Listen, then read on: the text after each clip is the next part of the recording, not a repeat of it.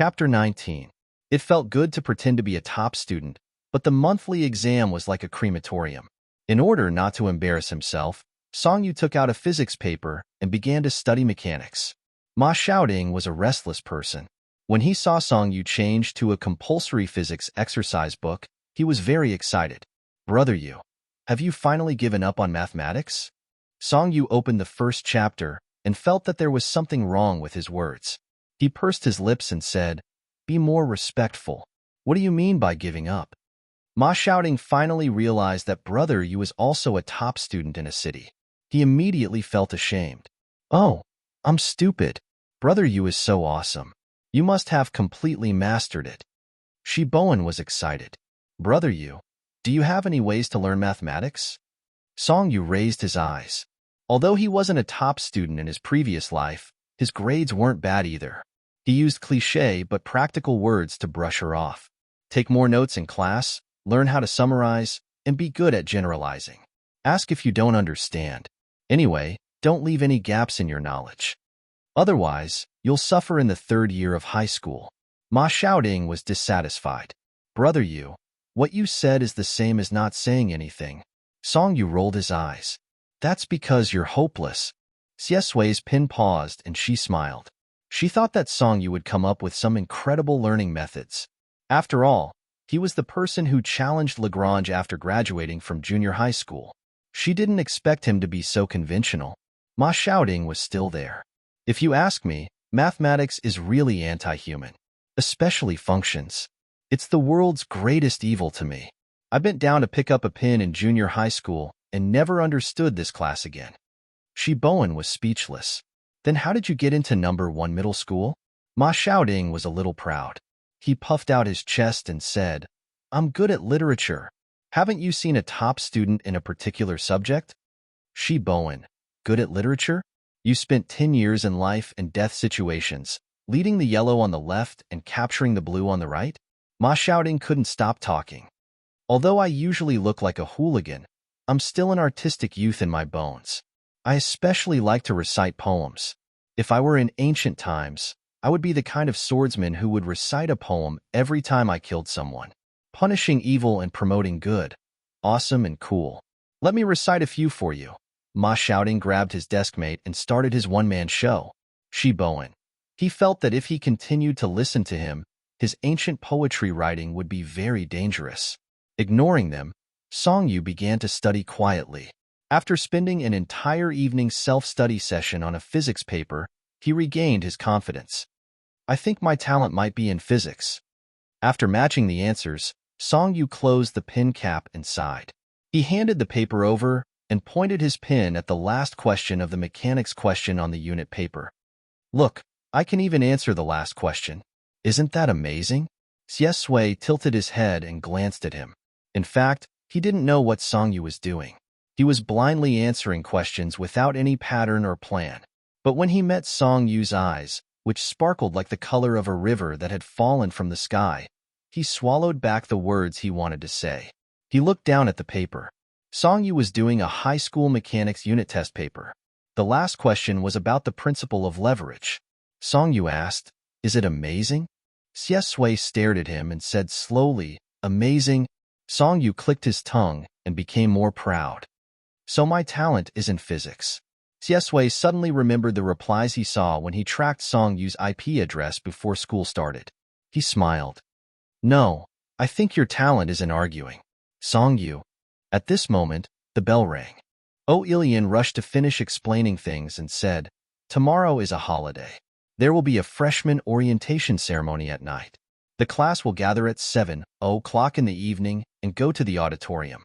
Remember, don't be late." "Okay, class is over. Songyu, come to my office." Songyu, who was inexplicably cued, was confused. Ma Xiaoding was also stunned. "Brother Yu, do you want me to wait for you?" Songyu picked up his book and snorted. "One of us lives in the south of the school, and the other lives in the north of the school. Why are you waiting for me?" Ma Xiaoding nodded and looked back 3 times. "Then take good care of yourself." Ilian watched Songyu pick up his book and get up. She frowned. It was obvious that she didn't care. She didn't say a word and walked to the office in her high heels. In the office, Oilian didn't look at Songyu. She looked at the name list. Songyu, right? I heard from the principal that you are a special student and need special treatment. Although Oilian's character in Gentle Control was not flattering, she was still a teacher after all. Moreover, she didn't do anything out of line. Songyu wouldn't embarrass her. Hearing this, he shook his head. No, I don't need special treatment. Thank you, teacher. Oilian was expressionless. She held the red pin in her hand and drew twice. She said, how about I move your seat to the side of the podium? Your body is special, and you need to be quiet. Without the noise of your desk mates, you can calm down. Songyu was expressionless. Aren't there no seats beside the podium? Oilian, I can specially arrange one for you. Songyu smiled. Thank you, teacher, but my lungs are not good. Oilian put down the pin and frowned. She was clearly showing her annoyance to Songyu. Her tone was cold. Xiesui came in as the first in the city. Don't you feel pressured sitting next to her? Songyu asked. Then Wang Ci won't feel pressured sitting next to her? Oilian's thoughts were exposed. She didn't say anything and just stared at him. Songyu's eyes were clear and dark. When there was no smile at all, he looked arrogant and cold.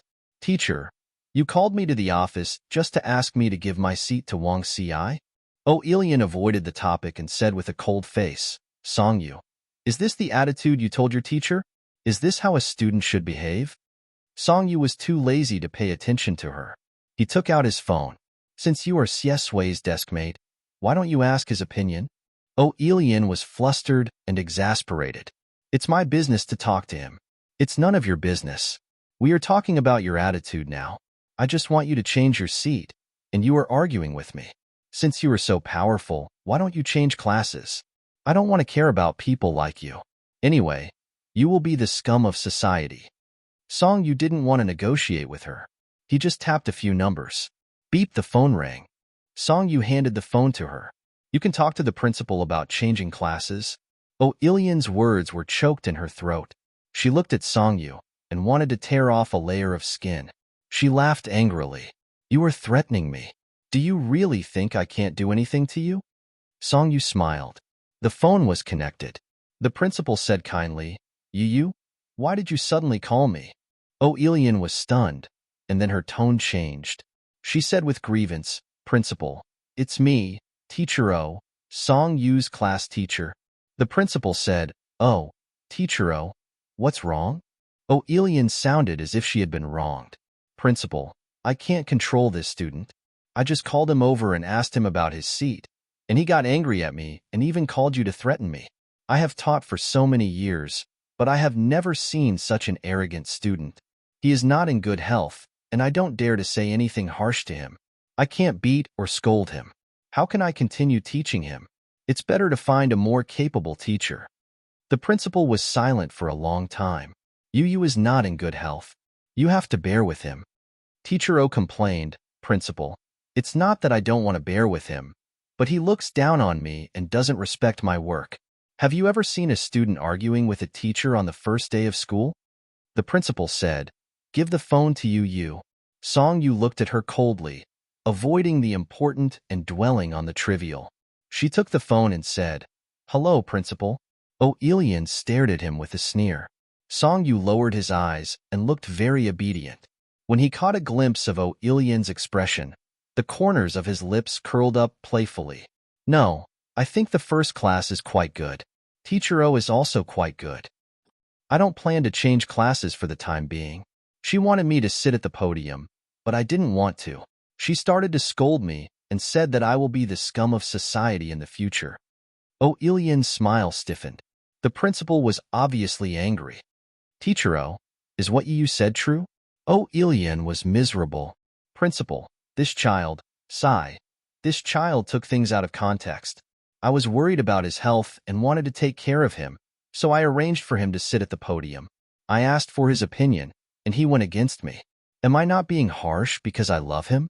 I treat every student as my own child. When I saw that he was stubborn, I spoke a little harshly, but it was all for his own good. But maybe he understood that I was fierce to him and didn't like him. This knot has already formed in my heart. I also have my difficulties and don't want to talk about it. For his own good and for mine, principal, you should change this child to another class. After a long silence, the principal's words came out. You just said that he likes you in the first class. He doesn't want to leave, so let him stay. Also, Teacher O, you can't say everything that is for his own good. You have your own way of teaching, but please also consider the child's ability to bear it. Yu is born with poor health. Take care of him. Don't cry in front of me for every small matter. Oelian was dumbfounded. Songyu held his information book and smiled. The phone was busy. Oelian's expression was red, green, black, and red. It was very beautiful. Songyu smiled elegantly. Teacher O, 3 years. Please take care of me. I will definitely be the most vivid stroke in your teaching history. I will teach you how to be a person. Oelian was so angry that her pen almost broke the register. She frantically flipped through Songyu's information. After looking at it, he was just an ordinary working-class family. So, because of an illness? So many privileges? She didn't know how to explain it to Wang Xiai. She lost another opportunity to curry favor with the Wang family. She was so angry that she gritted her teeth. Well, after the next monthly exam, you can change your seat. See if you can still sit next to Xie Sui. Songyu put down his phone and smiled. Okay, goodbye, teacher. It's hard to say if you'll still be in this class next time. He couldn't understand. There were so many knowledgeable and amiable head teachers in Jing City First Middle School. Why did Xie Sui have such a person? She was stupid and vicious. Also, with her IQ and character, did she really get her teaching certificate by herself? Songyu went out of the office and went downstairs. Under the street lamp, he saw Xie Sui. Xie Sui was squatting down and teasing a wild cat with her fingers. The cold light flowed over her face. Her thick eyelashes and pale lips made her look noble and cold. Songyu was stunned. Are you waiting for me? Xie Sui stood up and didn't deny it. She just smiled. Are you hungry? Do you want to have something to eat? Songyu was indeed a little hungry.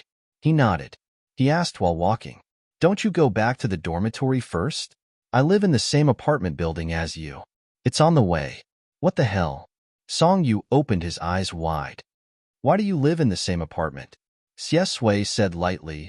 It's arranged by the principal. Songyu understood. The treatment of the best in the city?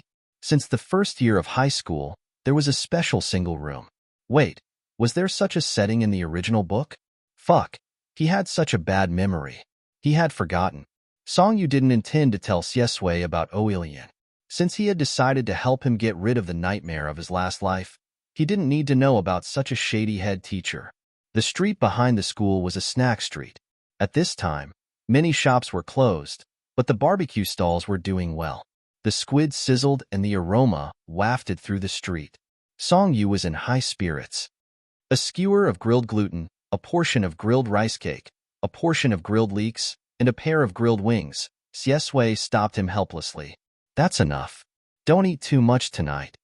She turned to the stall owner and said, just grilled gluten and grilled rice cake for him. Songyu twitched the corner of his mouth. Let him be. The stall owner shouted discontentedly, Young man, do you think I'm your girlfriend? Songyu had already moved to the battlefield to buy Odin. When Xie Sui heard this, he let out a playful smile, but no one could see the emotions in his pitch-black eyes. Do they look alike? The stall owner lost half of his business. He rolled his eyes and complained, Yes, why don't they look alike? When Songyu came back with the Odin, the rice cake and vegetables had already been grilled. He was busy, so he gave the book to Xie Sui first. Eating fish balls, they walked on the avenue of No. 1 Middle School. Thinking of the evening self-study, Songyu suddenly felt amused. He chewed and asked vaguely, Are you really afraid that I'll surpass you? Xie Sui couldn't follow his train of thought. What? Songyu said, The No. 1 in the city, looking at his bright eyes, which were smiling. Xie Sui couldn't help but think of the way he gritted his teeth when he was doing the questions. Amused, she lowered her eyes and looked at him quietly. I'm afraid, he dragged his voice. Looking at Songyu's gradually surprised expression, she slowly said the following words, teasing him. I'm afraid that you'll cry. Songyu? Question mark.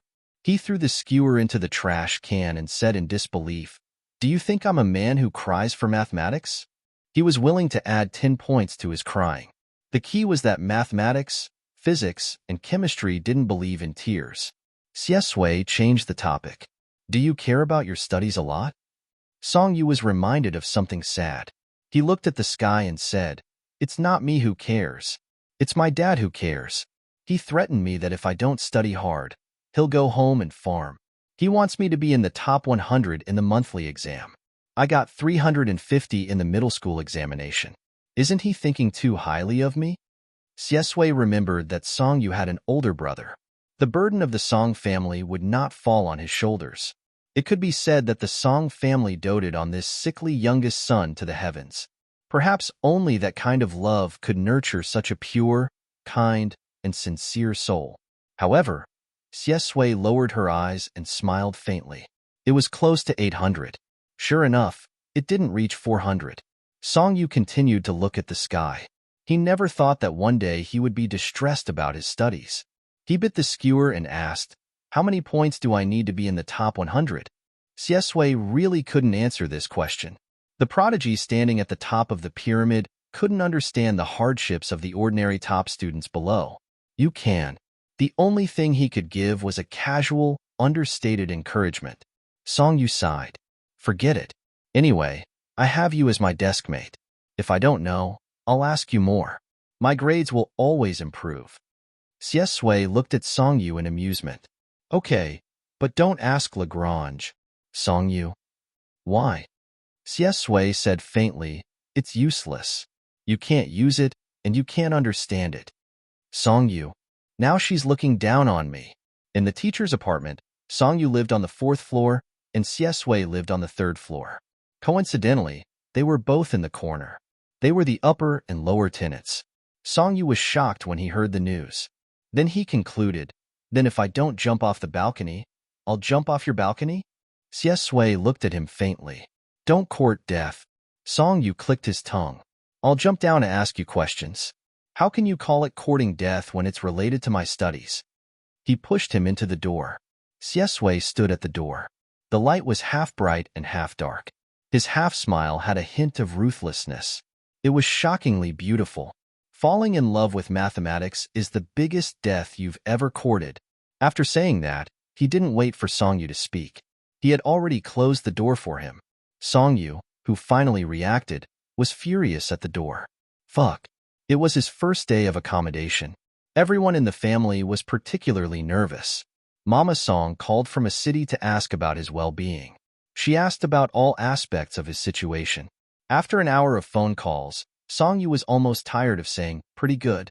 Papa Song's way of expressing his concern was very simple and practical. He directly transferred a sum of money to his card. His domineering CEO image was not broken. His brother was overseas and sent an email. As the heir of the Song family, Brother Song was close to the elite in everything. His words were also capable and concise. After expressing his greetings, he directly left a phone number. It was his assistant in the country. "If there's anything you want but are too embarrassed to ask Dad, call this number." Song Yu really wanted to give his brother a thumbs up. As his sister, Song Weiniing was used to arguing with him. She was too embarrassed to say anything and sent a short period. Song Weiniing. Song Yu? Song Weiniing. Song Yu. There was a tacit conversation between them. Song Weiniing. What did you use to persuade Dad? Song Yu. My love for learning. Song Weiniing. 350? Song Yu. You only know how to look at grades. You're thinking we'll never reach my level in this lifetime. Song Weiniing. Amazing. He then called Grandmother Meng and his uncle. Today's task was finally completed. He threw the apple core into the trash can and lay on the bed. Before going to bed, Song Yu seemed to have nothing to do and browsed the forum. As soon as he entered, he saw his own name. On the first day of school, there was an explosion of traffic on number 1 middle school's forum. There were 2 posts at the top of the hot list. Did any of the freshmen find someone who looks like Brother Yu in class? Song Yu, who was inexplicably cued, really felt that there was something wrong with this forum. Why were they looking for him? To fight? Don't. Won't it be embarrassing if I can't scold or beat you? Songyu was bored and clicked on it. Main post, let's get straight to the point. There's no one in our class with a U name. Pass. 1L. Reporting, there are 3 people in our class with a U name. One is a delicate girl, one is a simple-minded big guy, and the last one is a nerd with 900 degrees of myopia. I don't think it's brother U. End of report. 2L. There are too many metaphors in the name. I don't know where to start. Also, with brother U's disdainful look, I think he's probably a prickly one. 3L.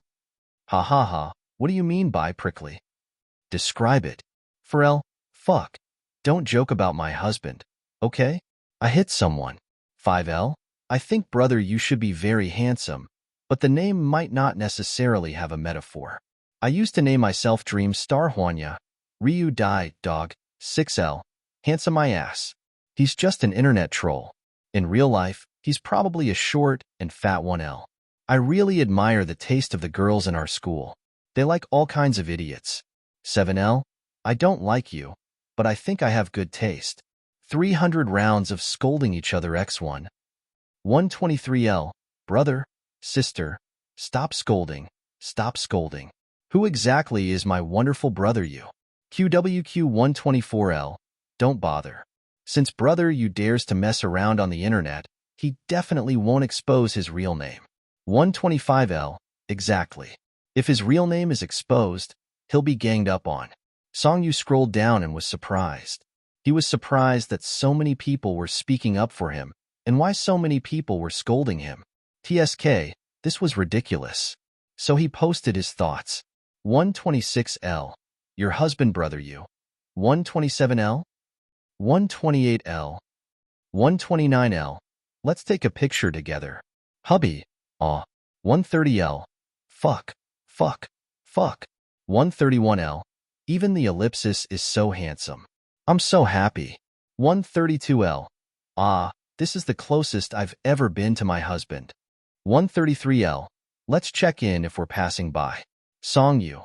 After the crazy fangirls and the onlookers checked in, the haters started to come out for business. 165L. What are you pretending to be cool for? You're only cool on the internet. 166L. Tell me your name. Let me see what you look like. 167L. Since you're so good, let's have a fight at the school gate tomorrow. Don't get beaten up until your mother can't recognize you. 168L. I'm dying of laughter. Are you worthy of meeting my brother you? 169L. Idiot. Go ahead and scold him. If you don't become a fan, it's my loss. 300 rounds of scolding each other x2 inch they're scolding me again? The corner of Songyu's eyes twitched. They were spamming so fast that Songyu couldn't even flip through them. He was dazzled by them, so he simply left. The second hot post on the forum was also trending. Is there going to be a reshuffle for the school hunk selection? In the main building, if the selection of the school hunk doesn't include me, what kind of selection is that? Without hesitation, he uploaded the picture. 1L, picture 2L, picture. In just 2 minutes, the post had already flipped through a page. Screams and shouts flooded the screen. Ah! I'll show my sisters how to die on the spot. Ah!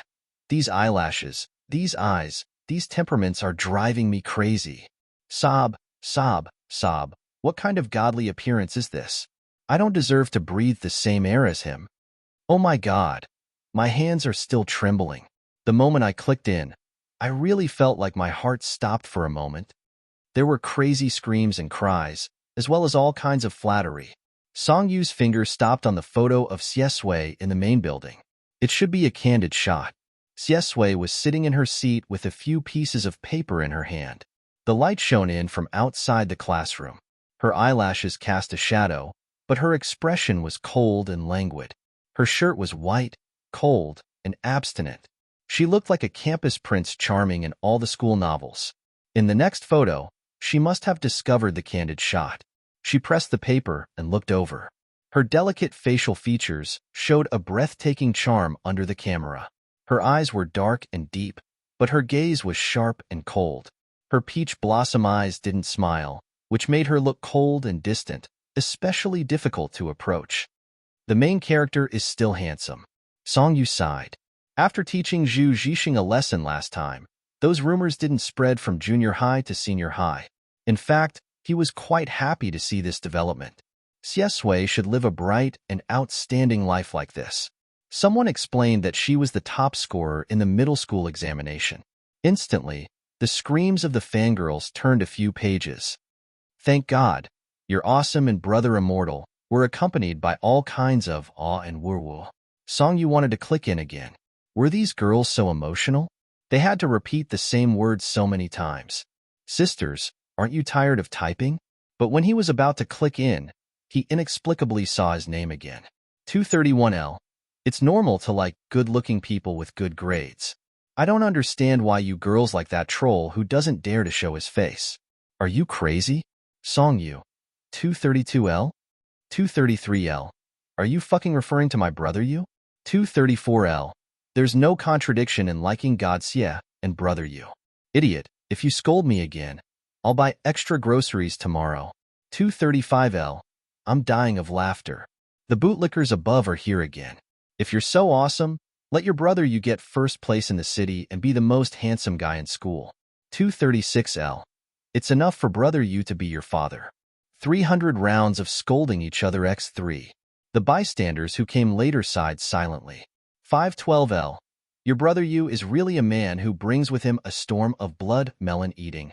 513L. Brother you is the spokesperson of the storm of blood. Song you. On the forum, the words Godsia and brother you caused a storm of blood.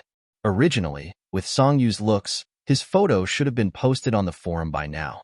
However, after his fight with Wang Ci, the girls in Class 1 were a little scared and didn't dare to post it. But they really wanted to tell everyone. Other than Godsia, there was another handsome guy in their class. Moreover, the two of them were desk mates. Song Yu saved the photo on the forum and sent it to Xiesui. He had just taken a shower. His eyelids were drooping lazily, and his eyelashes were still wet. He looked especially obedient. Song Yu, look, this is you. No matter how pure Xiesui was, she couldn't treat herself as a real high school student. He used the money Su Shiren gave him and contacted his subordinate in his previous life with a mysterious identity. At this time, Chu Rong was laid off and his mother was seriously ill. He leaned against the bed, his eyes cold as his fingers moved quickly on the keyboard. When Song Yu sent the message, Chu Rong had completely lost the negotiation with him.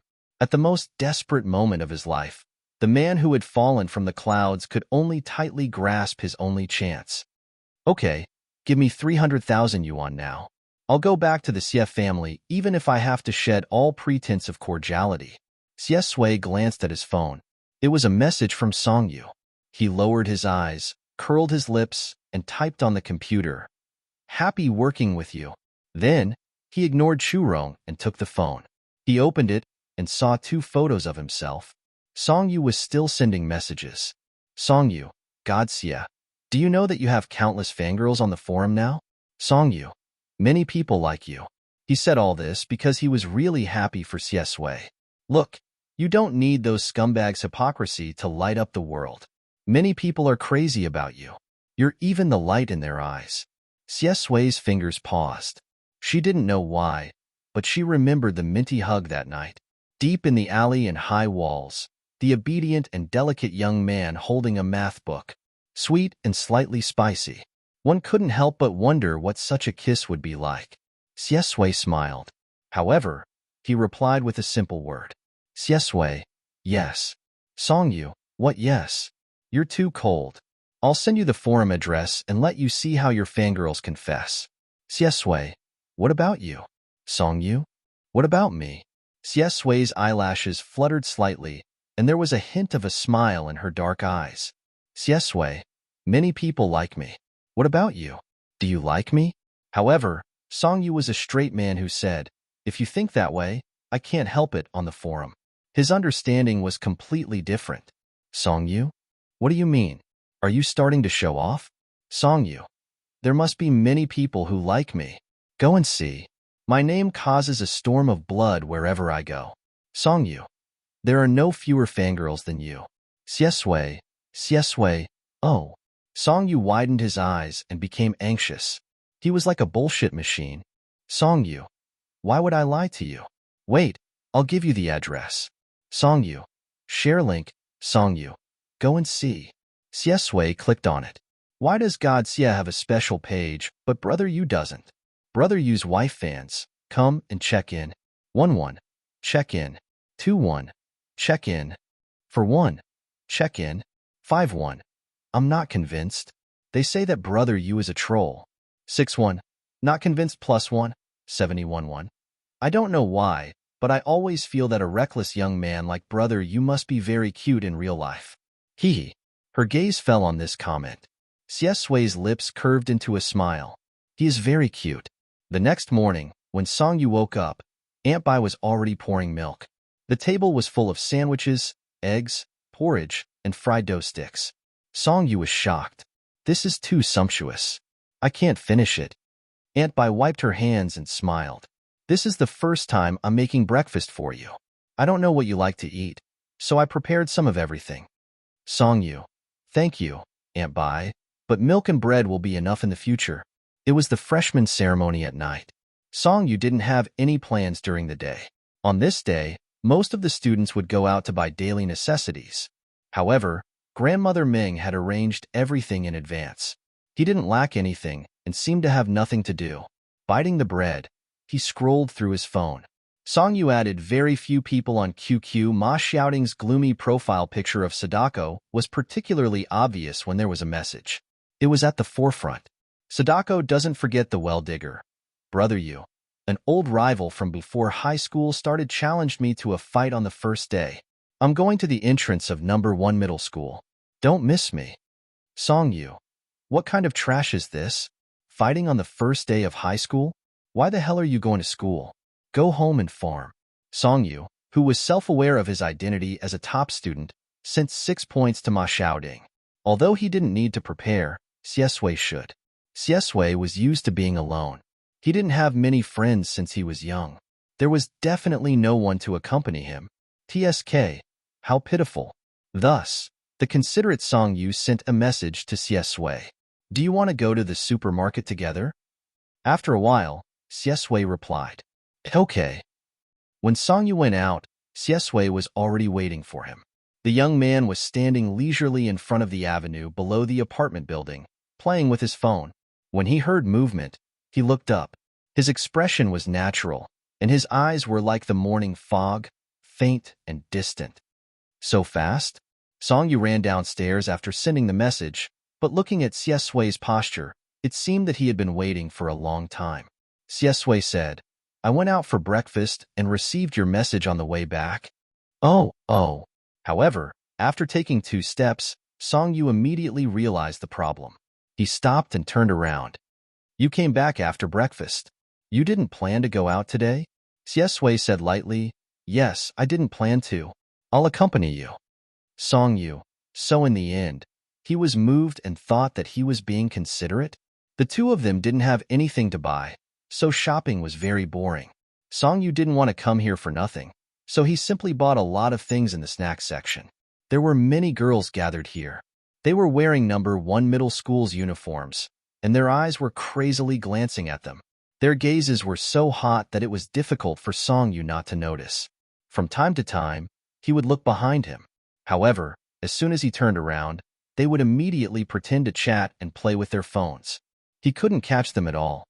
Did you notice that they've been looking at us? Songyu covered his face with a bag of potato chips and whispered in Siesue's ear. Siesue, I noticed.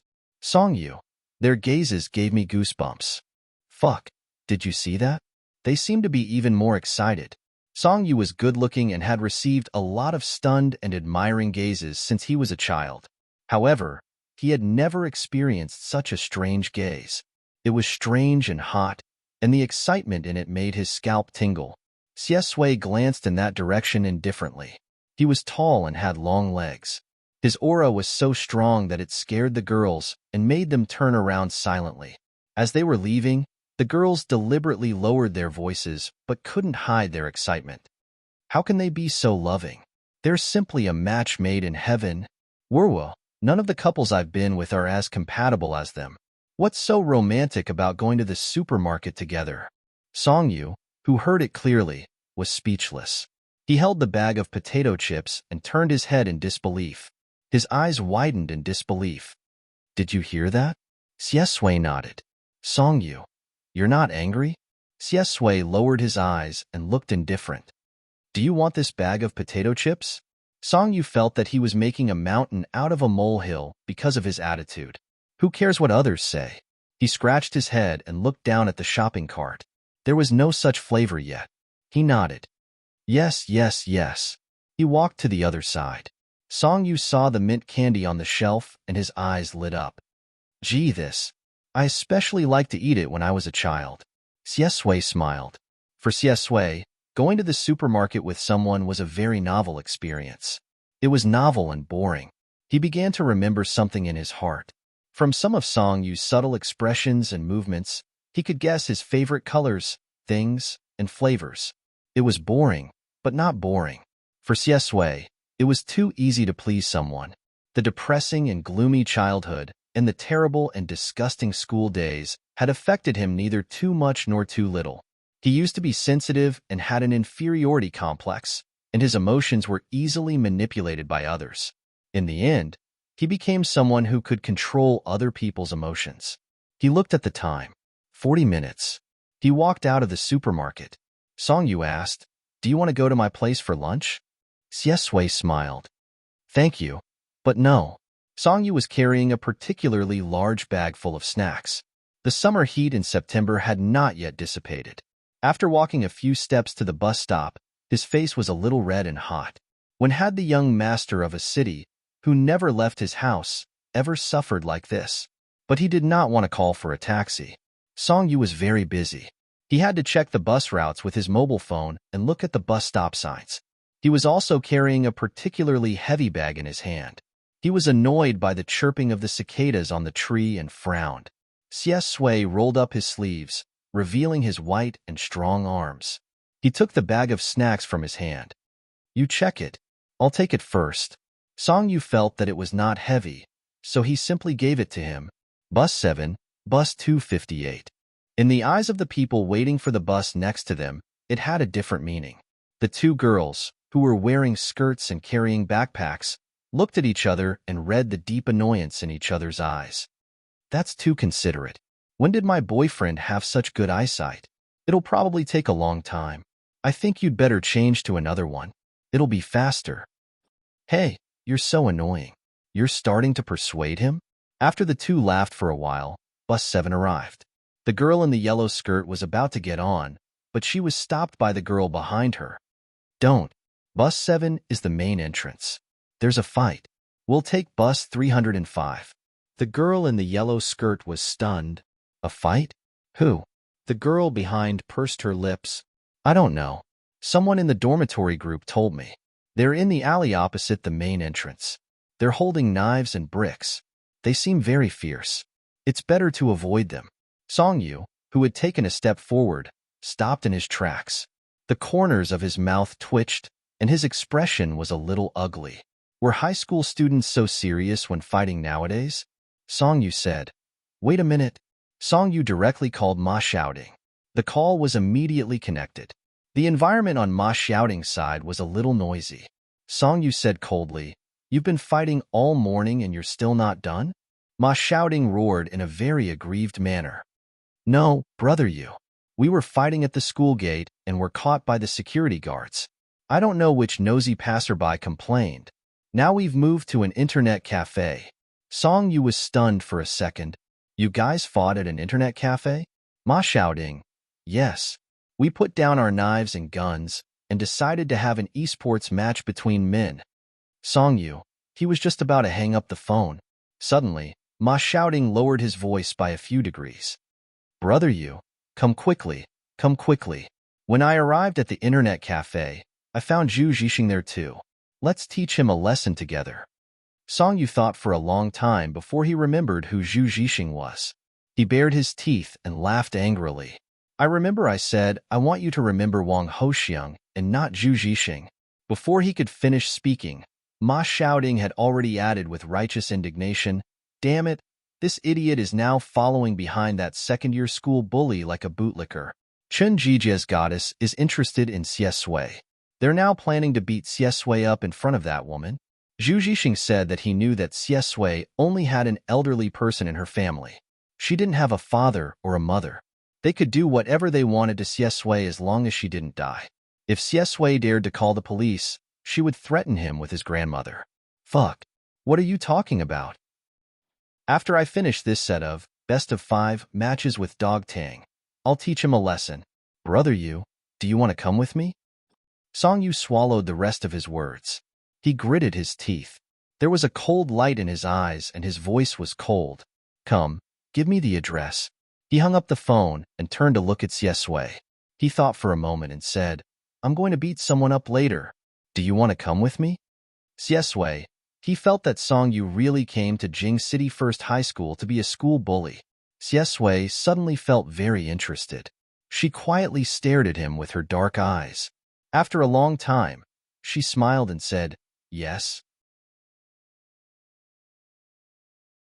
Chapter 20. Ma Xiaoding sent him the address. It was on Linqing Road near No. 1 Middle School. It was a leisure and entertainment street. Internet cafes, chess rooms, karaoke rooms, billiard halls, etc. It was a place where many students of No. 1 Middle School played after class. It was also a gathering place for hooligans. After Song Yu got out of the car, he looked around but couldn't find the place. So he asked Ma Xiaoding, I'm at Linqing Road. What's the exact location? Sadako's profile picture paused for a long time. For a moment, Ma Xiaoding didn't know how to describe it. This place was too remote, and there were no landmarks. Finally, he glanced outside. With a flash of inspiration, the artistic youth in him was eager to give it a try. Sadako doesn't forget the well-digger.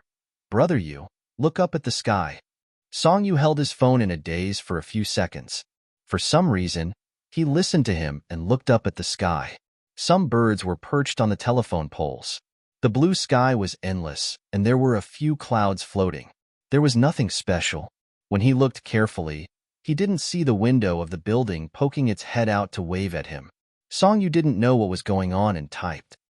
Ma Xiaoding replied very quickly this time. Do you see a cloud that looks like cotton candy? Song Yu. Ma Xiaoding was overjoyed. I'm on the right side of that cloud. Follow it and you'll find me. Brother Yu. I'm about to start. Talk to you later. Song Yu. He was crazy. Xie Sui looked at his expression and smiled gently. What's wrong? Song Yu turned off his phone and said expressionlessly, nothing. It's just that there might be one more person fighting. Xie Sui laughed and asked gently, what's the name of the internet cafe? Song Yu thought for a while. It's something like Hua. Xie Sui looked up and looked at the street. Jing City was a place that he remembered very clearly when he was young. In order to make money, he basically ran all over the area near No. 1 Middle School. He quickly remembered the name of the internet cafe that was remote and not easy to be discovered by teachers.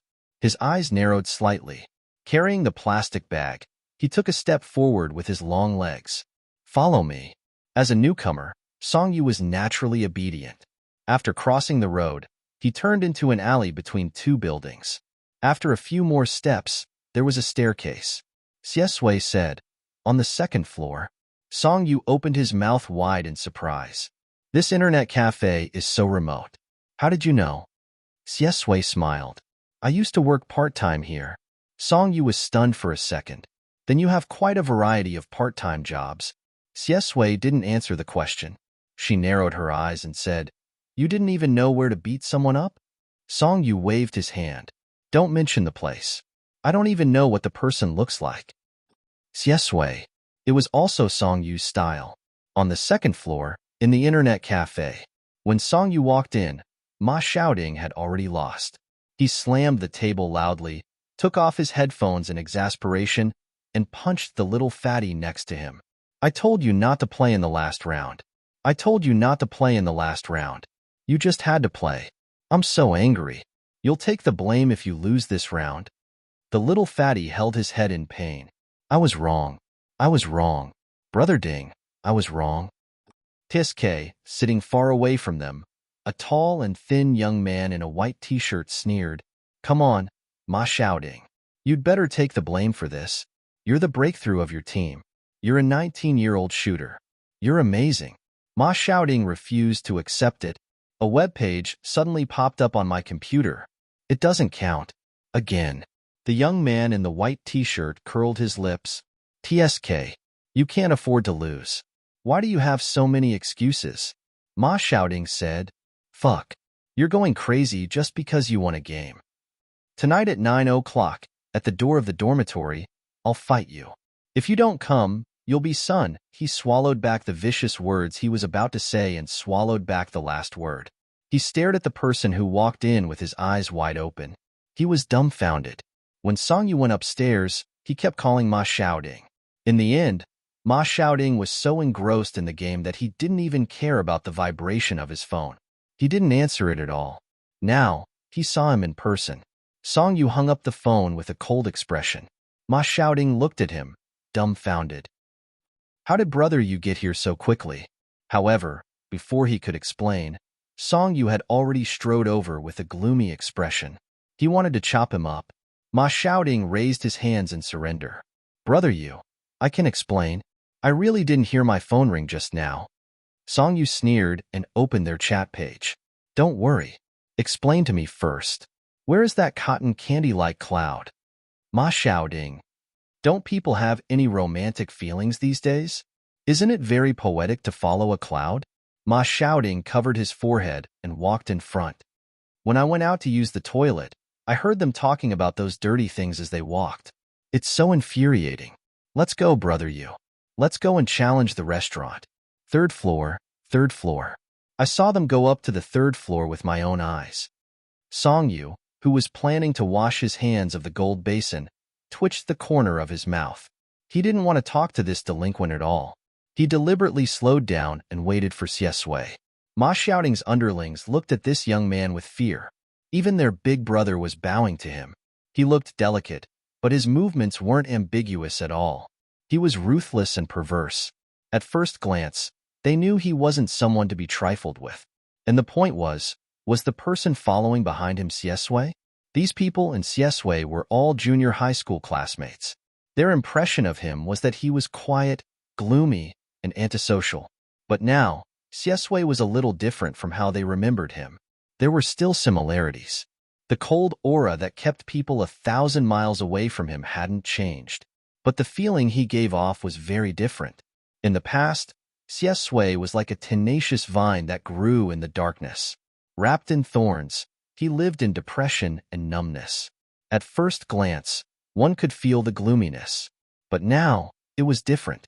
That gloominess had become an indescribable temperament. His every move was very elegant and calm. Whether or not he was smiling, his eyes were a little cold, casual, and dangerous. The underlings followed behind him in silence. Songyu looked up and asked him in the corridor, Do you remember what I told you about beating Zhu Zhixing when school started? Xiesui stopped in his tracks and came to a conclusion in an instant. He stared at him with his dark eyes and chuckled. So when you said you wanted to beat him up, you were actually avenging me? Songyu reflected on whether he was being too attentive. One who was unaccountably attentive was hiding evil intentions. He guiltily covered it up and said, No, it's their dishes that are too evil. Xiesui, oh? Ma shouting now regarded Xiesui as one of his own. After all, Brother Yu's deskmate was also his friend. He led the way in front. His ears were bad, so he only heard Xiesui's question. In order to re-establish his image in Brother Yu's heart, he rushed to take credit for Songyu. Isn't that right? Brother Yu originally didn't want to come. He wanted to study hard and ignore these trivial matters. But when he heard that the idiot Zhu Zhixing had feelings for you and wanted to beat you up, he immediately changed his mind. He asked me for the address. So, he rushed over without stopping to rest. Do you think this is loyalty or not? TSK, Xiesui, our brother Yu is sincere to you. Songyu, fuck. Ma shouting, you're dead? The corridor was very dark, and the two of them were very close to each other. Songyu could clearly hear Xiesui's chuckle. Her breath was slightly warm, and her laughter was very irritating. Songyu gritted his teeth. Don't listen to his nonsense. Xiesui had always listened to him. Her eyes seemed to be shining in the dark. She held back her laughter and said, Okay, Song Yu deliberately slowed down his footsteps and thought about what Ma Xiaoding said to him. The more he thought about it, the more irritated he became. In gentle control, Xiesui suffered too much bullying and humiliation when she was in school. He didn't have any impression of Qinjijia at that time, but he used Xiesui's grandmother to threaten her. In the original novel, Gong Er had used this trick to threaten Xiesui to stay by his side. Threatening someone close to him was too low. He didn't know how a high school student could come up with such a trick. Song Yu said, "I still think that he should apologize and explain to your third year in junior high." Xiesui's eyelashes fluttered, and she smiled faintly. Song Yu stared at the stairs and walked forward step by step. He said calmly, "Yes, that's right." With Zhu Zhixing's character, he was now scared by Ma Xiaoding and didn't dare to spread rumors. But it was hard to guarantee that he wouldn't do something worse in the future. It was better to give him an unforgettable memory so that he would forever understand what he could and couldn't say. Ma Xiaoding aggressively went to the third floor. There was a small billiard hall here. Chapter 21. The billiard hall wasn't big. It was a private area, so it wasn't very formal. There were 8 billiard tables in the room. Many people gathered under the white light. They were all gangsters. They had tattoos on their arms and wore jackets. They sat in various corners, smoking, playing cards, and playing with their phones. Only the table on the far right was playing billiards. There were many people around it, and they kept making a racket with the sound of billiards. It was a foul atmosphere. When Ma Xiaoding arrived at the door and saw the situation inside, he swallowed his words back into his stomach. His posture of kicking down the restaurant instantly collapsed. "Brother Yu." Ma Xiaoding turned around miserably.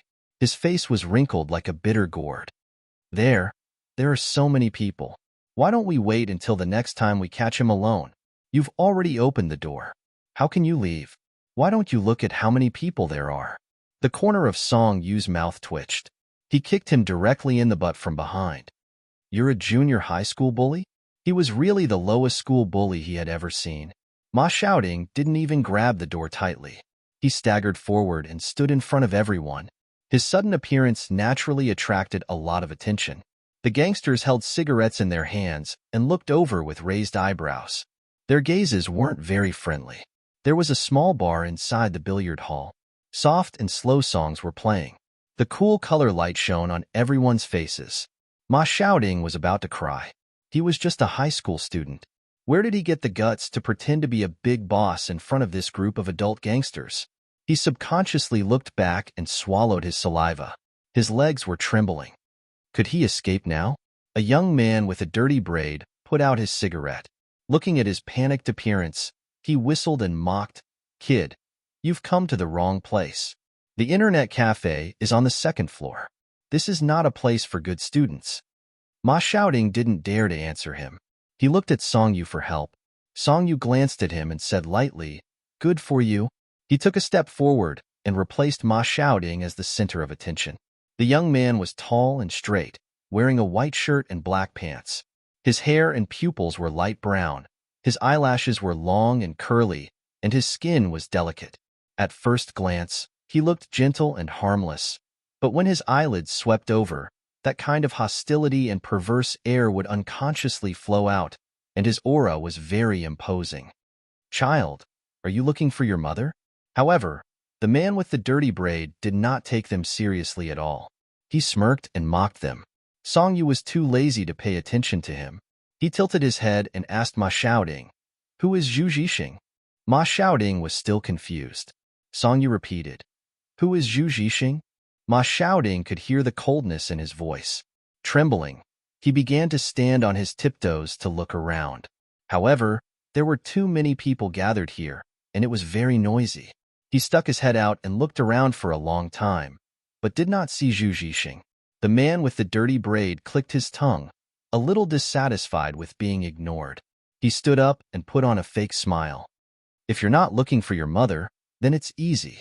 I'll help you find him." He seemed to have a high status in this group of hooligans. The people around him did not dare to make a sound when they saw his actions, and the noisy environment instantly quieted down. The man with the dirty braid shouted inside, "Zhu Zhixing. Who is Zhu Zhixing? Come out quickly. Someone is here." At this moment, a group of people surrounded the pool table suddenly rang out with applause, cheers, and whistles. The sound of a ball being struck was crisp and pleasing to the ear. It seemed that a beautiful ball had been hit. The man with the dirty braids voice was still very clear in such a noisy environment. A few people at the pool table heard him and turned to look at the door. There was some space between them. The last black ball on the table was trembling along the green table and rolling toward the bag in the corner. Ma Xiaoting's eyes finally returned to normal.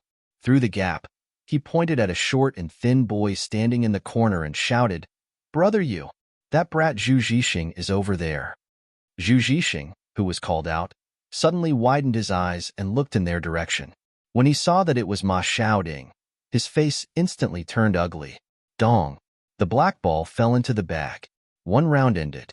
A man in his 20s wearing a checkered shirt stood up in front of the pool table and slowly wiped the cue stick. The man with the dirty braid clapped his hands and walked forward. "Old Chin, you have a group of children here looking for someone. Why don't you hurry up and help them look for someone? The children will cry if they wait too long." He was wearing a checkered shirt with single eyelids, thin lips, and a thin nose. He looked like someone who was not to be trifled with. His words were also very blunt. He glanced at the man and said, "Find someone and tell them to get lost." The man with the dirty braid laughed as expected. "Tisk, you're not being nice. Since they're already here, why don't you let them stay and play?" Ma Xiaoting's eyes turned red when he saw his enemy. He wanted nothing more than to rush over and drag Zhu Zhixing out and beat him up outside. He was so afraid that he forgot. He said to Song Yu, "Brother Yu, that's the bastard. He scolded you and Xie Sui. He even came up with such a sinister and disgusting idea." Zhu Zhixing followed a young man who was wearing a checkered shirt. He glared fiercely at Ma Xiaoting, then stood on his tiptoes and whispered something into the young man's ear. The young man was wearing a number 1 middle school uniform and his hair was dyed in various colors. He was most likely the second-year school bully that Zhu Zhixing was trying to curry favor with. Zhu Zhixing looked very wretched. He looked at Ma Xiaoting sinisterly like a poisonous snake. Qin Jijia raised his eyebrows and looked disdainfully at Ma Xiaoting. He asked, "This is the person who caused trouble for you?" Zhu Zhixing immediately added fuel to the fire. "That's him. This kid is a thorn in our junior high school. He's used to being lawless. He even said that he wanted to steal your position in number 1 middle school." Qin Jijia sneered. The disdain in his eyes was almost overflowing. "Who do you think you are?" He walked to the checkered shirt and said, "Brother, don't be in a hurry to chase them away. These are all my classmates." His gaze fell on them, and the corners of his lips curled up into a malicious smile. "They're all here to cause trouble. How can they leave so easily after coming in?" The atmosphere in the room instantly dropped to the freezing point. The dirty braid man also joined in the fun. "Old Chin, look, your brother is much better than you." The gangsters roared with laughter. "Classmates who came to cause trouble? Huh, they found us here. I'm afraid they're not here to be funny. I'll close the door first." A gangster sitting at the door laughed gloatingly. He stepped on the cigarette and closed the door with his foot. Then he stood there and said, "Kid, don't walk so fast today." Ma Xiaoting's underlings instantly turned pale. After all, they were just a group of 15-year-old high school students who hadn't left the ivory tower. They were subconsciously afraid in the face of these people. Now that they were forced to this point, they were dumbfounded. The dirty braid man smiled, and his face was full of evil intentions. The checkered shirt's small eyes slowly narrowed. Qin Jijia was still saying, "You followed us here probably because you really want to learn from us. I heard that you're looking for Zhu Zhixing." Ma Xiaoting gritted his teeth and simply went all out. If he was afraid now, it would be terrible. Ma Xiaoting, who thought that he was very responsible, said fiercely, "Yes, Zhu Zhixing and I have a personal grudge. Give him to us, and we'll leave immediately." Song Yu, this idiot. A moment later, as expected, everyone in the room laughed wantonly. The dirty braid man laughed especially exaggeratedly. He held the billiard table and wiped the corners of his eyes. "Kid, you still don't understand the situation. It's not a matter of whether you leave or not. It's a matter of whether you and your underlings can leave or not." Ma Xiaoting was really scared. He regretted that he had dragged Brother Yu into this. His palms were sweaty, and his voice trembled.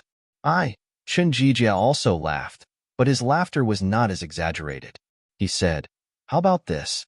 After all, you're my junior. I won't make things difficult for you. Let's play a game tonight. If you win, I'll let you go and give Zhu Jixing to you. If you lose, run out and bark like a dog when the flag is raised on Monday. How about that?" Song Yu couldn't stand it anymore. He wanted to pull Ma Xiaoding down and take his place. However, there was an extra hand on his shoulder. It was Xie Sui. Song Yu was stunned and turned his head. Xie Sui's expression did not change. Her delicate facial features were even more emotionless under the cold light. Bark like a dog when the flag was raised. That would be humiliating in front of the whole school. What's more, Ma Xiaoding was such a big shot in junior high. This was a great insult to a 15-year-old boy. Ma Xiaoding was so angry that his face turned red. He clenched his fists. He could only blame himself for being reckless and bringing others to this point. He gritted his teeth and glared over. "What are we playing?" Chun Jijia said to Plaid Shirt, "Brother, let me borrow the venue." Plaid Shirt looked at them as if he were watching primary school students fight. He crossed his arms, took a step back, and raised his chin. "You can use it." Chun Jijia took off his school uniform jacket, picked up the cue stick, and smiled proudly at Ma Xiaoding. "Snooker, do you know how to play?" The gangsters in the room were all waiting to see a good show. This billiard room was opened by Chun Jijia's brother. Chen Jijia was influenced by what he saw and learned. Even if he was not a high-level player, he could easily bully a newbie. This was obviously unfair competition. However, that unlucky guy had to play even if he didn't. Ma Xiaoding was dumbfounded. He also knew how to play billiards, but he usually only played 8 or 9 balls. He had never touched snooker before. Song Yu's gaze passed through the crowd and fell on Zhu Jixing. He was very short and thin. There were a lot of acne on his face. He looked wretched and his behavior was timid. When he met Song Yu's gaze, he did not dare to raise his head and stood silently behind Chen Jijia. Despicable, cowardly, and insidious. And it was such a person who caused Xie Sui's nightmare for 3 years in junior high school. He also tried to lay hands on Xie Sui's grandmother. He originally thought that Xie Sui had let it go, so there was no need to pursue it. However, Xie Sui was kind and tolerant, but some people would not change. Moreover, perhaps Xie Sui still needed an apology and an explanation. Song Yu turned around and said to Xie Sui lightly, "Take them back." Xie Sui lowered his eyes and stared at him. Song Yu took a step forward, pressed on Ma Xiaoding's shoulder, and dragged him back. Ma Xiaoding stared at him. He felt guilty and worried. He did not know what was going on, but he still trusted Song Yu subconsciously. Song Yu looked calm. He stood under the light, but the smile at the corner of his mouth was very cold. "I'll play with you, but I want to change the rules." Chen Jijia did not take Song Yu seriously at all. He shook his hand and smiled evilly. "Do you think you are qualified to negotiate with us?" "Why not?" Song Yu suddenly reached out and grabbed the other end of the cue stick. He took 2 steps forward and pulled Chen Jijia in front of him, grabbing his clothes. His smile was ruffian and cold. "You can try. You guys can play with me." The gangsters who were watching from the side all stopped joking around, and their expressions turned serious. Song Yu's move just now was so fast that it was obvious that he was a martial artist. Chun Jijia's face turned red. He felt that he had lost all his face. He wanted to struggle and resist, but the hand that grabbed his collar was like iron. It only made him breathe heavily and almost suffocate. The man with the dirty braid stepped forward. It seemed that he wanted to break the two of them apart. Song Yu had already pulled the cue stick out of Chun Jijia's hand. He raised his arm and the tip stopped in front of the man's eyes. It was 1 centimeter away. The man with the dirty braid instantly froze. He stared at the side of Song Yu's face. However, Song Yu did not even look at him. The more indifferent he was, the more frightening it was. Song Yu said, "I must take Zhu Jixing away today. There's no need to add it to the rules. So change the rules. If I win, you bark under the national flag. If I lose, I accept the punishment. Those who humiliate others will be humiliated by others. I'll teach you a lesson today." Chun Jijia got a chance to breathe. He stepped back and was burning with anger. Brother, I don't want to play anymore. Kill him. The man with the checkered shirt also lost his carefree expression. He stepped forward and said gloomily, Little brat, you're too arrogant. Song-yu raised his eyebrows and smiled modestly. It's okay. Still the same sentence. Anyway, he never lacked a fight. Fuck, the man with the checkered shirt had a bad temper. His expression changed and he punched him. The people around naturally could not stand there foolishly. Of course, they rushed forward and tried to hold Song-yu down from all directions. Brother you. Ma Xiaoting's expression changed greatly. He rushed forward and roared, Do you know who he is? If you dare to touch him, you won't be able to survive in Jing City in the future. The man with the dirty braid was so angry that he wanted to vomit blood. He grabbed Ma Xiaoting outside and sneered, What era is this? This is my territory. I'm not afraid even if the King of Heaven comes. Brother you. Ma Xiaoting was angry and furious. In his heart, Song-yu had always been a porcelain doll, the kind that would break at the slightest touch. What if something bad happened to him? How could he explain it to his father? The Meng family had saved their lives. How could he explain it to old Madame Meng? The man with the dirty braid shouted to the back, Hold these kids down. Don't let them help. Ma Xiaoting was so anxious that his eyes almost turned red. He struggled to break free from the man with the dirty braid. Damn you. Let me go. The Meng family. If you mess with him, you mess with the Meng family. The man with the dirty braid sneered. In fact, for ordinary people, the Meng family was too distant. They were not in that circle, so they would not know it. Ma Xiaoting's heart was filled with despair. He regretted his actions. He should not have called Brother Yu over without knowing anything.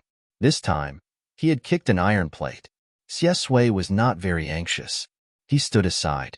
His dark eyes were as deep as the first snow, but he was serious. He always felt that this kid would give him a lot of surprises. There was a scuffle around the billiard table. You are crazy. You are crazy, ah. What sounded was the screams of the young people. The sound of broken arms was accompanied by the screams. The kicks were so fierce that they seemed to be accompanied by wind. Song-yu looked at them and remembered his rebellious and reckless school days. He was born in a good family in the original world. He grew up in a military compound. His fighting skills and physical strength were not weak. After he met with kidnappers when he was a child, his family paid more attention to his self-defense training. Although he used all this in his later years as a school bully to show off his power. But Song-yu could really fight with a group of gangsters who only relied on their numbers. In fact, they were useless and afraid of death. Now that he lived in school, he did not have to worry about Grandmother Ming if he saw blood. Song-yu was even more unscrupulous. Ma Xiaoting and the others were stunned. They stared at the young man under the cold light by the billiard table. He fought smoothly with a cue in his hand. He beat up one person who came, beat up two people who came. His strength was amazing. No one could catch him, but his attacks were fast and fierce, like a wild wolf. Song-yu kicked a person away with his foot. With a sneer on his lips, he grabbed the neck of the checkered shirt and pressed his head onto the billiard table. The gangsters were afraid of death. After seeing the miserable state of the people in front of them, no matter how the checkered shirt roared, they looked at each other and did not dare to go forward. Fuck you. The checkered shirt had never thought that such a weak-looking young man would have such strength. He was so angry that he gritted his teeth. I still have people who haven't come out. You can't leave this door alive. Song-yu clicked his tongue and said with a smile, Brother, do you understand the situation now? It's not a question of whether you let us go or not. It's a question of whether I want to go or not. This door is locked well. He exerted force in his hand, and the head of the checkered shirt hit the billiard table again. Amidst the young man's screams, Song-yu said with a smile, With your brother's virtue, I guess you're not a good person either. Today, we'll close the door and beat the dog. The corners of his lips curled up when he said the last four words. The ruthlessness in his eyes was astonishing. The checkered shirt roared, Hazy, Hazy, get out of here. Get out of here. The fight outside was in full swing, but the bar song in the billiard hall was still playing very loudly. The roar of the checkered shirt almost shook the entire floor. Finally, there was movement inside. What the hell is going on? I'm having a good time playing cards. A few people walked out of the bar while cursing. The eyes of the checkered shirt were full of viciousness. You want to fight with me? My brothers are all here. They're going to fight with real knives. You're fucking finished. Fight with real knives? Songyu smiled indifferently. Last time, someone also told me that they were going to fight with real knives. The police station is sitting behind. Let's see which of them has a faster knife. What's the matter? Walking through the aisle, a group of people came out of the bar. They had dazzling, colorful hair, and the Hong Mao hair in the lead fluttered in the wind. The scar across his face was especially obvious. Songyu looked over. Hong Mao looked over. Acquaintances met. There was a long silence. The checkered shirt slammed the table and said angrily, I've been kicked out of my restaurant. You usually eat and drink for free. Why aren't you coming over to kill this group of little bastards? Hong Mao did not move. He stared at Songyu's face. Songyu laughed first. Yo, my sons. Hong Mao and the colorful hair behind him. The last time they were beaten up by Xie Sui in the alley, it was still a trauma for them. They did not even blink when the knife pierced through their arms. They were beaten and stabbed, and in the end, they were even sent to jail. They had a stomach full of grievances.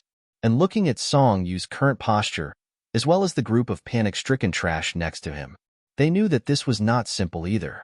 Both of them were troublemakers. They fought ruthlessly and did not care about their lives. They even called the police. They were still underage. Hong Mao, who had just been released, really did not want to see Songyu again. The checkered shirt was a little confused by the atmosphere. Hong Mao stared at the situation in front of him for a long time, not knowing what to do. He glanced back. Some of his underlings were still injured. When they saw Songyu, it was as if they had seen the god of plague. They all consciously retreated a little. Hong Mao. Songyu had already let go of the checkered shirt. The checkered shirt no longer had the energy to show off. He retreated and panted heavily. Ji Jiaqin's face was pale as well. After panting, the checkered shirt pointed at Songyu and roared at Hong Mao. Him. It's him. Aren't you guys the tyrants of Lianyun Street? Now you're afraid of dealing with a high school student. This bastard came to kick my restaurant. The corners of Hong Mao's mouth twitched, and the scar on his face looked even more ferocious. He came to kick my restaurant. Everyone in the room held their breaths and stared. They heard Hong Mao tilt his head and say slowly to the checkered shirt, Why don't we call the police? As soon as he said this, the room fell silent. The checkered shirt was so angry that he wanted to slap Hong Mao in the face. However, he still had some rationality. He roared, Call the police? Call the police and arrest us all? Hong Mao's expression stiffened for a few seconds. The emotions in his eyes were very obvious. It was that he didn't want to care about this matter. The group of hooligans in the room, including those lying on the ground and wailing, all had the same expression of confusion and fear at this moment. They originally thought that they were the sheep that had entered the tiger's den. They didn't expect that they had led the wolf into the house. It was easy to invite a devil in, but difficult to send him away. Now, this god of plague was here. The guy with the dirty braid was also confused by the development of this matter. He unconsciously let go of Ma Xiaoting's hand. Ma Xiaoting's expression was not much better than his. She rubbed her eyes desperately, afraid that she was dreaming. WOC, was brother you that fierce? Although Chen Jijia thought that he was the school bully of number 1 middle school, he and his group of underlings relied on their numbers to bully their classmates. Not to mention Songyu. He couldn't even beat a single one of Hong Mao's underlings. Faced with this situation, his face turned pale. He hid behind his brother and didn't dare to say a word. As for Zhu Zhixing, who was his underling, he was so scared that he was about to faint. Songyu supported himself with his hand and sat on the billiard table in a neat and unrestrained manner. He held the cue stick and smiled at Hong Mao. I heard that you use a real knife in a fight? The kind that sees blood? Hong Mao. At this moment, the scar on his face seemed to reveal a kind of vicissitudes. Boss, what should we do?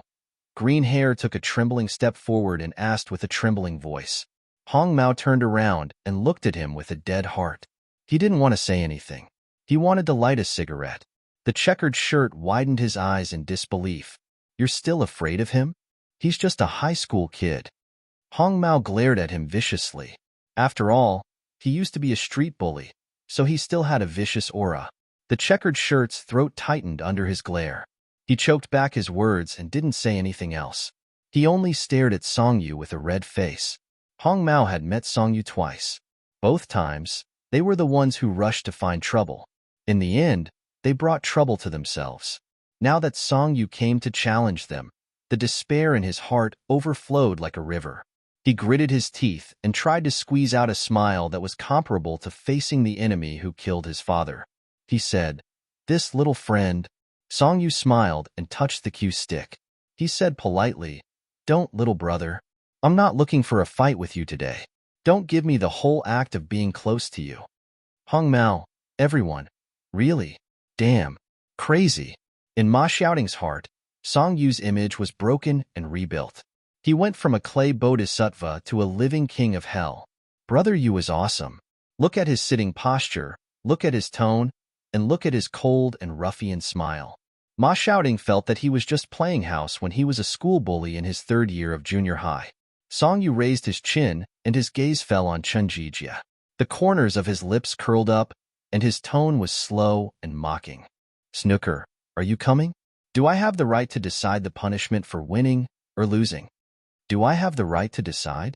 A fiery slap landed on Chen Jijia's face. Chen Jijia lowered his head. His whole body was trembling. He didn't say a word and hid himself in the shadows. Hong Mao looked left and right and more or less figured out the situation.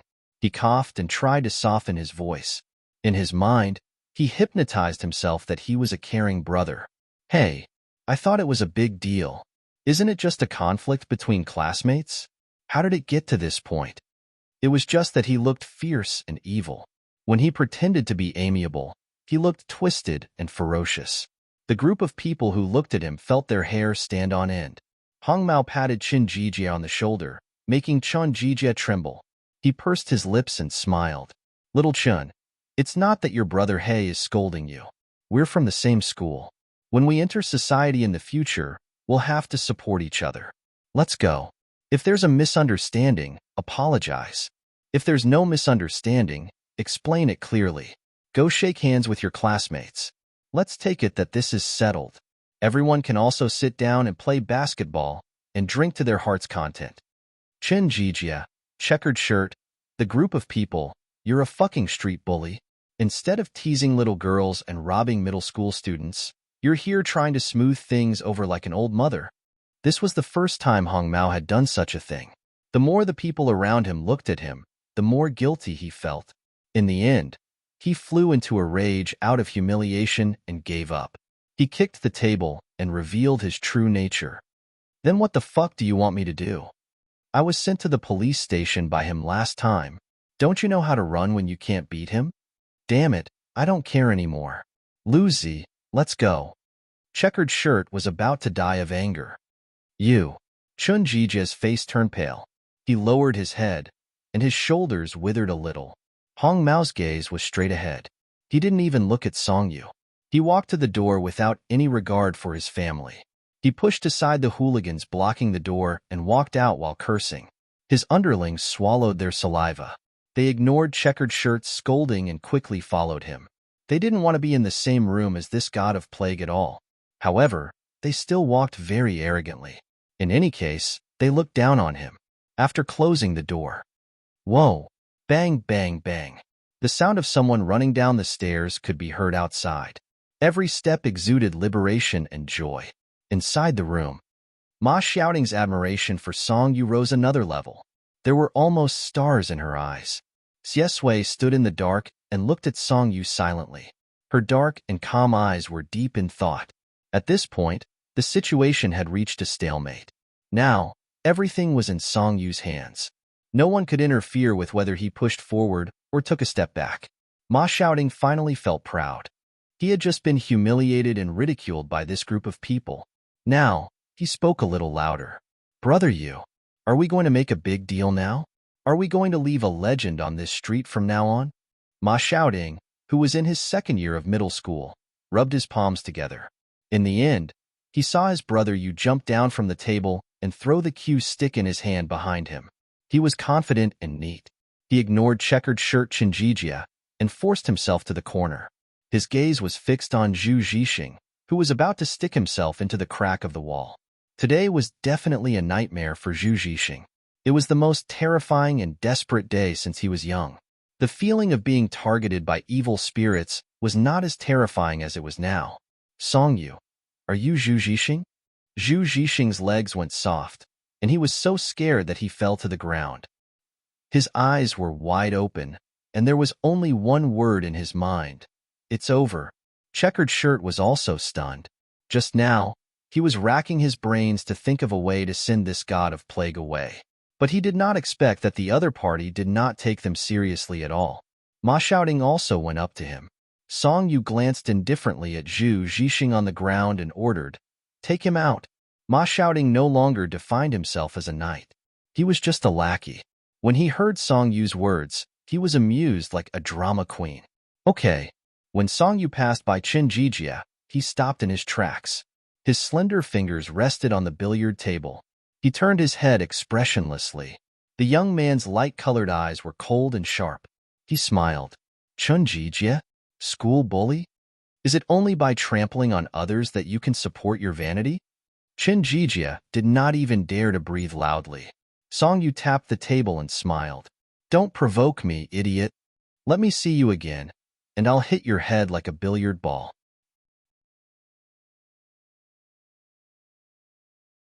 Chapter 22. When Ma Xiaoding walked out of the corridor, he was still laughing foolishly, as if he was the one who was majestic just now. He asked his minions to carry Zhu Zhixing, who had no love for life. He followed Song Yu eagerly and called him Brother Yu loudly and clearly. He wished that everyone on the street could hear him. Song Yu was annoyed by him. What are you doing? He hadn't settled accounts with Ma Xiaoding yet. If he hadn't been there, would Ma Xiaoding have taken his minions to Chinjijia? Ma Xiaoding didn't know his place at all. Brother Yu, why did you let those people go just now? Didn't you see how disgusting they were at the beginning? And if you had fought with them today, we would be completely famous in Linqing Street. School bullies are nothing. We're the fathers of this street. How majestic. Song Yu, only a little kid would look for a fight everywhere. He couldn't bear it and said coldly, how many times do I have to tell you that I'm here to study? Ma Xiaoding felt wronged by his glare and stopped talking. As they walked, Ma Xiaoding suddenly found the scenery familiar. Hey, why does it seem like we're going to our junior high school? Song Yu didn't want to talk to him. Jingcheng No. 1 Middle School was very close to Experimental Junior High School. They just needed to go out of Linqing Street and go around 2 streets. It was already evening. The afterglow of dusk spread over the high-rise buildings and shone on the rows of trees outside the school wall. The orange light was gentle and brilliant. Opposite the school was a snack street, where the fragrance of food spread for 10 miles. Experimental Junior High School had also started. People outside couldn't go in, but Song Yu didn't intend to go in. He was very impressed by a plot in Gentle Control. Go straight down this street. The back door of the junior high school was an alley. There was a very big tree, which was shaped like an upside-down heart, so it was jokingly called the love tree by the students. The tree of love grew along the wall, and this area became a sacred ground for the students, coming and going. The wall next to the tree was filled with colorful graffiti. It was filled with confessions of love at the time of the first awakening of love. Of course, it wasn't just admiration. This was another vent wall in the school. Hatred, jealousy, and pressure were all ferocious. She could vaguely make out words such as so-and-so, I like you. A certain teacher in Class X is really disgusting. I'm so angry, Triple X is a bitch, and so on. However, the most eye-catching thing was a line of words written on the top with a red pen. Xie Sui's mother is a prostitute. Below, some people followed with question marks, followed by disgust, followed by laughter, followed by ridicule. It was the most innocent and the most evil. This is the place. Song Yu had a clear impression of this place. It was because this place was an important plot point in Gentle Control that Gong Yi had heard from others about. It was used to conquer Xie Sui. This wall was on the way to Xie Sui's school. He saw it every day, day after day. he was humiliated and ridiculed. The red words were dripping with blood. He went to wipe it, explain himself, and roared, but it was useless. In the eyes of outsiders, resistance and concealment were guilty. Over time, he became more and more silent. Ma Shouting knew about this place. The Tree of Love and the Confession Wall, right? However, in his opinion, these were places for little girls to vent their emotions. The school bully didn't care at all. He shouted, "Brother Yu, how do you know about this place?" Song Yu stopped under the tree and looked up at the colorful wall full of graffiti. He ignored Ma Shouting and tilted his head to look at Zhu Zhixing, who was so scared that his legs were weak and his lips were trembling.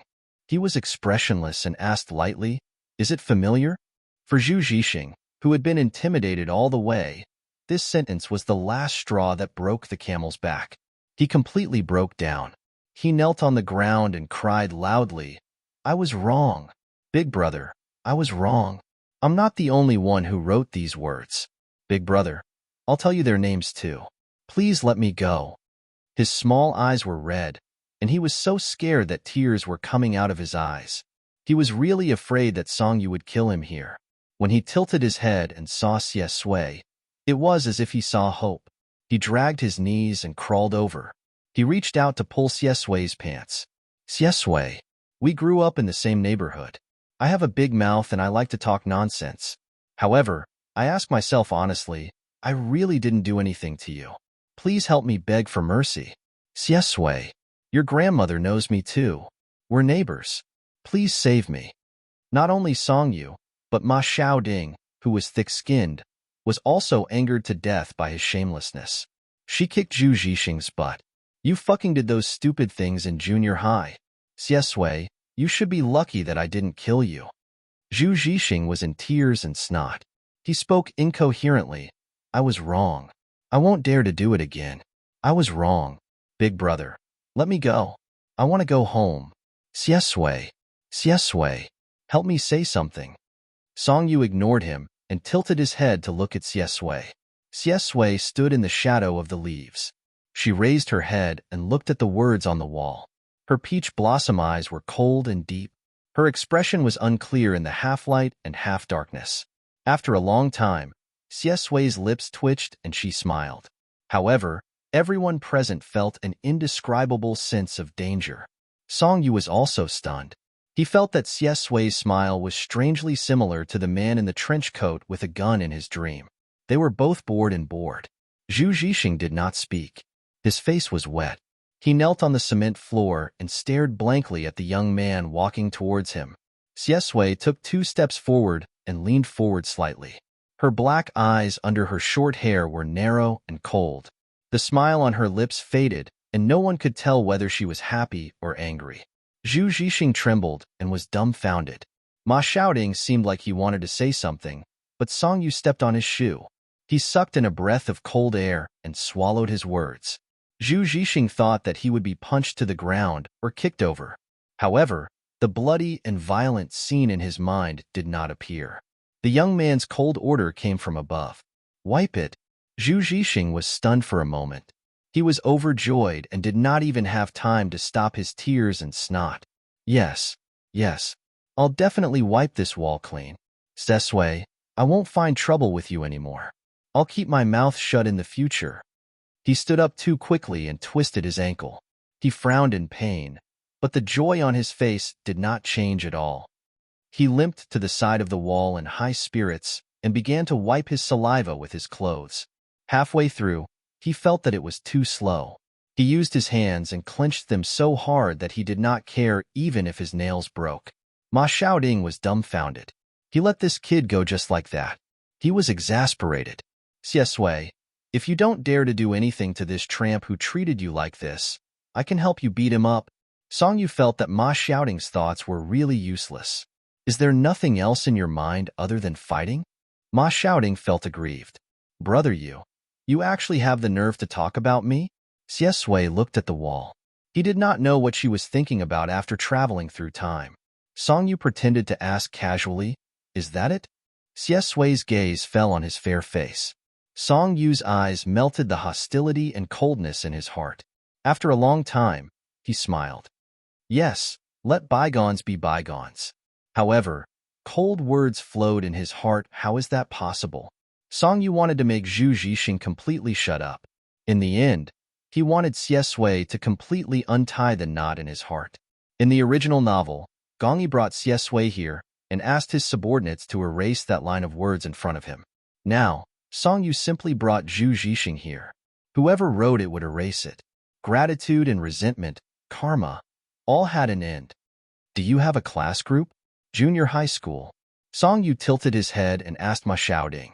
Ma Xiaoding thought for a while and shook his head firmly. No. His subordinate behind him was dumbfounded and confused. Why not? Brother Ma, have you forgotten? When the group was first created, you were the most powerful one. You would force us to do anything. In the end, because of your profile picture, you scared the class leader to tears in the middle of the night. The next day, you were kicked out. Ma Xiaoding. Song Yu and his subordinate looked at each other. The atmosphere instantly became awkward. Ma Xiaoding's subordinate scratched his head. Did I say something I shouldn't have said? Song Yu's mouth twitched. No, thank you. The subordinate? What should he do? After receiving Brother Yu's praise, he felt like he was about to ascend to heaven. Song Yu walked forward to the wall. As soon as he approached, Zhu Zixing froze and stopped breathing. Song Yu was taller than him, so he stood up straight. He looked up at the graffiti under the love tree and said indifferently, Why did you target Xie Sui so much in junior high school? Zhu Zixing's fingers trembled, and his small eyes stared straight ahead. The messy lines and childish patterns. Why did he target Xie Sui? It was probably because he was jealous.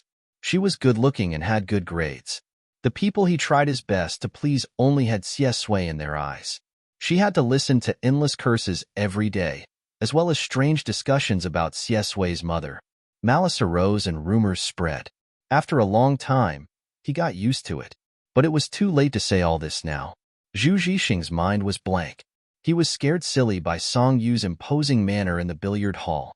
The fear in his mind had not dissipated. He was afraid that he would not be able to survive.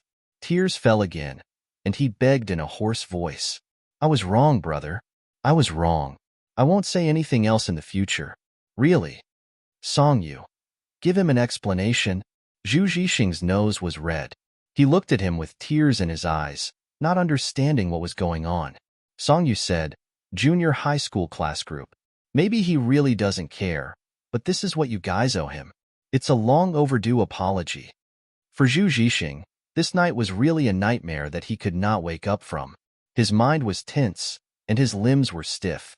What people were most afraid of was the unknown threat. Fear and regret gushed out and tore at his mind. He was in a daze. He guarded the wall alone and dug at it bit by bit. He dug until his fingertips bled and hurt, but he did not dare to stop. Let's go. It's almost 7 o'clock. Song Yu turned his head. Ma Xiaoding was still indignant. Brother Yu, are we going to let him go just like that? Song Yu glanced at him. Even if you beat him up, he probably won't remember. Ma Xiaoding choked. When he thought of Zhu Zixing's frightened expression in front of the wall, he had no choice but to shut up. It seemed to make sense. Moreover, Zhu Zixing, this idiot, would not be able to go back tonight. He would just stay here. Song Yu and Xie Sui walked at the front. It was a hot September evening. The wind was dry, and the ground was orange-red. The sunset gradually faded, and the tall buildings cast shadows on the world. Many camphor trees were planted on both sides of the road, and the fallen leaves on the ground were flying. Song Yu quietly turned his head to look at Xie Sui. Although he had beaten someone up today and his actions were smooth and fluid, when he recalled it afterward, he was actually a little uncertain. If he did this, would Xie Sui really be happy? Some things were actually not suitable to be recalled again and again. Song Yu frowned. Xie Sui walked silently. His thin lips were pursed, and his side profile was exquisite and cold. He did not speak, and he gave people the feeling that he was particularly unapproachable. Xie Sui was thinking about something. He was not Song Yu, who vented his anger by beating people up. If he really did it, even if he did not have the identity of young Master Xie in a city, he had the ability to make Zhu Zixing's family fall into eternal darkness for the rest of their lives. Are you angry? After hesitating for a long time, Song Yu tilted his head and said what was on his mind. Xie Sui's thoughts were interrupted, and he was stunned. Then, he frowned and said lightly, "Why do you ask?" When Song Yu did not beat people up, he really did not look like a school bully at all. His eyelashes were curled, and his eyes were clear. He was so obedient and delicate that it was ridiculous. Song Yu thought about it, and felt that it was quite realistic. "I took the initiative to bring you to this place. Maybe you don't want to come again." "I'm sorry." Xie Sui stopped walking and looked at him. His dark eyes were a little funny, and there was a gentleness that he did not notice. However, his voice was still calm. "You're actually apologizing to me because of this?" Song Yu said slowly, "I think that there are some things in the past that you don't want others to know. Not everyone likes to tell others about their miseries." Xie Sui's smile deepened. So cute. However, Song Yu was right. There were many things in the past that he did not want to recall or talk about. In this place today, if it was anyone other than Song Yu who had brought him here, he would have done it. The result would have been completely different. Xie Sui's eyes flashed with a trace of deep meaning. He remembered his previous life. What happened when he was a child was not a secret in the upper-class society of City A. Many people, especially women, looked for clues everywhere in order to piece together a silhouette of his miserable childhood life. Then, they expressed their concern, tenderness, and love in front of him with an attitude of "I understand you," trying to get closer to him. In fact, it was like digging his own grave. Xie Sui smiled faintly and said, "I'm not angry, because it's you." Song Yu breathed a sigh of relief in his heart. Even if he had read the original book, he had never felt that he knew Xie Sui. "It's good that you're not angry." In this way, it could be considered that he had completely said goodbye to the past. Throwing the things to Ma Xiaoding, Song Yu left a bag of mint candy with him. He opened the package, took out a transparent blue candy, and threw it into his mouth. Then, he took out another one and handed it to Xie Sui, asking him, "Do you want it?" He was just sharing it subconsciously. Soon, he remembered that Xie Sui had rejected him last time. "Oh right, you don't eat the word candy," was about to come out of his throat. Song Yu widened his eyes and stared blankly at Xie Sui, then naturally and calmly took the mint candy from his hand. After being stunned for a long time, he asked bluntly, "I thought you didn't eat it?" Xie Sui smiled. "I want to try it. I think it should be very sweet." Song Yu chewed and muttered, "How can mint be sweet?" When they returned to number 1 middle school, it was 2 minutes to 7 o'clock. However, when they arrived at class 1, there was no one there. Ma Xiaoding called Shi Bowen. After understanding the situation, he hung up the phone and said angrily, "Damn, brother Yu, I feel that our form teacher is targeting you. Aren't we not late yet? She took us away early and dissed you in a sarcastic manner. She said that you're not here to study and that you're a troublemaker. You're leading the students astray on the first day. Fuck, what's wrong with her?" Song Yu curled his lower lip and said indifferently, "Since she won't take us, we'll go by ourselves." Ma Xiaoding's rebellious nature stirred. "Brother Yu, you're still going? She's already given up on us. Why don't we go to the internet cafe? Let me tell you, the boss caught me today to promote a new online game called Supreme Wild Owl. It sounds interesting." Song Yu didn't care about his identity as a school bully or street bully, which sounded stupid, but he was quite dedicated to his image as a top student. When he went to the auditorium, he took a book with him. When he heard Ma Xiaoding's words, he turned around and hit him on the head. "She gave up on you, so you're going to give up on yourself? What kind of logic is that? Go to the auditorium. Xie Sui is going to give a speech as a freshman representative." Ma Xiaoding slapped his forehead and suddenly realized, "That's right. Xie Sui is going to go on stage. Brother Yu, you and Xie Sui go first. I'm going to find my little brother and buy some light sticks. We have to support her. She's going to be a 1 versus 100. Song Yu? Question mark. However, before he could stop him, Ma Xiaoding had already run out. Song Yu turned around and said to Xie Sui, "Actually, I don't want to acknowledge him when he calls me Brother Yu." The auditorium of number 1 middle school was close to the teaching building. It was very big and could accommodate thousands of people, but Song Yu went directly backstage. After all, Siesui still needed some time to prepare. On the way there, Songyu tried to find a topic to talk about. It was as if he was chanting a spell. Don't be nervous, don't be nervous, don't be nervous. Siesui deliberately teased him. Her dark eyes were half closed as she smiled. What if I get stage fright? Songyu was stumped by the question. He stopped, took out his phone, and went to Baidu. Wait. Siesui really did wait. Songyu read to Baidu. The reasons for stage fright are due to sufficient preparation, familiarity with the audience, and the number of audience members. I got it. With a flash of inspiration, Songyu turned off the screen and tilted his head to Siesui. This time, I'll definitely sit in the most conspicuous position. You'll be able to see me when you look up. You can just treat everyone else's air and just read it to me. It should be easier for you to face people you know. Siesui was amused by him. She curled her lips and said meaningfully, Okay, I'll treat them as air. You're the only one in my eyes. Songyu felt that something was wrong. At 7 o'clock, there would be a round of student performances, followed by a long speech by the principal and school leaders. Finally, there would be a freshman representative. There was quite a lot of time left for Siesui. When he entered, the student union was looking for Siesui. Songyu was sitting alone on a stool in the dressing room, playing with his phone out of boredom. Ma Xiaoding was sending him a series of photos. He sent over all the things that he could see in the supermarket that were meant to support the event. Those exaggerated glow sticks, light bracelets, and loudspeakers. They were even more outrageous. Ma Xiaoding took a picture of a screaming chicken for him. Sadako doesn't forget the well digger. Brother you. How about this? It screams so loudly. Songyu. He couldn't take it anymore. Your husband, brother you. Get lost. Your husband, brother you. If you dare to bring that back, you're finished. He didn't want to be implicated and driven out by that heart-wrenching scream.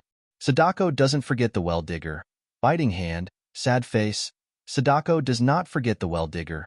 Cry, cry, cry. She ignored Ma Xiaoding. Songyu went to the forum to play. The BBS of Jingxing No. 1 Middle School was still very lively today. The hottest post was about Siesui. Guess who will be the freshman representative for the orientation ceremony? January 1st. LZ, wipe your saliva. Hand over a tissue. 2L. You don't have to. I can guess it too. 31. OP. I'll go crazy with you. 4L. I even bought a fucking telescope. Just to look at my, God says, beauty. Don't stop me. 5L. You don't say. Even if a senior in her third year offered me 700 yuan to buy a ticket, I wouldn't agree. 6L. Let me scream for hours. After tonight, he would definitely have more fangirls. Elder brother wouldn't only have me anymore. Sob, sob, sob, sob. I'm crying so loudly. 7L. Sisters on the 6th floor. Wake up and move bricks. Since when did he only have you? After all, this was a student forum, not a gathering place for girls. With such a title, it became a hot topic again. Soon, straight men began to enter the scene. 254L, is there a need to guess? Wasn't the one who gave the speech every year the number one? Nose picking, 255L. Tisk, what's with the people upstairs? Are you crazy? 256L, 2 eyes and a nose. I really don't think Siesui is any more handsome than me. Shrug, the 256th floor had single-handedly caused an uproar. 257L, I'm just a passerby. I don't think Siesui is handsome. 258L, pure passerby +1. I think Siesui looks very ordinary. She just looks like an ordinary passerby. 259L, pure passerby +2. Am I the only one who thinks he's weak? Girls have a strange sense of beauty. I have an 8-pack. Do you want to see it? Songyu's eyelids drooped as a sneer appeared on his lips. Since he was bored, he logged in and added a sentence under the sentence. 260L, your husband, brother you. Handsome guy. I think Siesui and I are equally matched. After a long silence, the forum exploded again.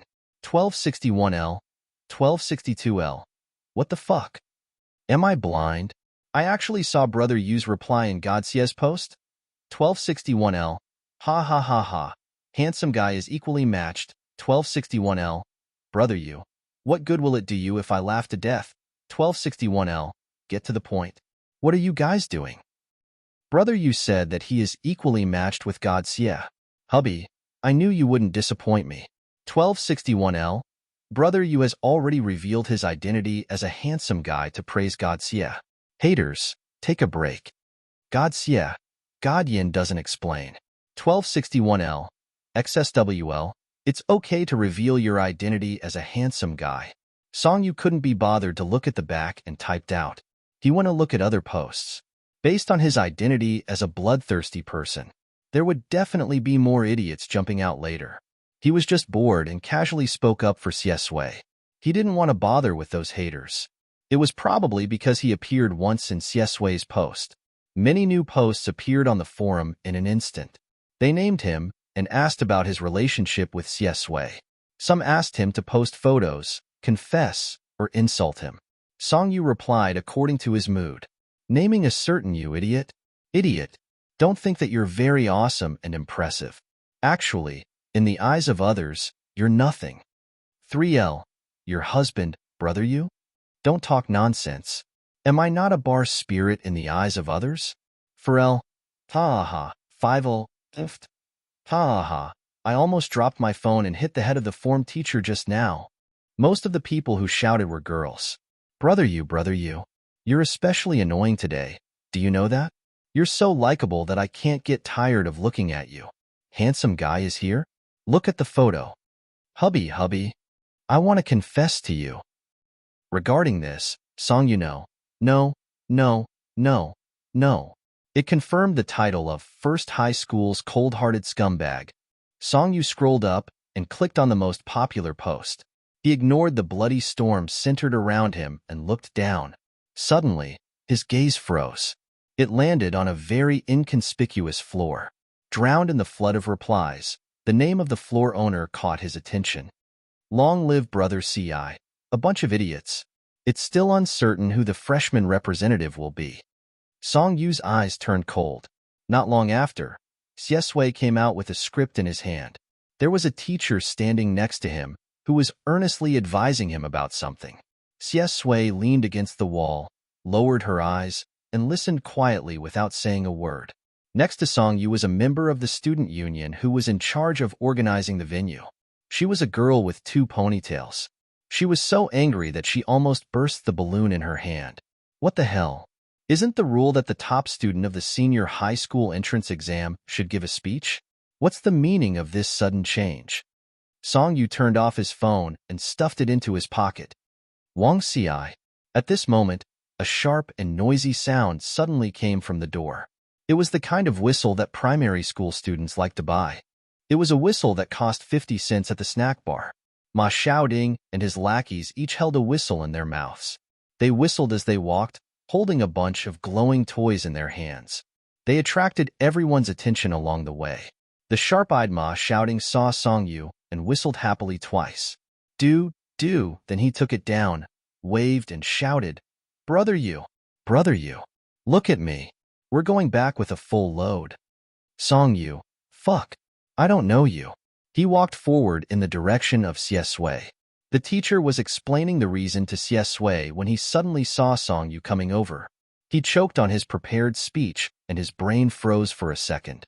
Teacher, I heard that you want to change the person? Song Yu went straight to the point and didn't beat around the bush. The teacher, who was already stupefied, was even more confused by the question. He wiped his sweat with his sleeve. He actually admired Siesue very much. Otherwise, he wouldn't have wasted so much time trying to explain things for her. However, he couldn't do anything about the sudden change of person. He couldn't afford to offend the school leaders, let alone the Wang family of Jing City. Siesue should be the one to go on stage, but after thinking about it, maybe Wang Ci is more suitable to go on stage. The most important thing for the freshman ceremony is to give the students a good start. Wang Ci has been to many places and met many people and things. He doesn't need to say those official words to liven up the atmosphere. Under Song Yu's gaze, the teacher stuttered, and his voice also weakened. The door opened and a well-dressed Wang Ci walked out of the dressing room. After putting on makeup, His oily face looked even more disgusting. He was still wearing a suit and a bow tie. When he saw Song Yu and Xie Sui, he smiled meaningfully. He held a brand new script in his hand, and his eyes were full of ridicule. "What are you discussing here?" The teacher was miserable. Wang Xi's gaze went past Song Yu and looked at Xie Sui. His small eyes were full of disgust, and the flesh on his face was squeezed into a smile. "I can't do anything about the sudden change of person. Did the school arrange it? But you've been preparing for so long. Why don't we go on stage together?" Ma Xiaoding and the others had already gathered around. Seeing this scene, they were also dumbfounded. What's going on? Why is Brother Yu fighting with this fatty again? However, no one paid attention to Wang Xi. Song Yu glanced at Wang Xi, who was squeezed into his suit, and then looked at the teacher. He sneered indifferently. Does the school really want him to go on stage? The teacher silently wiped his sweat and said helplessly, "Yes, the school must have its reasons for this arrangement. Wang Xi must be able to say something novel and interesting." Yes. Song Yu took out his phone and started to make a call. He smiled. For example, how to raise pigs to become rich. Ruthless.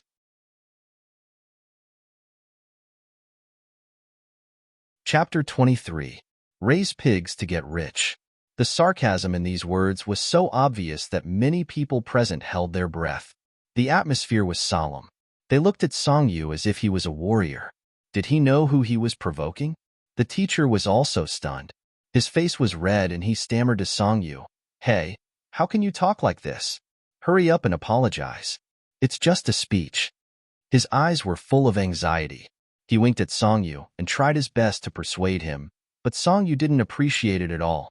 Although students shouldn't talk too much about society when they were studying, some social classes were really fixed at birth. Song Yu provoked Wang Xi in this way.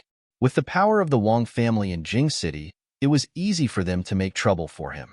For example, Wang Xi wanted to give a speech to the freshmen.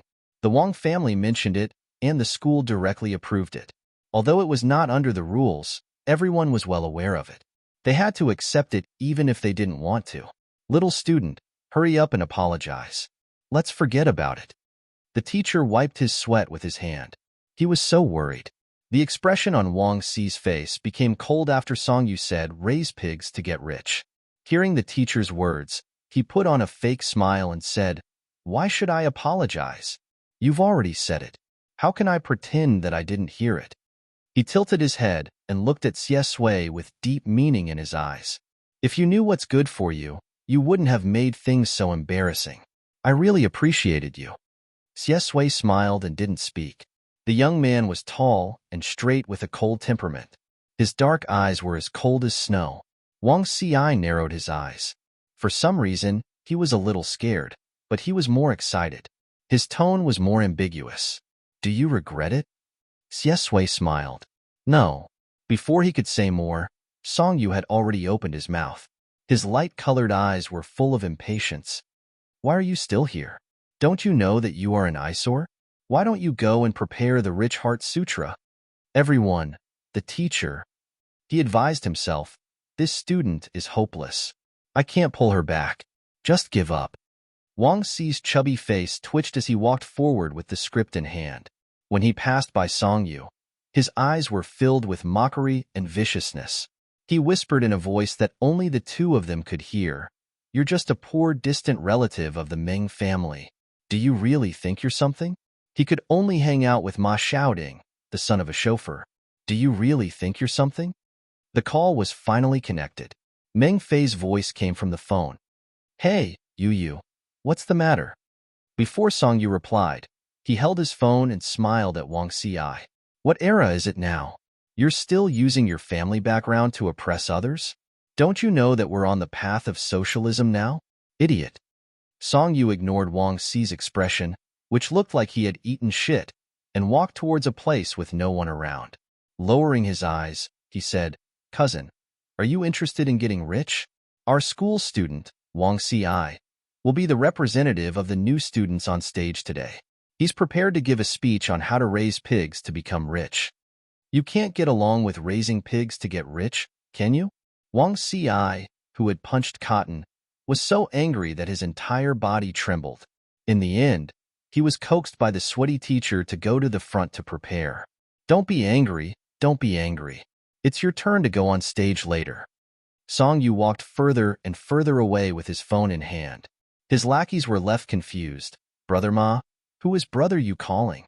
Ma Shouting had a stomach full of words to say and wanted to force him to reveal Brother Yu's identity in a city.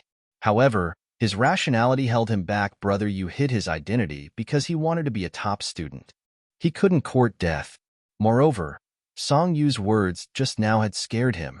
That's right. We're on the path of socialism. What's the point of talking about family background? He stuffed a whistle into his mouth and let out a few gloomy toot sounds to vent his anger. Ma Shouting said unhappily, "Didn't you hear him call him cousin? That must be my cousin." Lackeys. Of course we know it's cousin. We just want to know who cousin is. Song-yu walked up the stairs to the second floor of the auditorium. He stood by the railing and could clearly see the stage and stairs below. His words just now had confused Mengguang. What the hell? Get rich? Raise pigs to get rich? What exactly did his cousin suffer? The Song family has fallen? That's impossible. With the Song family's foundation, even the slightest incident would shock the entire business and political world. On the other side of the phone was a confused Mengguang. Why don't I understand? No, wait, Wang Ci? He finally grasped the main point. After being stunned for a moment, he cursed into the phone. Fuck. Wang Ci. That idiot can go on stage as your freshman representative to give a speech? Did water enter your head? Song-yu's light-colored eyes were cold. That's what I'm talking about. I feel that if I listen to his speech today, 10 years of studying will be wasted. Mengguang laughed on the other side of the phone. Song-yu was very decisive. The Wang family pressured the school to let him go on stage and steal someone else's spot. Is there any way to get rid of him? Mengguang laughed enough and became serious. His tone was not polite at all, that's for sure. I don't want your opening ceremony to be poisoned by this idiot. Letting him go on stage is simply an insult to the entire education industry. Wait, I'll call my brother in the education bureau and have him talk to your school's leaders. He thought for a moment and cursed. What's wrong with the Wang family? A bunch of idiots. Before Song-yu hung up the phone, he heard Mengguang say excitedly, Yu, today's your opening ceremony? How can no one come to support you? Wait, I'll immediately drive to Ijong. Song-yu. Don't come. He just wanted to go to school in peace. Mengguang was already in a hurry. I'll let you see my latest sports car. Song-yu. Really don't, cousin. Fuck. He just wanted to get Wang Ci off the stage. He did not want to be implicated. In the end, he managed to suppress Mengguang. On the stage in the auditorium, the upperclassmen were still performing. This was usually a sports hall. The lights shone down from the ceiling in all directions. It was dazzling and moving. The boys' voices were low and hoarse, and the melody flowed quietly. After the song ended, there was a burst of applause. A male and female host in formal attire went on stage with a microphone. In this fragrant September, the autumn wind is refreshing. We also welcome this batch of new students. A song of dreams is the beginning of a beautiful life. The time for singing and dancing is over. Next, let us welcome the school leaders to give their speeches. After the school leaders gave their speeches, it was time for the new students to go on stage. Song-yu hung up the phone and walked down the stairs. He saw Xiesui backstage. Ma Shouting was chattering beside him. She already knew about the change in the team. He was filled with righteous indignation. Whoa, this is outrageous. Xiesui, don't worry.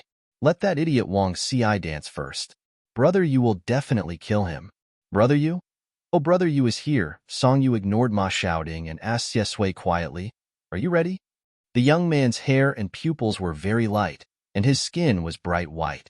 When he looked at someone seriously, his eyes seemed especially clear and pure. Xiesui smiled and did not ask anything. Yes. Song-yu held his hand. Then let's go to the front and wait. The young man's hand was warm. It was pressed against his skin. It was clean and refreshing, like shampoo or mint. In the dark, Xiesui's lips curled up. A boring and childish high school freshman speech seemed to have another meaning. Wang Xiai was also waiting to go on stage. He casually glanced at the speech script and did not care. He was not nervous at all. After all, with his reputation in #1 middle school, no one would dare to laugh at him. What are you doing here? Wang Xi's underlings had already arrived. They surrounded him arrogantly. When they saw Song Yu and the others, they were gloating. Did you not receive the notice? The freshman representative has long been our brother CI. What's the use of having good grades? In the end, he can only stare blankly below the stage. How pitiful. He prepared for so long. Song Yu did not want to pay attention to this group of idiots.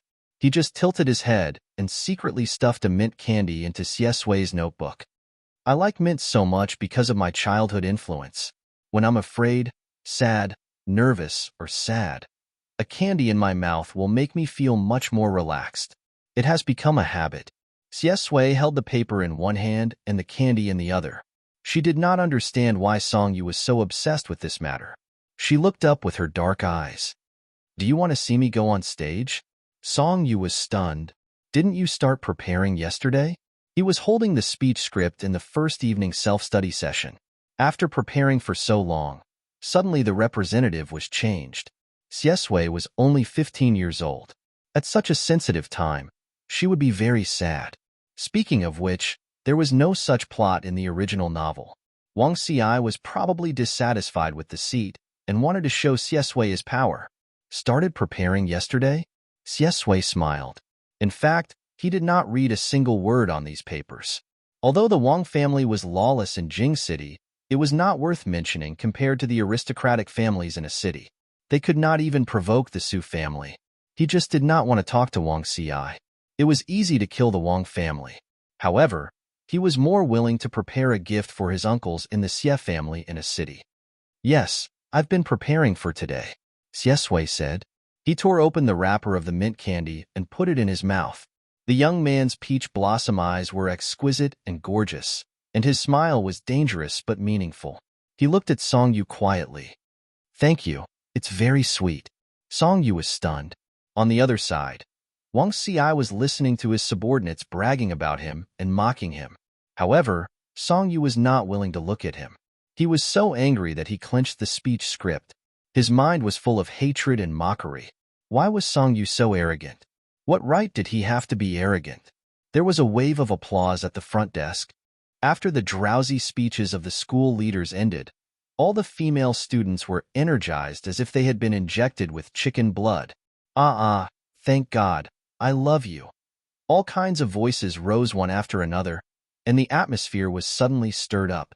The last segment was finally here. The host came back to the stage. Thank you for the sincere guidance of the respected school leaders. I believe that in the new semester, in a new beginning, all the students who have just stepped into the high school campus will live up to our expectations. The louder the cheers outside, the bigger the smile on Wang Xi's face. Wait and see. The person you have been waiting for a long time is not even qualified to go on the stage. She had made such a big fuss before going on the stage. Now that the result was out, she was asking for humiliation. He would let Xie Sui know who she should flatter. The host's voice was sonorous and powerful. Next, let's welcome the freshman representative of this year. Wang Xiai turned around, straightened his clothes, and was ready to go on the stage. As soon as he stepped on the first step, he heard the female host say in a warm and cheerful voice, Student Xie Sui, the city's top scorer in the examination of Jing City, comes to the stage to speak. Ah! The thunderous screams of the female students broke out outside. They almost drowned the whole auditorium. Wang Xiai suddenly opened his eyes wide, stepped on air, and almost fell down. Fortunately, his subordinates quickly regained their senses and went to support him. Everyone was confused. Why did she change again? Why did she change back to the original Xie Sui? An hour ago, everyone received a notice that the final speaker was Wang Xiai. A teacher ran in from outside, panting. Wait, there's a change. There's a change. The Education Bureau called to ask, change. He ran too fast and stuttered as he spoke. But no one present wanted to hear the reason. Wang Xiai clenched his fists. After disbelief, he was ashamed and angry. He wanted to poke a hole in Song Yu's body. Song Yu said to Xie Sui, ignore them. Just look at me. Let's go. Passing by the stairs, he tilted his head and smiled faintly at Wang Ci. Sorry, it's not your turn to perform. How long have you been preparing? Fuck you. Wang Ci gritted his teeth so hard that they almost broke. The group of people who were rejoicing in his misfortune just now had clean faces and did not say a word. In the thunderous applause, Xie Sui went on the stage. She was noble and elegant. There was another round of crazy screams from the fangirls. Some people seemed to be born with that kind of temperament. They were suitable to stand in the center of attention. Song Yu didn't plan to sit in Class 1 seat and meet up with Oilian. He entered from another entrance and sat in the corner. Ma Xiaoding and the others happily sat next to Song Yu with shining rings, bracelets, headbands, and clapping hands. They shouted and whistled at the top of their lungs. The cold and empty area instantly turned into a madhouse. Fortunately, the fangirls were enthusiastic enough. They took out screaming chickens to play, but it didn't affect them much. It was just a spicy Song Yu's ears. Xie Sui's voice was a little cold, but every word was clear. The whole audience was intoxicated. The girls' eyes were shining. No one felt bored even after reading the official words from the script for a long time. A slightly cold blue light descended from above and landed beside him in countless strands. The lights in the auditorium dimmed. Around him was a black tide, like the quiet Milky Way. The light was blue, like the faint stars, and he was in the center. I hope that in the next 3 years of high school, we can all gain something, have dreams, and don't forget our original intentions. He read the official words in a cold voice. He paused for a moment. He suddenly smiled. He raised his head. His gaze passed through the dark crowd, through the thousands of rays of light. It fell on Song Yu's face. Song Yu was stunned. Next to them was Ma Xiaoding's whistling, toot, toot, as well as the heart-tearing, lung-splitting screams. The few of them shook their heads and shook their heads, arguing endlessly. But at this moment, it seemed that all the sounds had receded. The auditorium turned into a silent universe. Xie Sui stared at him, smiled, and read word by word. The future is like the sea. The future is long. The future is long. The 4 words were gentle and slow, so the starlight in the universe fell into his eyes. Ah! There was another round of crazy screams from the girls.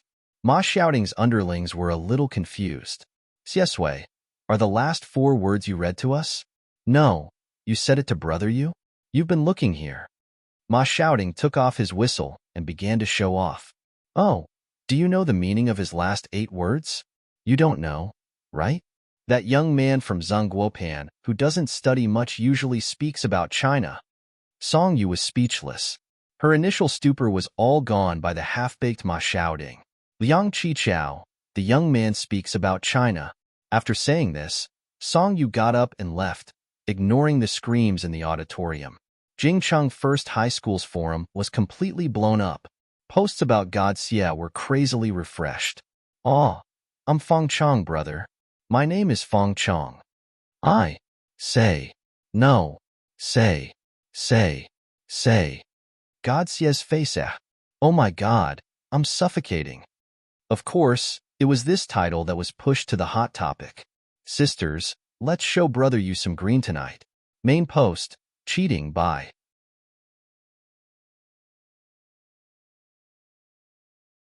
Chapter 24. 1L. Count me in.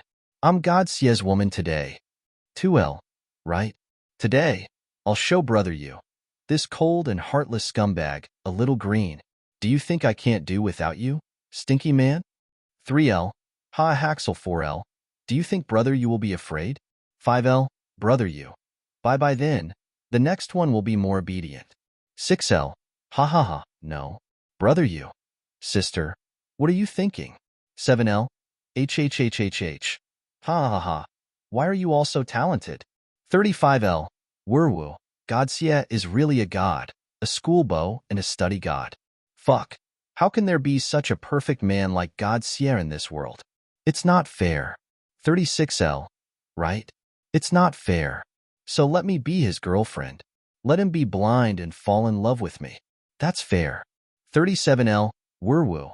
It's too real. Only a blind man would fall in love with me. I'm not worthy. 59L, it's true. When he said that the future is long, I really felt that all the stars, moonlight, mountains, rivers, plants, and all the beautiful things in the world were in his eyes. The voice disappeared, the light dimmed, and my heart stopped for a second. I'm climbing the wall. Sorry, brother you. 60L. The sister above is 6.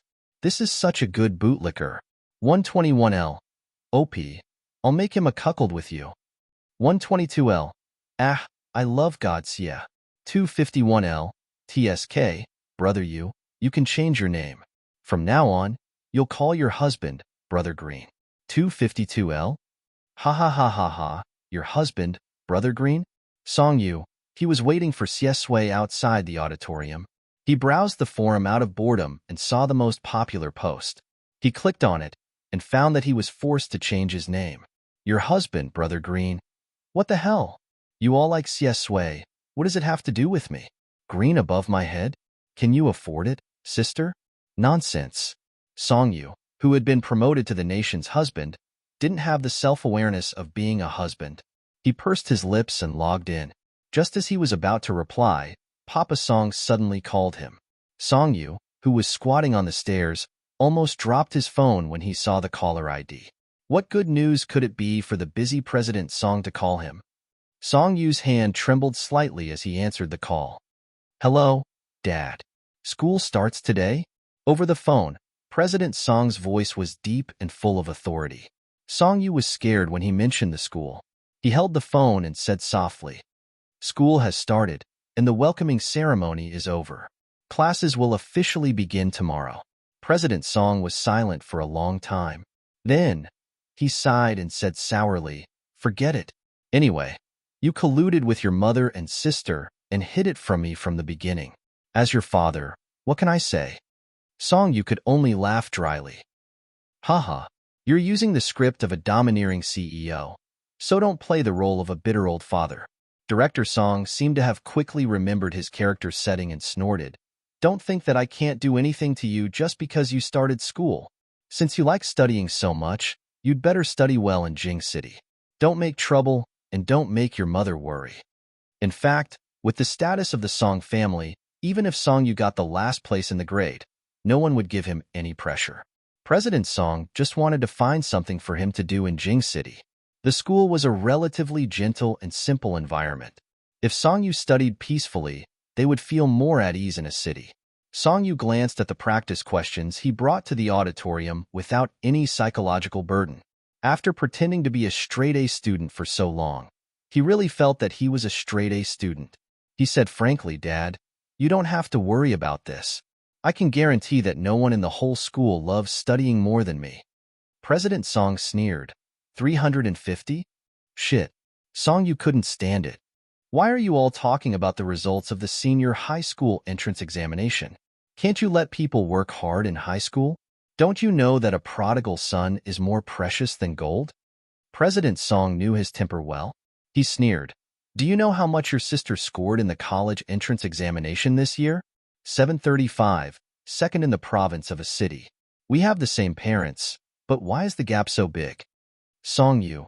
President Song sneered. Nothing to say? Song Yu gritted his teeth and adjusted his mood. He said regretfully, TSK. Out of 750, my sister only scored 735, and she is second in the province. Then he quickly calmed down. Dad, you should persuade her to repeat her studies. There can't be any flaws in life. The 15 points she lost in the college entrance examination will be her lifelong regret. When she is old, she will feel indignant and depressed when she recalls it. And a person should strive for the first place, so that the second place won't be a shame to the Song family. This is not a matter of scores, but a matter of face. I suggest she repeat her studies. President Song. He had never seen anyone who was more stubborn than his son. President Song couldn't bear it anymore and roared. You can get into the top 100 in Jing City First Middle School. Then force your sister to be second in the province. Repeat her studies without full marks? Fine. You are indeed the son of the Song family. You can get full marks in any subject in the monthly exam, and I won't interfere with your studies in the future. The more President Song thought about it, the angrier he became. He continued to roar. If you still don't get half of the total marks, you can go back to a city. Beep, Song Yu. His mouth felt good for a moment, but it was cremated afterwards. He parted unhappily with President Song again because of his studies. Song Yu was depressed. He didn't want to argue anymore, so he logged out of the forum. He poked Xiesui on QQ. Song Yu, I'll wait for you on the steps at the door. Hurry up. A few seconds later, Xiesui replied. Okay. There were few stars at night in Jing City, and the night wind was a little cold. In the auditorium, the host began to give a passionate closing speech. It was lively and bustling. Song Yu waited outside alone. He was hungry. At this moment, his sister sent him a message. Song Weiniing, I heard that you looked down on my score of 735 and wanted to send me to repeat my studies? Song Yu, how could his father leak the news so quickly? What kind of magical father-son relationship was this? He betrayed him in the blink of an eye. Song Yu, no. Who did you hear it from? Song Yu, scratch his head, question mark, confused. Song Weiniing, stop pretending. Dad is on the phone. The whole family is listening. Song Weiniing, you're finished. Now we can't wait to see your results in the monthly exam. Song Weiniing, Mom and I made a bet. Brother will be the judge. I bet that you'll fail. Don't let us down. Song Yu, heh. Was he joking with you after pretending to be a straight student for so long? Song Yu typed calmly. Song Yu, don't look down on me. Song Yu, we're siblings. Listen to my advice. Bet on a straight-A student and make a fortune. Song Weiniing, haha. Song Weiniing, I'm afraid you'll go bankrupt. Song Weiniing, let's not talk anymore. I'm going to prepare for the repeat. Song Yu couldn't help but laugh out loud. Holding the phone, he just laughed and laughed. The vague feeling that had been in his mind before appeared again. Song Yu was slightly stunned. It seemed that, since he came to this world, he didn't feel strange at all when interacting with the original owner's family. Everything was logical and natural. This kind of blank thought was interrupted by Xiesui's voice. Let's go. Song Yu looked back. The auditorium had begun to disperse. Xiesui rushed out in front of the crowd. The young man was tall and had long legs. Under the moonlight, he was exquisite and cold like a painting. Fortunately, he left early. Otherwise, he would have been surrounded by people. On the way back, Song Yu said, your speech today was great. You didn't look nervous at all. Xiesui was slightly stunned and smiled. It's because your method is good. Song Yu found it on Baidu at the last minute. When he heard the praise, he was a little embarrassed. No, I should be praising you for being well prepared. Xiesui lowered his eyes and smiled. He didn't say anything. If not reading a single word could be considered as preparation. Of course, he didn't think that a high school speech was worth his time. His voice was light. Just looking at you, I think it's very simple. Song Yu was stunned. He didn't know how to reply. On the way back to the teacher's apartment, there was a milk tea shop that was still open. Glancing at the shop, Song Yu, who was a little hungry, was too lazy to think about how to reply. He tilted his head and said, Wait, I'll buy a cup of milk tea. Xiesui raised his eyebrows slightly, but he didn't say anything and followed him. I want a cup of plain milk tea, no pearls or coconut. Xiesui glanced at him and said to the shop assistant, room temperature. Song Yu swallowed the last two words, with ice.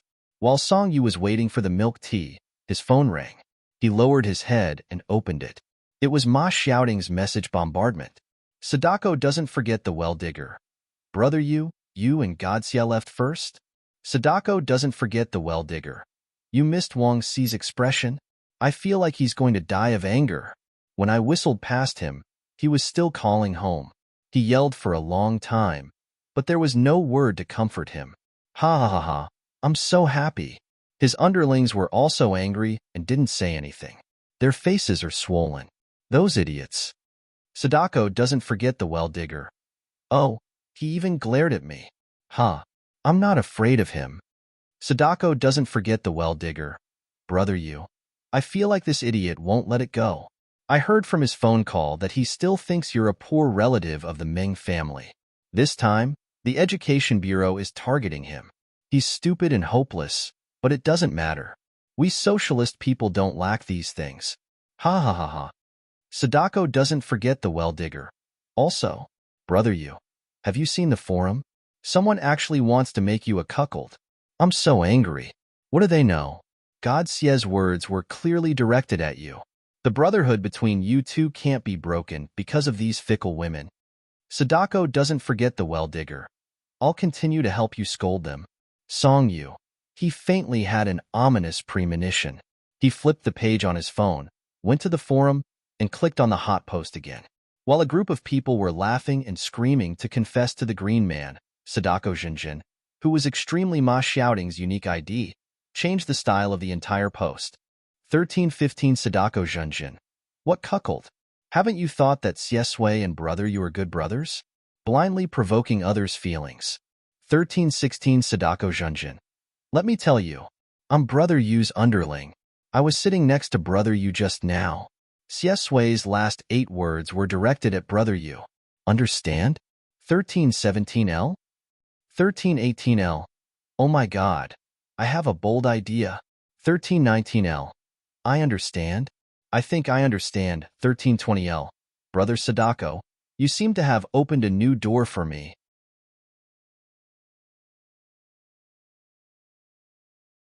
Chapter 25. 1321L. What did you say?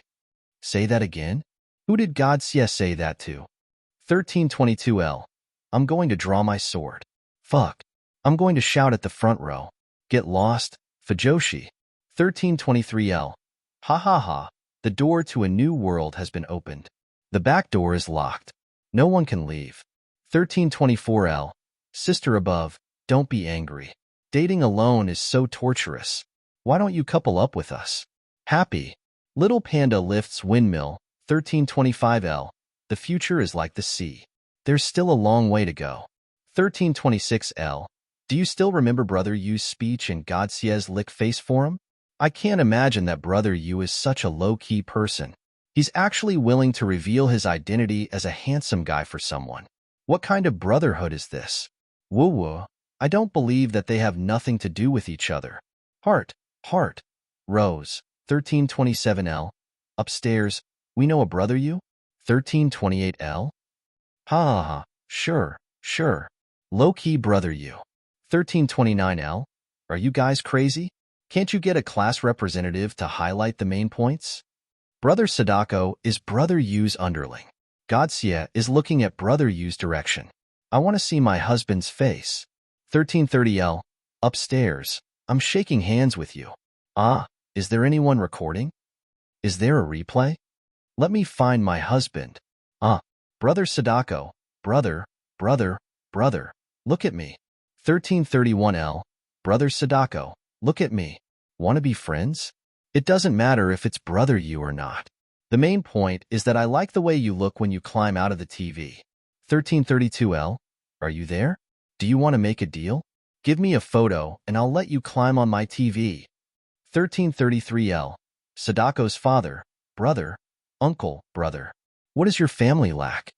Brother Sadako might become the biggest winner of this forum. Song Yu, if he was exposed, he would beat Ma Xiaoting up tonight. To Song Yu, it would be troublesome if the forum found out about his identity. He just wanted to go to high school and study. Why was it so difficult? The milk tea is ready. The shop assistant's words brought Song Yu back to reality. Song Yu inserted the straw and took a sip of the warm and slightly sweet milk tea. The more she thought about it, the angrier she got. She stopped walking and sat on a chair in the milk tea shop. Wait a minute, I have to scold someone. Xie Sui. If he wasn't hitting people, he was scolding people. Why was this kid so wild? There weren't many people in this milk tea shop, only the two of them. Song Yu was afraid that Xie Sui would be bored, so he considerately gave her the exercise questions that he had taken to the auditorium but had not done a single question. If you have nothing to do, you can do the exercise questions first. Xie Sui politely declined with a smile. That won't be necessary. Song Yu said vaguely, you're welcome. After that, He lowered his head and tapped on the chat interface with Ma Xiaoding. His fingers flew across the keyboard. Your husband, brother you? You're courting death. Your husband, brother you. If you expose my identity on the forum today, I'm telling you, you're finished. Your husband, brother you. I'll go to your house and smash everything with a screen. Do you believe me? Your husband, brother you. If you can't explain clearly, I'll kill you within a day. On the chat page, the words the other party is typing appeared and disappeared. Even through the phone screen, he could feel the other party's hesitation and trembling. After a long time, Ma Xiaoding tentatively sent an emoji. Sadako doesn't forget the well digger. Big brother drinks beer. JPG, your husband, brother you. Ma Xiaoding was so scared that she cried. Sadako doesn't forget the well digger. Wah, brother you, I was wrong. Coda did not slip away. I'm going to apply for a withdrawal right away. I'll clarify it right away. Did Coda slip away? QWQ. Song Yu's mouth twitched. Did he just learn it? You don't even know what it means and just use it blindly? He couldn't take it anymore. Your husband, brother you. You're so stupid when you act cute. Ma Xiaoding didn't dare to speak anymore. Her joy of being chased by fangirls was swept away. She trembled as she sent a message in the building. 1429L, Sadako Junjin. Don't guess blindly. I'm lying to you. I just can't stand you guys cheating on my brother you. Light up cigarette. 1430L, Sadako Junjin. I don't know brother you, but I like him. I want to be brothers with him. 1431L. I'm going to burst into tears. Woo. I knew that God Xia and brother you had nothing to do with each other. I can't accept my two husbands doing this behind my back. Woo 1432L. Brother Sadako, are you being threatened by brother you? 1433L. Look at this gay-sounding message. I don't know brother you either, but I like him. I want to be in a relationship with him. 1434L. If you're being threatened, change your name to Sadako Junjin. 1435L. Upstairs, can you stop being so pretentious? I said that there's nothing to do with each other. Godsia has nothing to do with anyone. Fujoshi, get out and eat CP.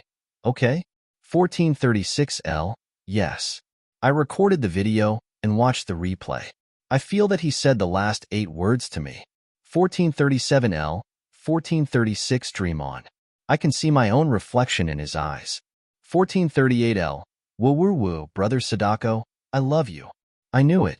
I clearly remember that what made my heart flutter was the gentleness in his eyes when he said those words to me. 1439L. Upstairs, do you guys want to go see an ophthalmologist? 1440L. I think you should go see a neurologist. 1441L. Logically speaking, it's impossible to find brother you. At that time, there was only light on the stage. Godsia looked up. His gaze should have landed on the left, but there were too many people. Hands up, 1442L. I'm from class 5. I'm sitting on the left. I always thought that he fell in love with me at first sight in the crowd. Don't sing me a song to wake up from a dream. Are you guys still dreaming of China? 1443L. Sister, did you come here with zero political experience? China is not your daydream. 1445L. It's reasonable to suspect that Brother Sadako told the truth. Brother Yu flew into a rage out of humiliation and forced him to clarify. 1446L. What the fuck? Don't think that everyone is a pair of GV, okay? I'm Brother Yu's wife fan. Super poisonous kind. 1447L. Okay. Stop quarreling. It doesn't matter if Brother Sadako is telling the truth. It doesn't matter if God Xia and Brother Yu know each other. He really opened a new door for me. Let's go, sisters. Let's open a CP post. I'm looking forward to Brother Yu's expression when he sees it. 1448L. Aw, sister upstairs, please bring me along. 1449L. Ha. Brother Yu is so fucking miserable tonight. He was cuckolded and gay. What did he do wrong? He didn't even say a word. 1450L. Brother Yu is right. So Brother Sadako, come out of the TV and get beaten up. 1451L. Brother Sadako, stick your head out. 1452L. Fuck, don't be like this at night. I'm actually quite scared of ghosts. 1453L. I'm opening a post. Future is like the sea. Sway you is at peace. Let's go. Let's move. 1454L. Here it comes. 1455L. Ah. Sway you is at peace. Sister, you're too good at it. 1456L. Brother you. I'm going to find you a husband. Hee hee. 1457L. I can't beat you in scolding. I'll find someone to fuck you. 1458L. Ha ha ha ha. I'll fucking die of laughter at brother you. 1459L. No one is against you? Brother you, if you see my post, remember to reflect. Is your image as a scumbag deeply rooted in people's hearts? 1460L. Hurry up and go to the next building. After watching God Sees Fangirls, Brother You's wife fans, and CP fans argue for a long time, the boys of number 1 middle school who were happy to see a good show finally started to show their heads. 1600L. 666666666. What else can I say besides 6? 1601L. Gays in pairs, girls follow me, nose picking, nose picking. 1602L. I'm 1.8 meters tall. I'm here to collect the little sister whose heart was hurt by 2 gays. I'll give you a shoulder to lean on. Come cry in my arms. Gays aren't worth it. 1603L. Siesway is too pitiful. I don't have much to say. When will this troll's identity be exposed? I'll go beat him up. I've been unhappy with him for a long time. 1604L. The stupid straight guy is here again? Those who came out are the brainless CP fans. We're still here. Smiley face. Go on. I'm used to dealing with you guys. As the 2 most violent men on Jingcheng number 1 middle school's forum. Of course, the style of the post was not unexpected. Another 300 posts were torn apart. Sadako's profile picture on QQ flashed twice. Sadako doesn't forget the well-digger. Brother You'd fingers, aggrieved. Biting handkerchief. Sadako does not forget well-digger. I'll go and clarify. They won't be able to find you. Songyu ignored him. He finished his milk tea and clicked on it. He saw a new post. Within a few minutes, the number of posts exceeded 500. Your future is like the sea. Sway you is at ease. Main post. My husband, brother you. I found you a husband. Are you happy? Grin, grin. Laugh, laugh, Songyu. Happy my foot. This time, he couldn't let them know who he was. The fragrance of the milk tea shop was sweet. The walkway outside was cold, and there was only the moonlight and the lights. The forum was lively, but in reality, it was particularly quiet and gentle. He subconsciously glanced at Siesway opposite him. Siesway declined his invitation to do the questions. Instead, she looked at the questions he had done before with interest. The young man's hand holding the pen was slender and fair. He had a high-nose bridge and thin lips. His long eyelashes cast a shadow. He sat with his long legs stretched out elegantly and calmly. He seemed to have noticed Songyu's gaze. He looked up and smiled. Finished drinking? His dark eyes were cold and smiling. It was better than the rippling moonlight. Songyu thought of the words, sway you is at ease. He couldn't help but smile. He quickly turned off his phone. He couldn't let Siesway see that. Okay, let's go. He couldn't go to the forum often in the future. Let your husband, brother you, become a legend. He had to remind himself that he was here to study. He had pretended to be cool in front of the whole family. Although it was just a sentence from President Song in a fit of anger, Songyu still kept the matter of getting full marks in his heart. There was still a semester before he transferred to another school. He had nothing to do, so he revisited his school life. Since he had already pretended to be a top student, he might as well make it a reality. Just like how every student would set an ambition to study hard at the beginning of a new semester, Songyu thought the same way. He asked Siesway, "Do you think it's possible for me to get full marks in mathematics?" Siesway said, "Yes." Songyu was relieved. "How long will it take for me to surpass you?" Siesway looked down at him and smiled. She was a little lazy to Yangyang. "Not long. You don't even need to work hard. If you want to surpass me, I'll just hand in a blank paper." Songyu? Question mark. That wasn't what he meant. Siesway focused all her fun in high school on Songyu. She tilted her head and smiled. If you want to get first place in the cohort, you have to surpass the second place, not me, she thought to herself. But with your weird way of answering so many questions, you have to surpass the second last place first. Song Yu. Okay. In fact, it was because Xie had always been a prodigy and had never been in contact with other students that he felt that Song Yu's grades were poor. Any mathematics teacher would probably praise him for his paper. He wasn't a top student, but he could still be a top student.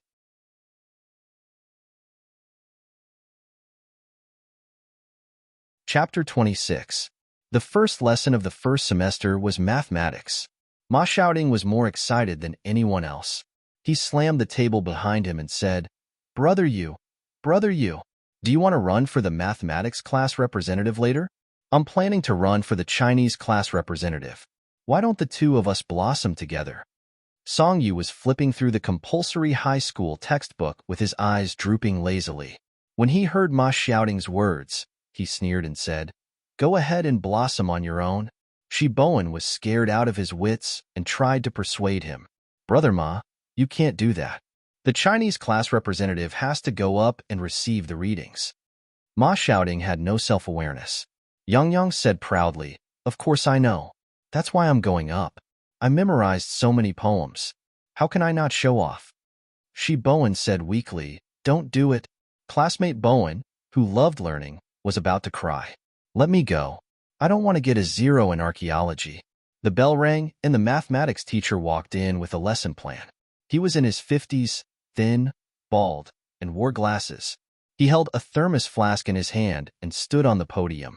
He slowly took a sip of water. Students, I'm your mathematics teacher for this semester. The emphasis on his words was also very long and made people sleepy. Ma Xiaoding whispered behind him, Do all the mathematics teachers in the world have a face that makes people want to sleep? Song Yu found him noisy and kicked him back. Shut up. Ma Xiaoding silently made a zipping gesture with his hand over his mouth. The first lesson usually did not have any specific content. The mathematics teacher slowly explained his lesson plan and glanced at the people in Class 1. How about this? I'll choose a class representative first. Is there anyone willing? Ma Xiaoding was more excited than anyone else. He shook his chair and was restless. He hinted crazily, Brother Yu, go.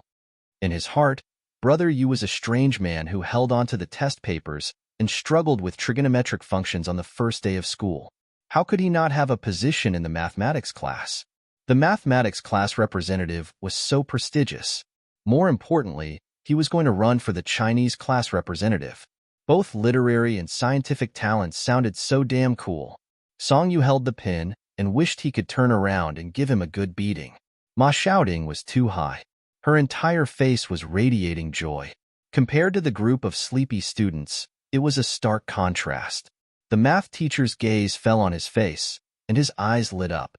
The student in the third row from the back of the fourth group, I can see that you're very excited. Since you're so passionate about math class, you'll be the math class representative. Ma Xiaoding's cheerful smile froze on her face. Ma Xiaoding, who had won the position of the mathematics class representative, finally calmed down. After that, she was paralyzed for the rest of the class. Her entire face was filled with despair. Song Yu's mouth twitched. The bell rang for the end of class. After math class, Ma Xiaoding ran faster than anyone else. She followed closely behind the math teacher, wishing she could fly to the office and die to prove her loyalty. Song Yu bent over the table and took notes. Some time ago, he was doing the test papers to get a feel for it. Now that he had the book in hand, he began to organize the knowledge systematically. Halfway through writing, he got stuck on a formula of a Venn diagram. He poked Xie next to him with his pen. Is this correct? However, at the same time, a girl's voice sounded. Student Xie, may I ask what a domain of definition is? The voice was sweet and soft, delicate and charming. Song Yu paused with the pen in his hand. He looked up and saw a girl with a single ponytail holding a pen and a math book by the aisle of the classroom. Her face was slightly red, and her eyes were bright as she looked at Xie. She was very good-looking. Only a girl who was particularly confident would take the initiative. Xie was woken up by Song Yu poking her with a pin. As soon as she opened her eyes, her dark and deep eyes were cold and ruthless. Seeing the textbook, desk, and classroom in front of her, the frustration in her heart was slightly suppressed. The autumn wind blew into the classroom, causing the curtains to flutter. The young man's eyelashes trembled. The emotions in his peach blossom eyes were very deep. He turned to look at Songyu. What is correct? Songyu was still holding the pin. He silently pointed at the girl standing next to him, who was completely ignored and was a little embarrassed. Why don't you answer her first? What is a domain of definition? The girl smiled with difficulty and said again, Student Xiesui, I don't understand the explanation in the book. Xiesui silently looked at Songyu. He tilted his head and smiled at the girl elegantly. Sorry, I don't understand either. Maybe you can memorize it. His tone was obviously understated, but it felt like he was secretly mocking her stupidity. The girl's smile became stiffer. Her fingertips holding the pin were a little pale. She lowered her head and whispered, Oh, okay. Songyu watched the whole process. He watched her trot back to her seat, then cover her face with a book in annoyance. A group of girls next to her tried to hold back their laughter and comfort her. He suddenly felt a little itchy in his throat. He wanted to say something. For example, you've lost a suitor. Another example, you really don't know what a domain of definition is? Xiesui didn't lack suitors in his previous life. He glanced at Songyu indifferently and said, I know, but I don't want to answer. Songyu. Oh. Xiesui reached out and pulled away the messy summary that he had scribbled. What did you want to ask me just now? Songyu was touched by him. Brothers were like hands and feet, and women were like clothes. Just this. Xiesui took the pen and wrote down the formula that he had asked for. He casually changed some things on it. In an instant, many points of knowledge had a concise and clear connection. Taking the book, Songyu sighed. As expected of God Xie. But he was still very curious. Why didn't she answer? Speaking of which, I know about the domain of definition. Why didn't she ask me? What a pity. The opportunity to communicate with a female classmate for the first time in high school had passed just like that. Although Songyu's temperament as a scumbag who was destined to be alone on the forum was about to overflow through the screen, in reality, Songyu was still very willing to answer difficult questions for his female classmates. Don't ask. If you ask, you're being helpful. Xiesui looked at his regretful expression and narrowed her eyes slightly. Her lips curled into a smile, and her tone was very indifferent. It's too basic. I usually only answer Lagrange. Songyu, damn it. Can't you get over this? Before the bell rang, Ma Xiaoding came back like a ghost. At the same time, he was holding an exquisite strawberry cake in his hand. Looking at his expression, it was obvious that the negotiation wasn't successful. He was appointed as the mathematics class representative. Shiboen couldn't hide his joy. Oh, Brother Ma, don't be sad. Aren't the language and mathematics class representatives both class representatives? There's no difference. Ma Xiaoding was about to cry. How can it be the same? The mathematics class representative failed. I still have to go to the office every day to deliver homework to him. Let me die. However, before he died, he still put the cake in his hand on Xiesui's table. God Xie, a girl in the next class asked me to bring this for you. She's quite pretty. I think she's the prettiest girl in class too. I think you can eat it without worry. Xiesui lowered her head and glanced at the cake. There was a post-it note with a faint fragrance on it. The girl's handwriting was delicate and beautiful. There was a smiley face next to the words, Hello, God Xie. Shiboen was really admiring. God Xie, you're too popular. Songyu clicked his tongue. He knew that Xiesui's high school life would be very high-spirited without stupid cannon fodder like Zhu Zhixing. She was first in her grade and also the most handsome girl in school. During the school days, she was definitely the most popular person in the entire school. Xiesui didn't even think about it and said, Thank you, but I don't eat sweet things. Ma Xiaoding's eyes lit up and he said hypocritically, That's too bad. But since she gave it to me, I'm embarrassed to give it back. Why don't I help you? Songyu had already raised his hand. Give it to me. I haven't eaten a cake from a girl before. Ma Xiaoding cried and swallowed the rest of his words. Brother, you wanted to snatch the cake from him. What else could he say? However, the smile on Xie Sui's lips faded. She tilted her head and said to Ma Xiaoding, "You eat it?" Ma Xiaoding, question mark. Song Yu. Song Yu. What the hell? Xie Sui flipped open the mathematics textbook and pointed at the definition field with her slender fingers. Come, I realize that I really don't know what a definition field is. Explain it to me. Song Yu immediately shut up. After being passionate about learning for several days, he finally had a chance to show off. He excitedly leaned over and said, "The definition field is actually very simple. I'll find a question for you and explain it more clearly." Shi Bowen and Ma Xiaoding. Brother Yu is too easy to coax. Ma Xiaoding was eating the sweet strawberry cake with a spoon at the back. Her heart was hurt because of mathematics, and she was finally comforted. Shi Bowen adjusted his glasses and his eyes were full of admiration. This is probably why a straight A student is different from the rest. There's nothing that can't be solved by answering questions. If one question isn't enough, then two. Awesome. Ma Xiaoding raised her cross in agreement. She was even more certain that Brother Yu was really a straight A student. The last class in the morning was Ilian's class. She was so excited by her self-talk that she even forgot to introduce the students to each other. Therefore, the first English class became a class meeting. Ilian was still wearing high heels and a skirt. Her every movement smelled of perfume. Last time, we were in a hurry and didn't have time to introduce ourselves properly. How about this? In this class, I'll let everyone get to know each other first. Starting from the first group, in S-shaped order. Come up to the podium and introduce yourself. Tell us your name and hobbies. The first girl went up to the podium and gave her speech shyly.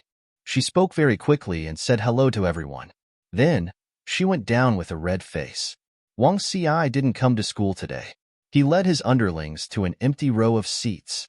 It was the first day of school, and they didn't give face to the form teacher. However, Ilian didn't say a word. She looked at ease and let the next person continue. Compared to the restrained girls, the boys were more cheerful. However, their words were also very simple. Ilian frowned. She wasn't very satisfied with this result. Why are you all so shy? You even stuttered when introducing yourself. How about this? Write your name and don't introduce yourself. Everyone, go up to the podium and introduce your deskmate. You won't be shy when talking about others, right? She had chosen her deskmate herself. Most of the junior high school students knew her. The atmosphere became lively. She went up to the podium and said all kinds of sarcastic words. She made the audience laugh. According to the S-shaped order, Ma Xiaoding and Shi Bowen were the first to speak. Ma Xiaoding was always the most excited one. He said that he was going to introduce his deskmate, but in the end, he only said a few words about Shi Bowen. Ilian gritted her teeth and impatiently chased him off the podium. When it was Shi Bowen's turn, the poor little bookworm stuttered for a long time. My name is Shi Bowen. Bo as in erudite and one as in language. My deskmate. Facing the former high school bully who was now a deskmate, he could only say his characteristics and impression. He is now the mathematics class representative. Ma Xiaoding. Fuck. She touched a sore spot. When it was Xie Sui and Song Yu's turn, the whole class fell silent. After all, they were the focus of everyone's attention since school started. They still didn't know their names. The girls held their breaths and concentrated, causing some of the boys who were playing games to look up. Song Yu went up first. When she saw that it was him, Ilian's expression was cold. She had already lowered her head to look at her phone. She wrote her name on the blackboard with chalk. Song Yu turned around, threw the chalk into the box, and said simply, Song Yu, you as in metaphor. Ma Xiaoding began to cheer and clap desperately. Okay. In the silence and shock of the whole class, he was like a fool. The whole class. Song Yu looked at him as if he was looking at a fool. Ma Xiaoding was probably the only one who felt ashamed. He chose to turn off the microphone again. The classroom returned to silence. Song Yu was good-looking. His skin was white and transparent. His hair was light and his eyes were light. He looked delicate and clean. However, he always spoke with a hint of arrogance. Standing on the podium, he looked indescribably handsome. Song Yu, you as in metaphor. Sitting in front of the podium was a girl. Her hair was draped over her shoulders with a star hairpin. She had a round face and looked very cute. When he said her name, her eyes widened and she was stunned for a long time. She was still in a daze. In the quiet classroom, her voice was especially clear. Is it the you of my husband, brother you?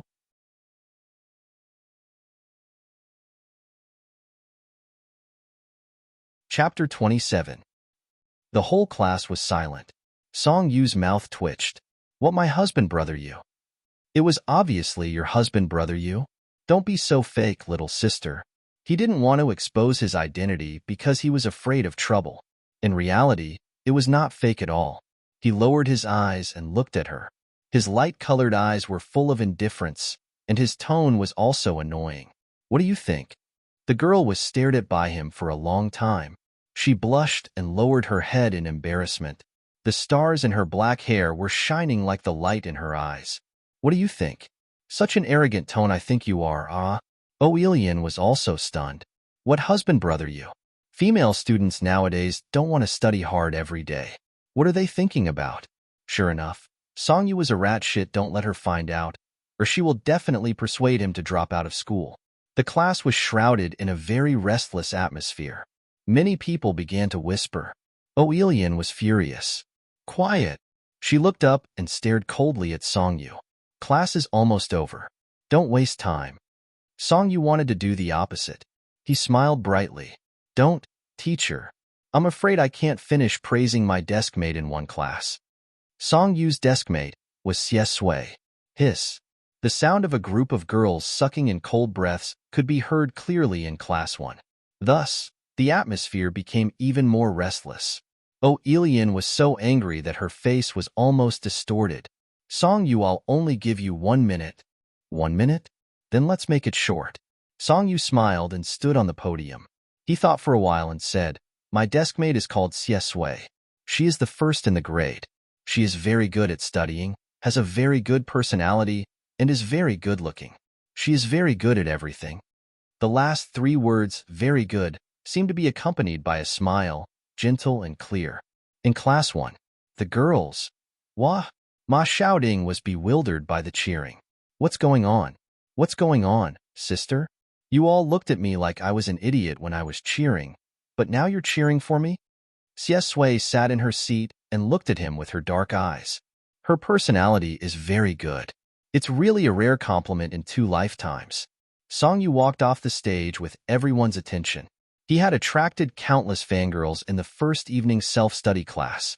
After fighting with Wang Ci, he became the most mysterious person in class 1. Now that the name was revealed, Songyu was Xie Sui's deskmate. Thinking of Brother Sadako's specious news last night, the girls in class 1 were going crazy. However, regardless of whether his guess was correct or not, tonight was probably going to be another bloody night on the forum. Oelian was furious. She had planned to lead the class to isolate Songyu, but look at what happened now. She coldly swept her eyes over the class and loudly reprimanded, quiet. The girls tried to suppress their emotions. The next person to speak was Xie Sui. It was probably because she was the one who spoke that she was able to suppress the shock brought by Songyu. When Xie Sui went to the podium, the audience was very quiet. Countless pairs of eyes looked at her curiously and excitedly. Only Songyu didn't look here. He didn't plan to attend Oelian's English class at all. From the beginning, he took a reading comprehension book and did it by himself. Just before he went to the podium, he roughly finished reading an English reading. He was afraid that he would lose that feeling when he came down. So he quickly took a pen and started to do the questions. After writing his name on the blackboard, Xie Sui turned around and looked in his direction. Songyu sat by the window. The young man's side profile was delicate and serious. His hair looked exceptionally soft. When he didn't look up or speak, he was so obedient that it made people's hearts itch. The way he held the pen was very cute. When he did the test paper, it was like he was gnashing his teeth. The glass split the sunlight, the clear sky, and the blackboard in the classroom. All the memories of his youth seemed to be here. It was a completely different world from the dream he had just had. Xie Sui's lips curved into a cold smile. Some memories came back to him. The cramped corridor, the dirty stench, the rumors, the pointing, the stifling and silent school days. The same classroom, the same classmates, but he would never stand on the podium. The rumors of AIDS, Wang Xi's harassment, the teacher's deliberate cheering, and the classmates' indifference. Day after day, he worked part-time and never slept enough. It was like the night that he couldn't wake up from. My deskmate. Xie Sui's voice was very soft, but it was different from Song Yu's youthful clarity. There was a kind of elegance and calmness that was beyond her age. The whole class took a deep breath. Many girls had already quietly pressed the recording button on their phones. This atmosphere infected Song Yu. He stopped at a question, hesitated between B and D, and also looked up. He was a little curious about how Xie Sui would introduce him. He had given him so much face just now. Xie Sui wouldn't bite the hand that fed him and use those embarrassing things to insult him, right? Xie Sui met his gaze and smiled slightly. His peach blossom eyes curved outwards, and his cold appearance revealed a kind of gentleness at this moment. However, his appearance was extremely aggressive. This kind of gentleness also had a kind of aggressive and suffocating feeling. This smile was exactly what many girls wanted. They screamed crazily in their hearts. Their breathing was erratic, and their hands holding their phones were trembling with excitement. The young man standing on the podium said slowly, "He is very kind. He is very cute, and he is very smart." Kind, cute, and smart. Wantonly and flamboyant, like the hot sun, fell into his world, dispelling the darkness and melting the ice field. Song Yu had a lot of secrets. She had suddenly approached him, and her motives were unclear. But, so what? At least now, he didn't reject it. Xie Sui smiled. "Maybe, we will have a very happy 3 years. Finally, he called his name and said word by word, "Song Yu." Ah! It was a scream that was even louder than the "very good" just now. The sound of the class bell was drowned out by such screams. Ma shouting covered her ears with her hands. She was almost scared to death. Were these girls crazy? Song Yu was also stunned. The thoughts in his mind were interrupted. Fuck. Xie Sui praised him for being smart. This was too fucking delightful. He thought that after the 720, Xie Sui would stamp his brain for not working well. Sure enough, in a few days, she was convinced by his wisdom. Brother Yu was too strong. Ma shouting covered her ears and covered her head with a book. She couldn't bear it anymore. What's wrong with praising him for being cute and kind? It's not a public confession. Why are you so excited? Shi Bowen looked at the female student next to him who was blushing and full of excitement. He silently swallowed the words in his stomach. It was wrong to praise a boy for being cute. Moreover, could Brother Yu's personality be called cute? It was scary. God Xie's filter was too thick. After Xie Sui came down, she was warmly greeted by her deskmate. "Here's some candy and water. Speak more if you can." Song Yu was in a good mood and was in high spirits. Xie Sui smiled. "Are you that happy that I praised you for being cute?" Song Yu. "It has nothing to do with being cute. You praised me for being smart. You really have good taste." Xie Sui recalled and said lightly, "Oh, I made this up at the last minute." Song Yu? Question mark. Xie Sui stared at him for 3 seconds and stopped teasing him. She smiled. "Yes, smart, very smart." Song Yu instantly became proud. "If I'm not smart, how can I become the city's #1 in the future?"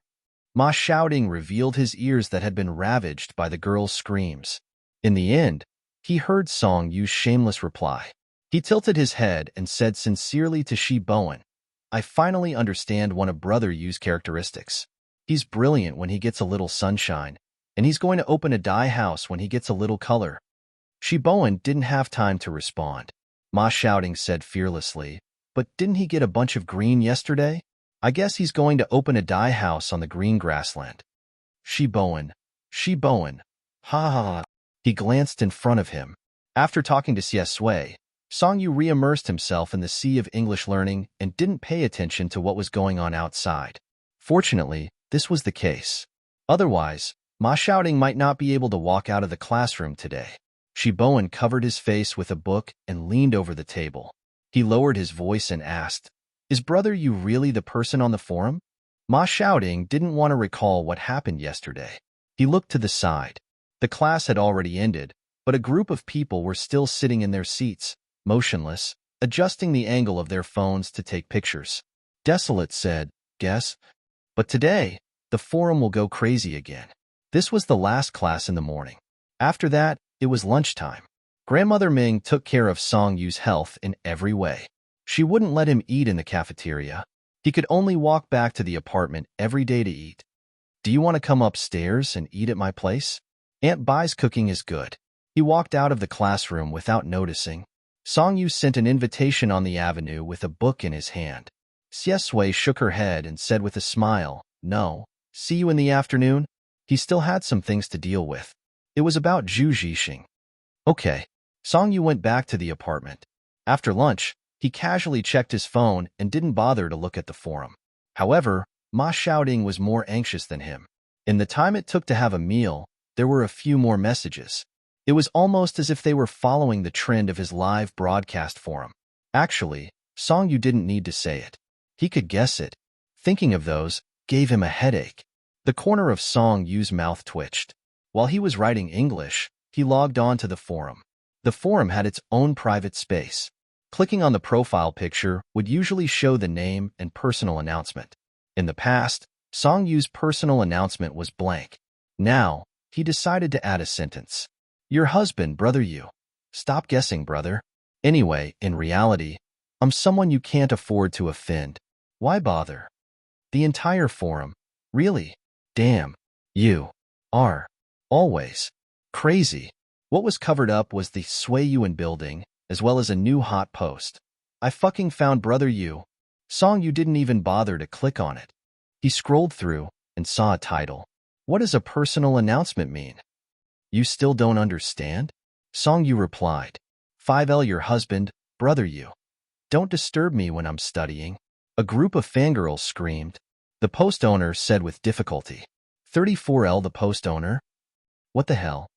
Brother Yu was going to leave the internet. Song Yu looked at the paper on the table. 35L your husband, Brother Yu. No, I just want to get full marks.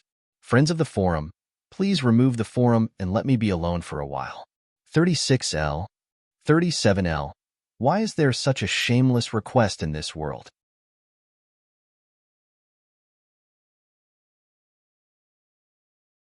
Chapter 28.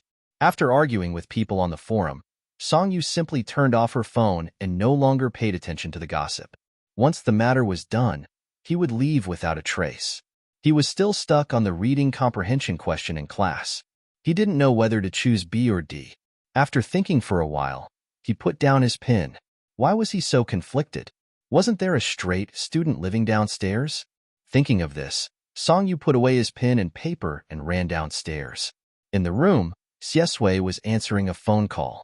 The young man sat on the chair and tapped the table. He said casually, "Send the video to the police station. As for the photos and diagnosis, why send them to me? Send them to his family."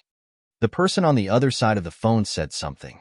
Xie Sui looked down and listened expressionlessly. Then she pressed the button to hang up. There was a rapid knock on the door. Xie Sui could guess who it was. She looked up and looked in the direction of the door. This kid didn't sleep at noon. Was he planning to sleep in 3 classes in the afternoon? Song Yu knocked for a long time before Xie Sui finally opened the door. His mind was filled with the words neutral and criticize. When he saw Xie Sui open the door, his eyes lit up. When he met his dark and cold eyes, he was stunned and said directly, "I'll study with you." Xie Sui held the door handle and smiled. "There's no need to study mathematics. Song Yu. English. Let me in and sit down first. It's so hot." Xie Sui felt that she was really patient with Song Yu. In his previous life, no one dared to talk to him like this. He was known for being cold and ruthless. Countless socialites flocked to him, but they didn't dare to set foot on his private territory. Xie Sui let him in and said lightly, "Don't ask me about the words you can find in the dictionary, Song Yu. Then I only need my phone. What's the use of you?" The rooms in the teacher's apartment were similar. Song Yu sat on the sofa in the living room and did his homework. Xie Sui didn't enter the bedroom either. She just stayed by his side, reading a book and accompanying him. Doing homework alone was a completely different feeling from doing it with 2 people. Anyway, for Song Yu, With Xiesui by his side, he had less time to slack off. After finishing the 2 questions, Songyu checked the answers. His accuracy was 50%. He was really a genius, and he was still so good at rewriting English papers after such a long time. He praised himself in his heart. Songyu happily picked up the water on the table and took a sip. Then he looked in the direction of Xiesui and asked curiously, "Why do I find that you are either sleeping in class or playing with your mobile phone after class? You don't pay attention to your studies at all." Xiesui turned a page and said calmly, "It's probably because high school studies are not worth my attention." Songyu gulped down a mouthful of water and put down the cup heavily. "Oh, heh, look at how powerful you are." Songyu threw himself into the sea of English with the anger of a bad student. It was the last question of the closed test. Songyu was stuck on a word for a long time. It was the kind of word that couldn't be more familiar. He knew clearly that he knew the word and could figure it out without relying on his mobile phone. However, his mind was blank for a while. Xiesui looked at the time and said, "Class is about to start." Songyu didn't even raise his head. "Wait, I still have one question. Don't quarrel. I'll finish it right away." Xiesui raised her eyebrows and didn't rush him. She put down the book in her hand and went to pour him a glass of water. 5 minutes passed in an instant. Songyu still didn't move his pen. His brows were tightly knitted. It was the familiar feeling of gnashing his teeth and fighting. This child always did questions as if he was fighting. Xiesui came over and was about to put the cup down. Songyu finally gave up and said weakly, "Husband?" Xiesui was stunned. She didn't put the cup down properly, and the water splashed onto her fingertips. Songyu gritted his teeth. "Do you remember what husband means?" "I think I know it, but I just can't remember." Xiesui paused for a few seconds and suddenly laughed softly. Then she asked, "What?" "I didn't hear it clearly. Say it again." Songyu was about to die of anger. "Husband, do you understand? What does it mean?" Xiesui smiled. "Slow down. Husband. Husband." Xiesui finally stopped teasing him and stopped teasing him. She sat next to Songyu and pulled over the exercise book. "Let me look at the question." Songyu was stunned. He was so angry that he slammed the table. "What does it mean? I want you to tell me what it means." Xiesui took his pen and pointed to the question, ignoring his incompetence and anger. "Husband means husband, husband. But here, it's Mrs. Green calling her lover. It won't be so formal. So you should choose C, darling." He tilted his head and looked at Songyu with a smile.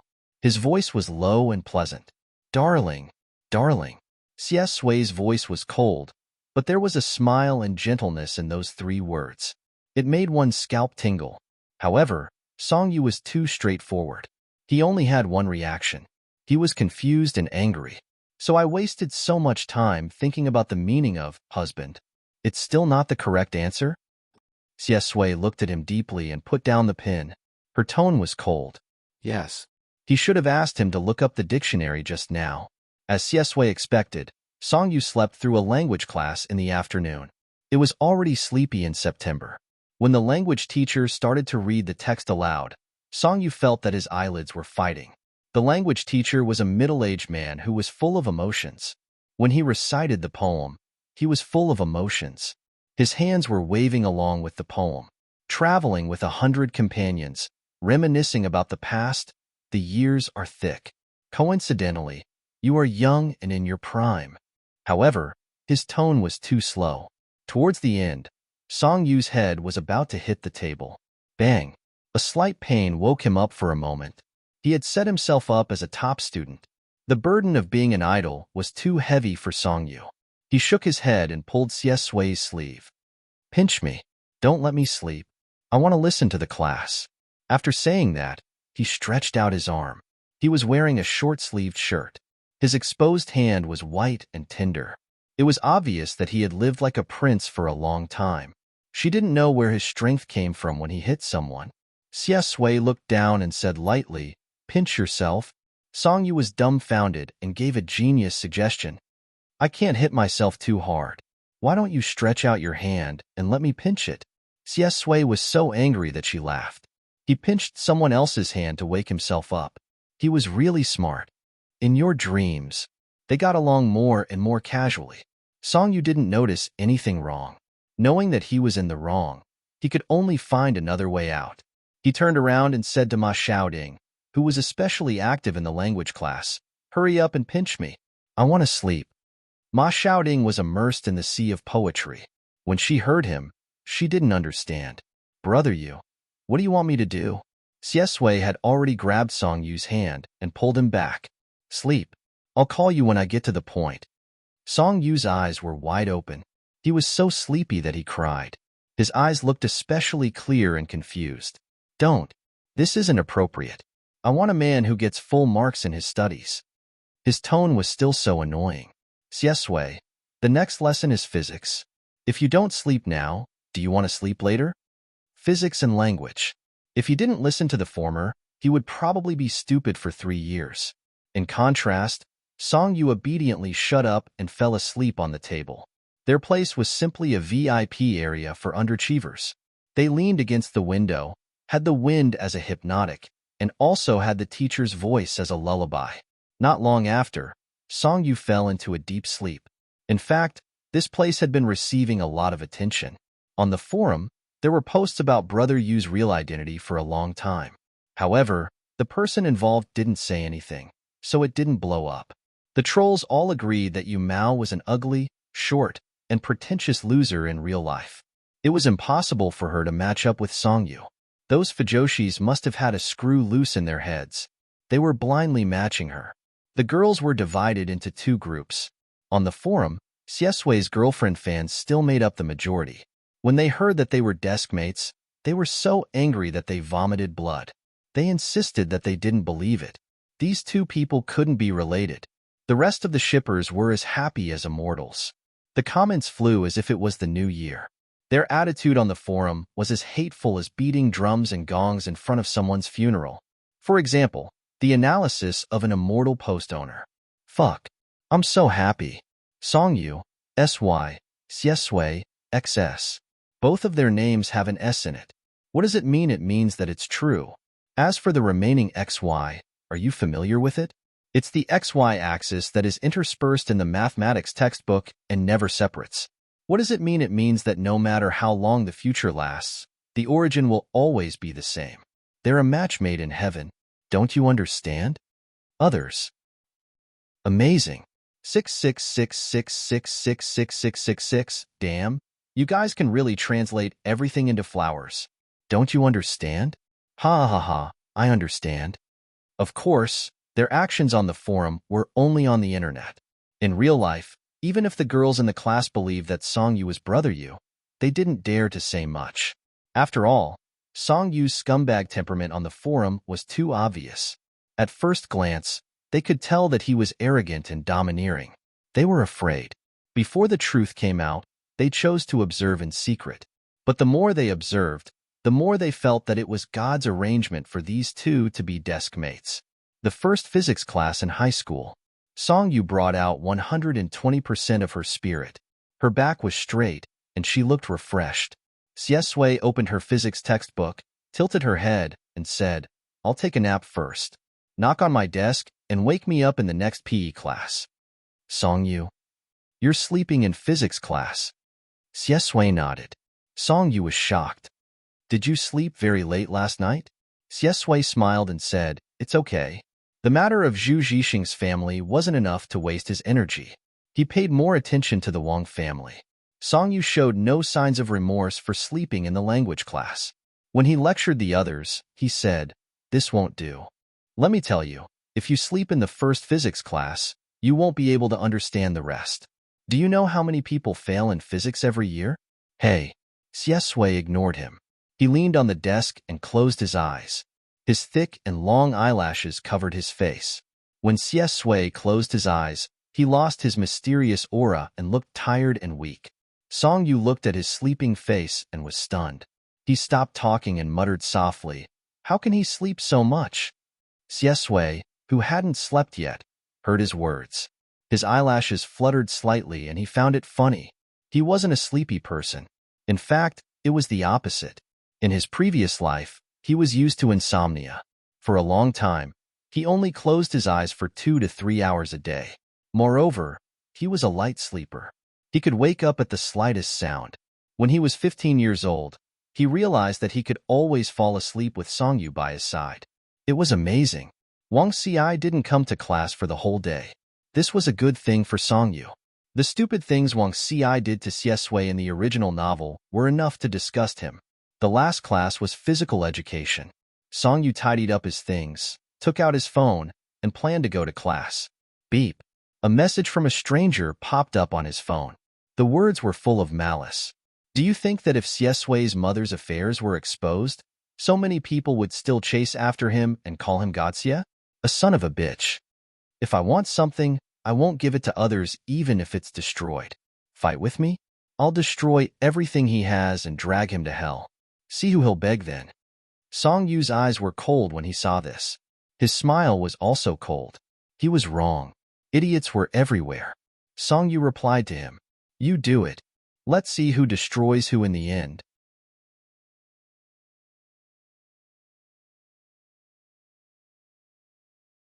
Chapter 29.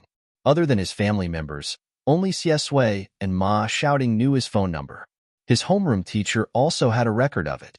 To be able to send a message to him, he must have gotten the information from Oilian. His tone was so disgusting. Who else could it be other than Wang Xiai? He didn't come to school for a day. Was he investigating him and Xie? Songyu turned off his phone with a cold expression and put it in his pocket. Wang Xiai, this idiot, better not come to school tomorrow. Otherwise, his mother wouldn't even recognize his grades. After the fight, it would be best to call his parents. Trash. PE class was the most anticipated class for high school students. A group of people swarmed out when the bell rang. Ma Shouting was in the front of the group. She dragged Shiboen downstairs to occupy the basketball court. Not long after, there were not many people left in the classroom.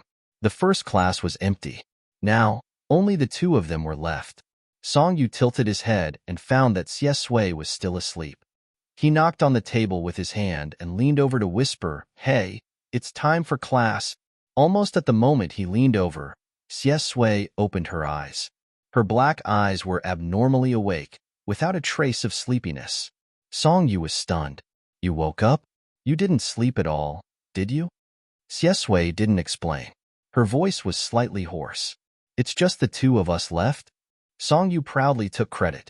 "Of course. I was the only one waiting for you." Xie curled her lips. How considerate. With a mysterious illness, the school gave Songyu the right to skip PE class. However, Songyu had always thought that this illness was bullshit and didn't take it to heart. Halfway through, Xie answered a phone call and asked Songyu to wait for her downstairs. When Songyu walked downstairs, he met two girls from the next class. When they saw him, the two girls were stunned and stopped in their tracks. They only came back to their senses when he glanced at them. Their faces were red and they moved to the wall to make way for him. Songyu could only hear their discussion in hushed voices when he was far away. They were full of excitement. "Is it really Brother Yu?" "I don't know. The forums are in a mess now and there's no conclusion. But no matter what, he's fucking handsome. I was tempted when I saw the photo." The corners of Songyu's mouth twitched imperceptibly. Fortunately, he had already logged out. He just wanted to be a straight-A student in Jing City No. 1 middle school. He waited under the tree in front of the teaching building for a long time before Xie came down. Songyu asked, "What call? You called for so long." Xie smiled. An unimportant person. Physical education in high school was usually a routine. After a simple warm-up run, the students were free to make arrangements. Badminton, basketball, and skipping were basically the same few sports. Ma Shouting excitedly tilted his head to look for Songyu after the PE teacher dismissed him. He shouted very loudly, "Brother Yu! Brother Yu! Do you play basketball? Brother Yu!" This name was really too popular today. Both familiar and unfamiliar faces in the class subconsciously looked over at her. Fortunately, Songyu had long been used to this kind of attention. He replied indifferently, "I'm tired. I'm not going." Ma Shouting had never treated him like a porcelain doll since he saw him hit someone last time. He asked in surprise, "Ah, you're tired after running 2 laps downstairs? But the teacher doesn't let us go back to the classroom. Why don't you play basketball?" Song Yu lowered his eyelids and asked, "Do you only study in the classroom?" Ma Xiaoding could only say, "Wow, Brother Yu is awesome." Brother Yu was really the most enthusiastic student he had ever seen. He talked about studying every time he opened his mouth. He was the kind of student who couldn't live without studying for a second. He was confused. Why did God Xie never say anything about studying when they were both straight-A students? God Xie, you're a fake straight-A student. Look at our Brother Yu.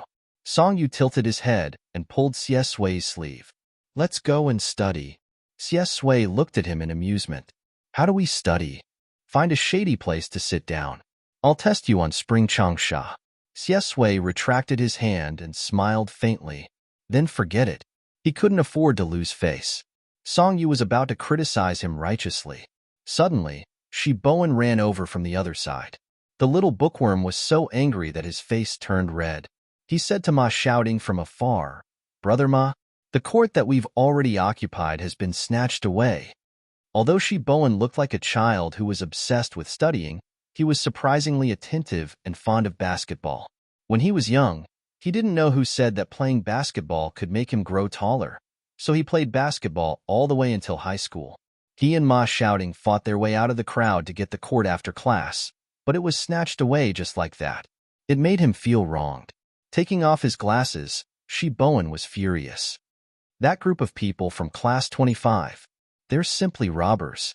They're unreasonable. I said that we arrived first, but they actually asked if we wrote our names. If we didn't, then it's theirs. If you're not convinced, then let's fight. Ma Shouting's eyes widened. He really couldn't take it anymore. He rolled up his sleeves and cursed. Fuck. I've been a school bully for so many years in junior high, and I'm still afraid of them. Let's fight. Before he left, he remembered that Song Yu was still watching from the side. He took a few steps back and didn't forget to report to Song Yu. Brother Yu, I'm going to uphold justice. From Song Yu's eyes to his expression, disdain was written all over his face. His expression was that of a good student who was studying hard and disdainful of bad students who caused trouble. Ma Shouting, you're hopeless. You can't go to high school. Shi Bowen was originally very angry, but he just wanted to vent his anger. Seeing that Ma Shouting was really going to fight, he was slightly stunned and immediately cowered. He hurriedly said, No, you can't do that. Brother Ma, I think we'd better change the court. Class 25 is not to be trifled with. Ma Shouting said, What's not to be trifled with? Shi Bowen said anxiously, There's a Chunjijia in class 25. He's the school bully now in number 1 middle school. He fights like he doesn't care about his life. He's a troublemaker. Let's not provoke him. Ma Shouting suspected that he had heard wrongly. Who did you say? Shi Bowen thought that he didn't know him. He was so anxious that he spoke incoherently. Chunjijia, the school bully of Jing City number 1 middle school, Chunjijia, the one who made people drop out of school last semester. I heard that he has a black belt in Taekwondo and has also learned how to fight. He fights with real knives and bricks. You'll get into trouble if you fight with him. Brother Ma, let's just bear with it for a while. Ma Shouting, Chunjijia, last time in the billiard room, he failed to show off and was slapped in the face. He hid behind the checkered shirt and didn't say a word. Ma Shouting's fear of the school bully of number 1 middle school had long disappeared after that. However, his underlings were distributed in other classes. Now there was only Shi Bowen, and Shi Bowen was obviously a weakling. However, Chunjijia seemed to have a lot of people. He was outnumbered. Hiss. It was a bit dangerous. Ma Shouting felt guilty and stopped in his tracks. After thinking for a while, Ma Shouting looked back at Song Yu pitifully and said with grievance, Brother Yu, I was bullied. Song Yu, who was watching all this, put on a fake smile and said, Oh, that's good. A delinquent like Ma Shouting should be beaten up until he gave up martial arts and became a scholar. He should study hard. Shi Bowen was stunned and said, Brother Ma, why are you talking to Brother Yu in such a tone? Brother Yu is a student and doesn't know how to fight at all. You want him to stand up for you? Aren't you hurting Brother Yu? Ma Shouting looked at him with pity and didn't want to explain too much. He tilted his head and continued to act pitiful to Song Yu. trying to persuade him with emotion and reason. Brother Yu, I was wrong. It's not about me being bullied at all. It's about the dignity of number 1 middle school. How dare you snatch the court? You don't take number 1 middle school seriously. Brother Yu, we have to have a sense of honor for our class. Song Yu tilted his head and asked Xie Sui, if you don't recite Spring Changsha, teach me Newton's third law. Xie Sui held back her laughter and said, do you want to teach me the first and second laws first? Ma Xiaoding was afraid that the two of them would leave first and was about to cry.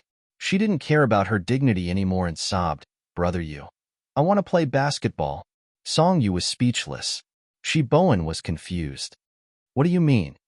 They had been arguing for a long time, but in fact, many people in number 1 middle school didn't go far and were secretly observing. The girls whispered to each other. What happened? It seems that the court was robbed. It was Chen Jijia and a group of people from number 25 middle school. Chen Jijia? The big boss from number 2 middle school? What big boss? He's the school bully. His school bully, big boss. So he was the only one in the whole school who wanted to study hard? Song Yu despaired of his surroundings and was annoyed by Ma Xiaoding. He frowned and said, have you had enough? Ma Xiaoding blinked and looked very pitiful. Shi Bowen and the others were dumbfounded by this scene. Song Yu pursed his lips and turned to Xie Sui and said, wait, I'll go and uphold justice first. Xie Sui smiled and said, okay. Yu was really righteous. The basketball court was next to the sports field. This year's PE class was held by several classes from number 1 middle school to number 3 middle school. There were a lot of people. Xie Sui's name had been popular in number 1 middle school for a long time. Many female seniors stood on the sports field just to see her. Shi Bowen led the way, and Ma Xiaoding walked in front like a crab. Looking at Ma Xiaoding's walking posture on the street, Song Yu couldn't bear it anymore. She's making it seem like I'm going to fight. Xie Sui couldn't help laughing and said, aren't you going to fight? Song Yu widened his eyes slightly. I'm going to reason with her, okay? First come, first served. This is a matter of etiquette. Why do we have to fight when we can solve things by reasoning? Civilized society, understand? Xie Sui listened quietly and didn't refute. Song Yu thought for a while and was a little dissatisfied. So, in your eyes, I'm a delinquent who only knows how to fight? Xie Sui was addicted to teasing him. She lowered her eyes and smiled. No, you're even good at making calls. Song Yu stared at her expressionlessly. Oh, who am I calling for? What's wrong with the smart, cute, and kind person I praised in the morning? Xie Sui was originally a popular person. Coupled with Song Yu's identity, which was unknown, the noise attracted a lot of attention. The people on the field quietly moved closer, with the basketball court as the center. A group of people from Class 25 just came out of the equipment room with the ball in their hands, but the leader was not Shinjijia. It was a big guy they hadn't seen that day. Ma Xiaoding said in a very aggressive tone, didn't you say we'll fight if you don't like it? We're here. Let's fight. Where's your boss? Where's Shinjijia? Are you a coward? Song Yu's face was livid. He grabbed Ma Xiaoding's shoulder and pulled him back. Ma Xiaoding said, hey, Brother Yu, what are you doing? I haven't finished talking yet. Song Yu ignored him. His expression returned to normal, and he said politely, this student. We can talk about the ownership of the court. However, before he could finish his words, the big guy had already sneered with the ball in his hands. Yang Yang said proudly, Chunjijia? He abdicated yesterday. His brain was flooded with water, and he suddenly started studying. He even dyed his hair back. Now I'm the school bully of number 1 middle school. I'm the boss of class 15, Gao Feng. Song Yu gritted his teeth and continued to say calmly, our class occupied this court first. Gao Feng rubbed his nose with his thumb and smiled coldly. Fight. Come on. Today is the day I make a name for myself. After today, the whole school will know that their school bully has changed. Song Yu took a deep breath. We have to pay attention to first come, first served. So, can everyone take a step back? Gao Feng said to himself, brothers, show your weapons. Song Yu shut up and looked at him coldly. In an instant, the atmosphere became tense. Ma Xiaoding trembled behind him. He looked at Gao Feng as if he was looking at a hero who was willing to sacrifice himself to blow up a fortress. Gao Feng realized that the atmosphere was not right. He finally looked at Song Yu. Looking at his delicate and weak appearance, he smiled disdainfully. What the fuck did you just say? Did you want to say that you came first and ask us to give up our seats? Yo, look at you. Did he respond when you shouted for the basketball court? Ma Xiaoting's face was full of pain and regret.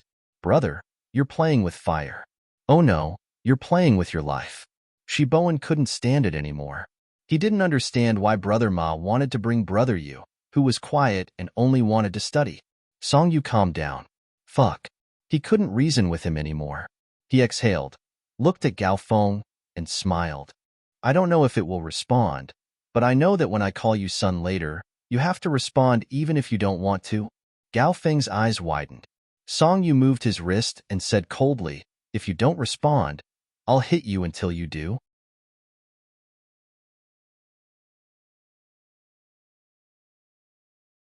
Chapter 30.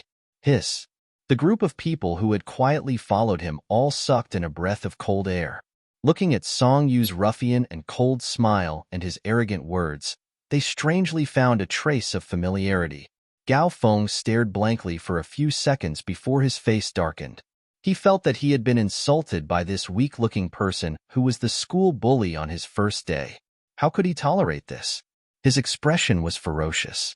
You're quite arrogant. Don't be beaten until you call me teacher. Song Yu sneered. Are you a primary school student? Teacher? In our society, people fight until the other party calls you daddy. The onlookers. This undying tone. This familiar savagery. Brother Yu, don't deny it. This is you. Gao Feng couldn't out-talk him. He was so angry that he gritted his teeth and could only make a move. The basketball in his hand was thrown directly at Song Yu's face from a distance. The basketball moved quickly in the air and rubbed against the air. If it hit the face, it would probably bleed.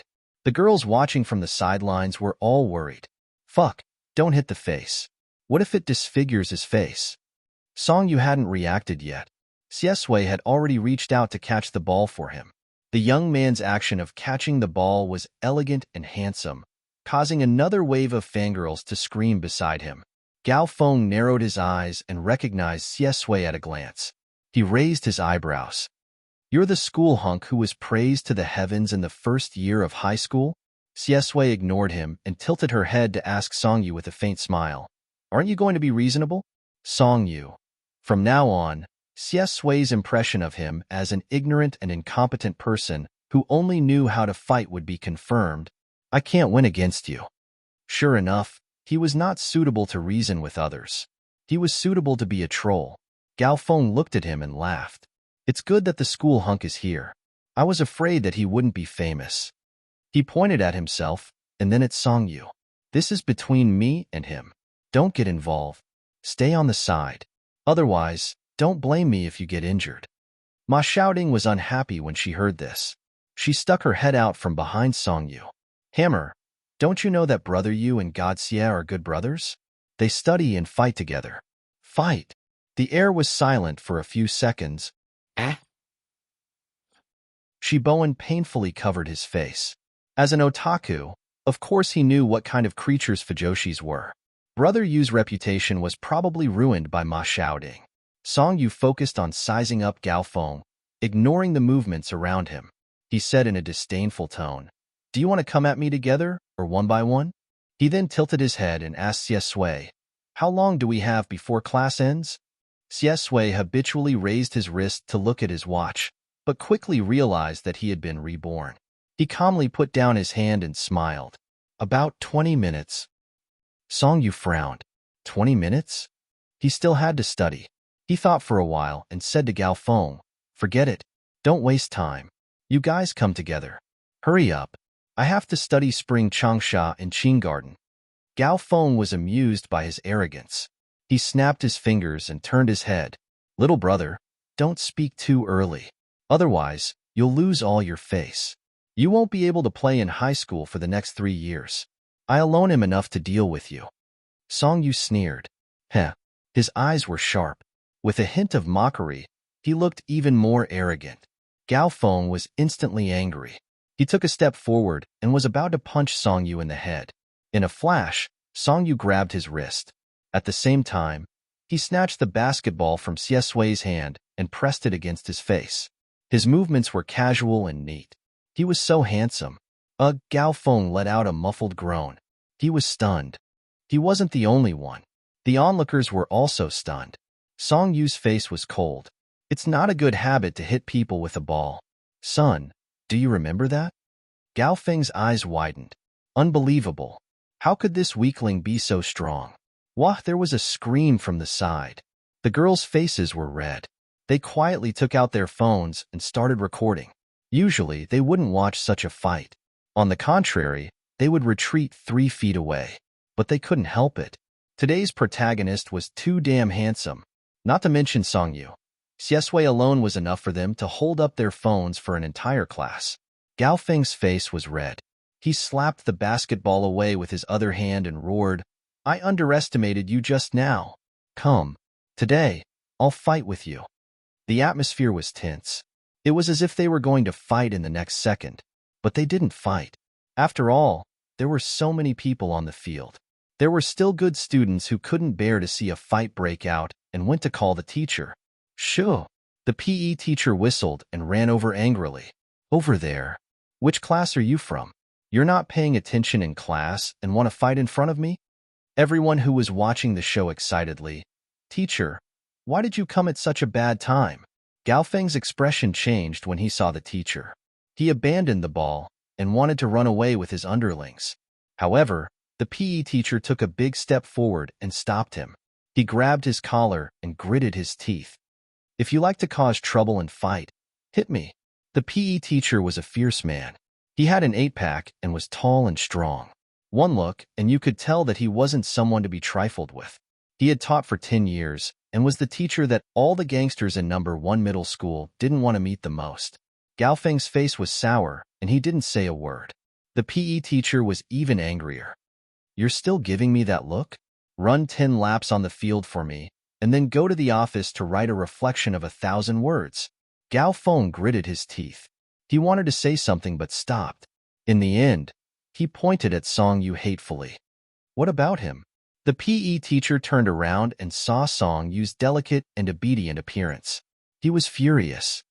"You're young, but you're scheming. You're looking for trouble and trying to drag him down with you? 3,000 words. You can't run away." Gao Feng looked up in disbelief. "I motherfucker." He couldn't finish his sentence before he was dragged to the field by the extremely strong PE teacher.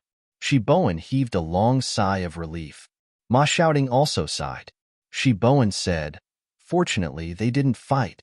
Ma Xiaoting, "Fortunately, they didn't fight. I think Gao Feng can write 3,000 words to thank Teacher Zhang." Shi Bowen, ? Song Yu had never been enthusiastic about fighting. The PE teacher came at the right time. He watched expressionlessly as Gao Feng was dragged away. He turned to Xie Sui and said, "Let's go." To recite the books. Before he could finish speaking, the PE teacher had already run back. He didn't look too good either. He pointed at them fiercely and said, "You've caused such a big commotion. You two should reflect on yourselves. You don't have to run away. Go to the office and explain everything clearly. Write a self-reflection." Song Yu, how much time did this waste of his study time? He instantly felt that he had suffered a great loss for not beating up that blockhead. Xie Sui smiled indifferently. The PE teacher still had class, so he asked them to wait in the office. The office was on the 3rd floor of the Yuan building. It was considered an old teaching building. At this time, the teachers would have gone to eat. They were the only ones left in the office. The form teacher of another class was also on the phone. There were only 4 weeks before the monthly exam. Song Yu was racing against time. He bent over the table and wrote ancient poems at a fast speed. The teacher's voice could be heard clearly across the table. "Why do you suddenly want to transfer schools?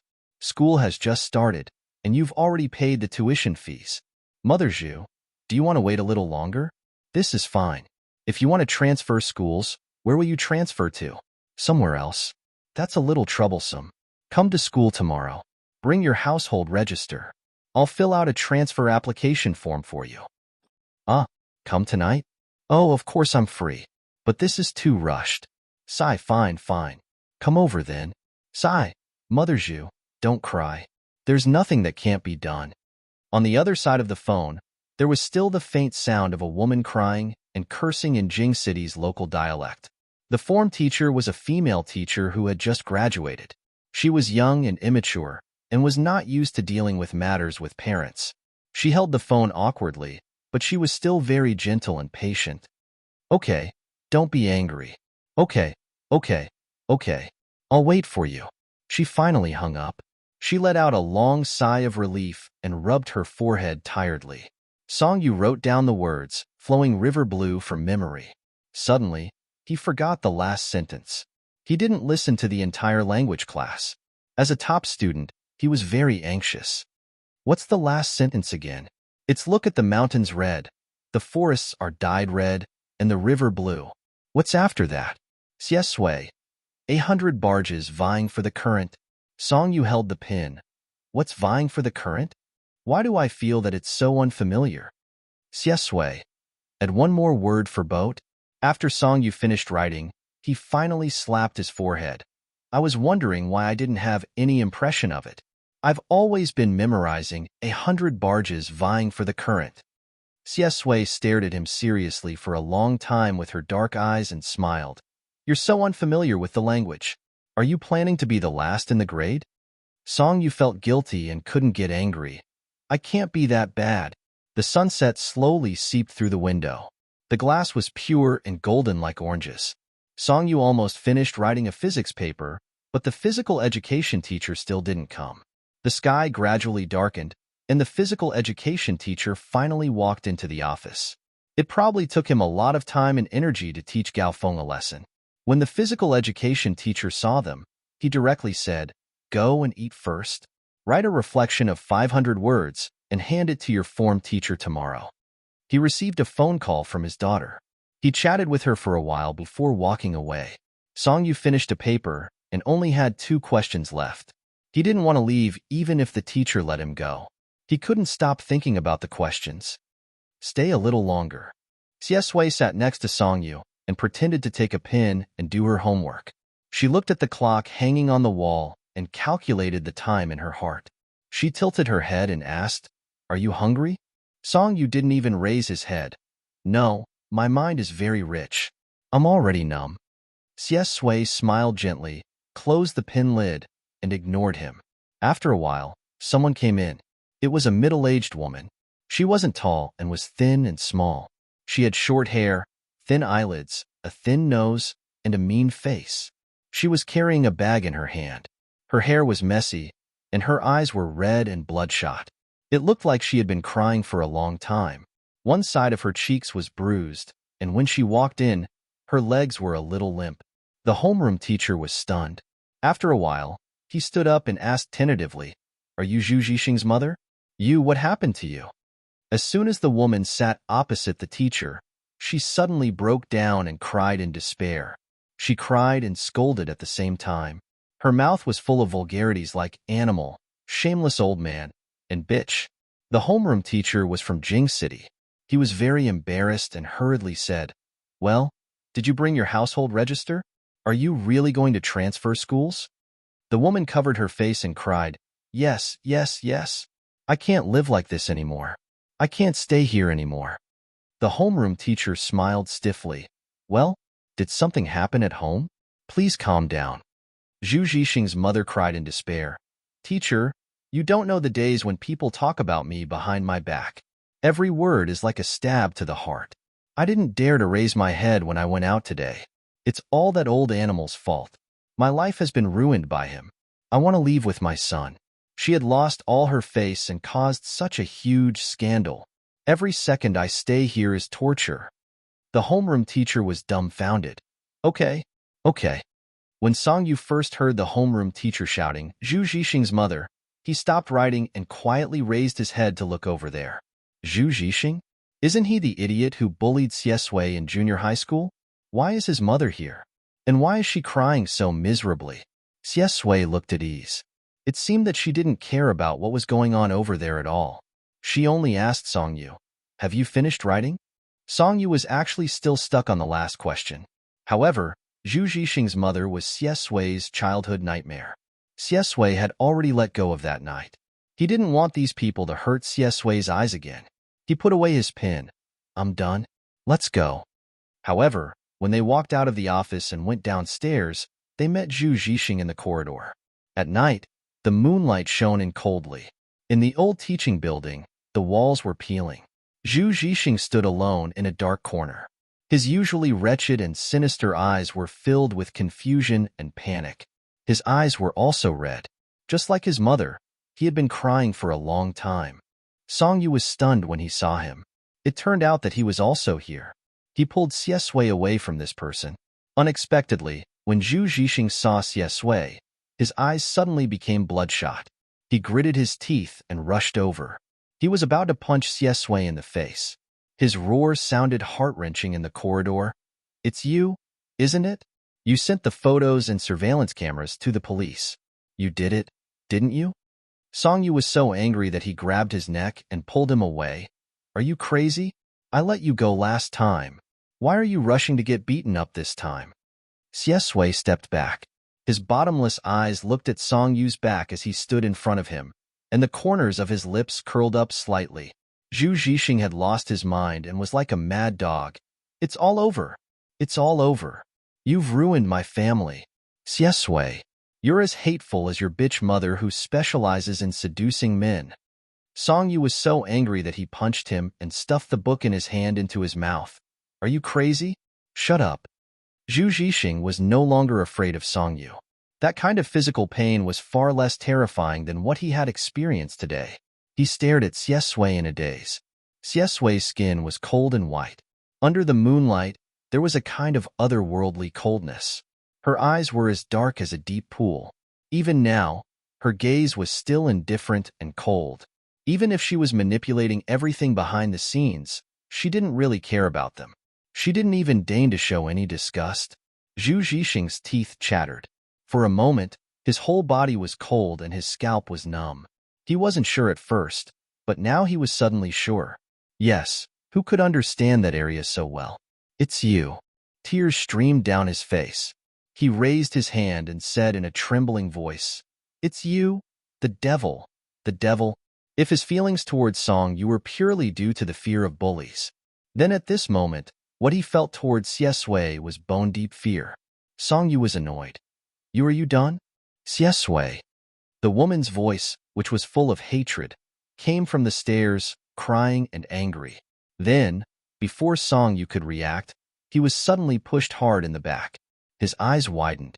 Just as he was about to rush down the stairs, his wrist was grabbed and pulled to the side. He fell into a cold embrace. Xie Sui hugged him with one hand and grabbed Zhu Zhixing's mother's hand with the other. Her expression was as cold as frost under the moonlight. Do you want to die? The coldness in her voice could freeze ice.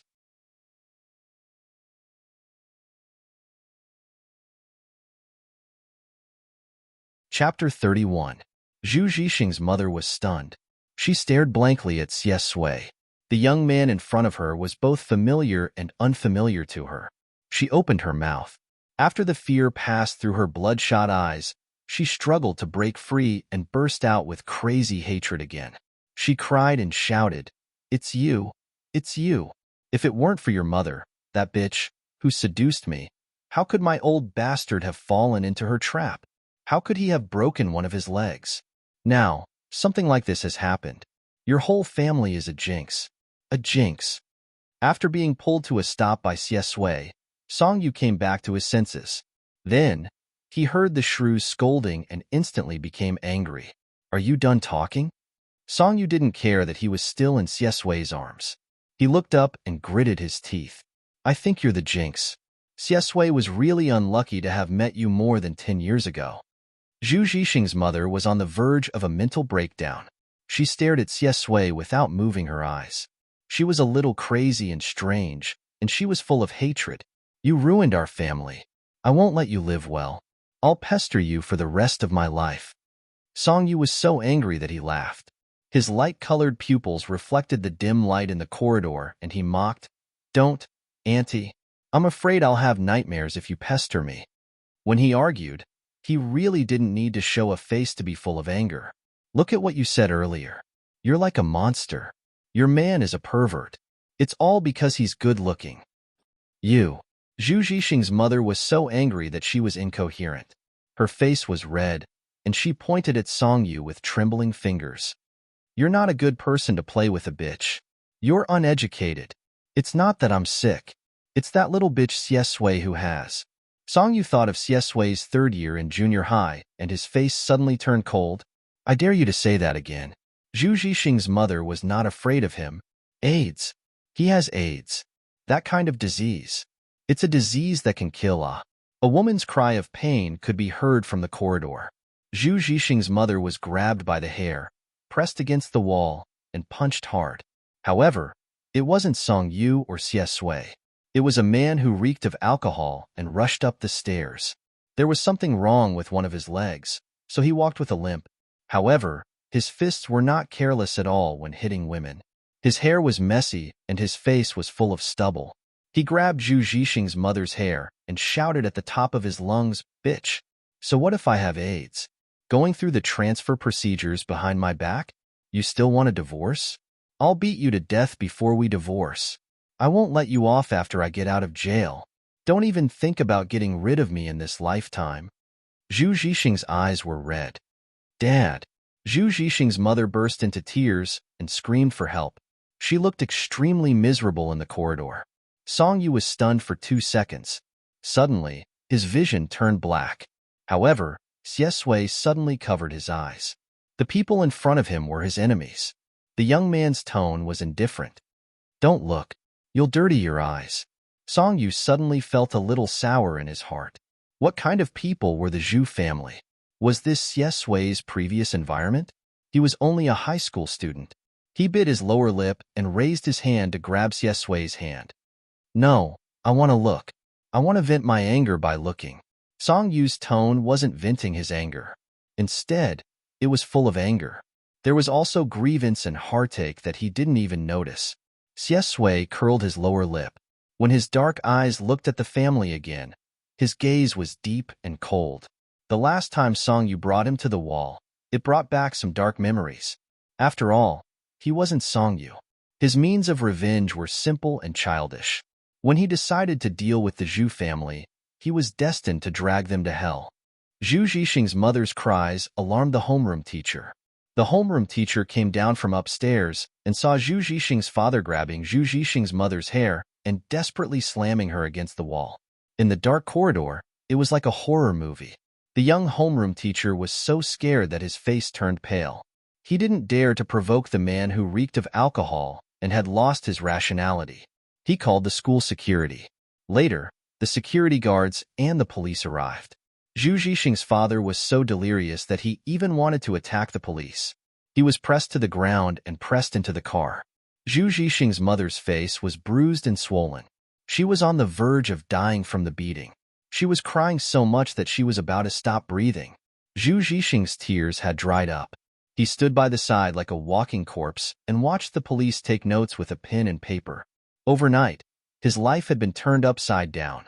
His parents had revealed an unprecedented ferocious side. He felt like he was drowning in the sea. He couldn't see the road ahead. He was numb and desperate. I'm hungry.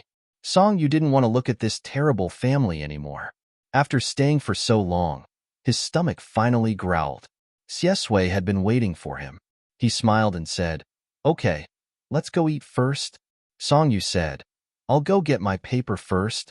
Xie Sui was almost amused by his hard-working spirit. Okay. After Song Yu left, Xie Sui stopped smiling.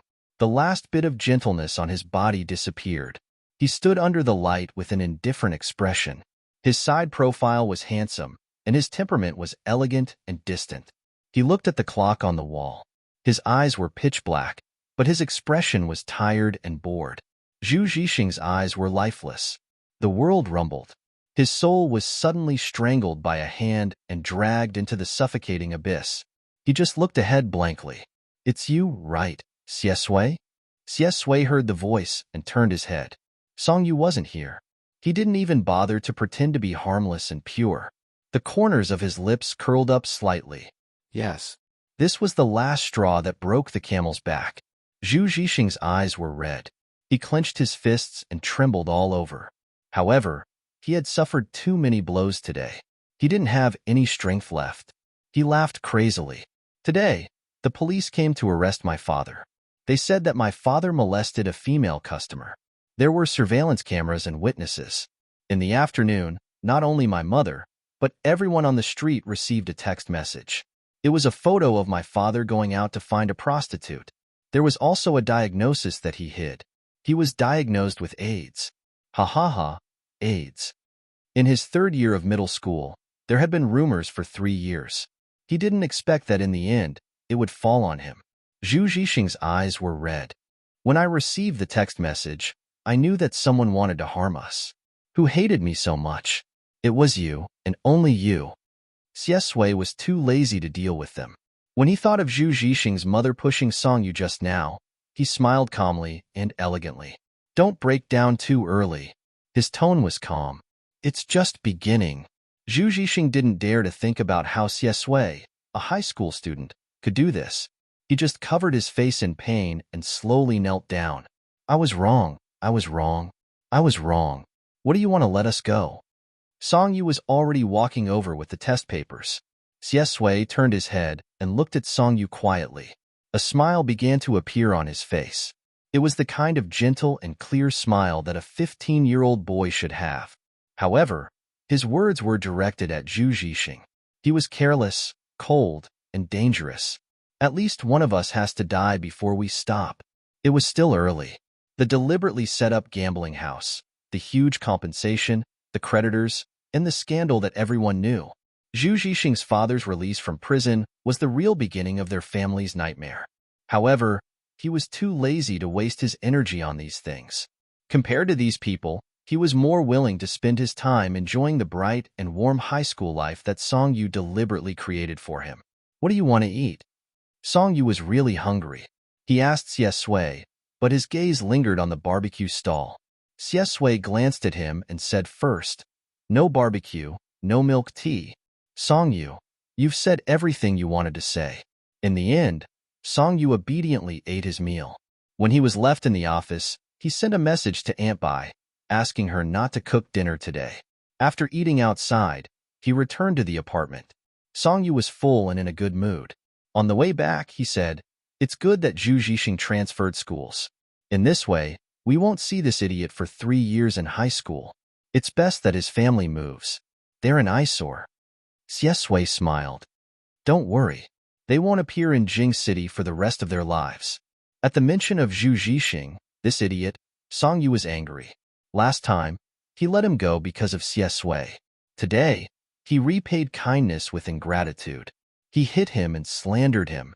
Then he thought of Xie Sui's habitual silence and tolerance in the early stage of gentle control.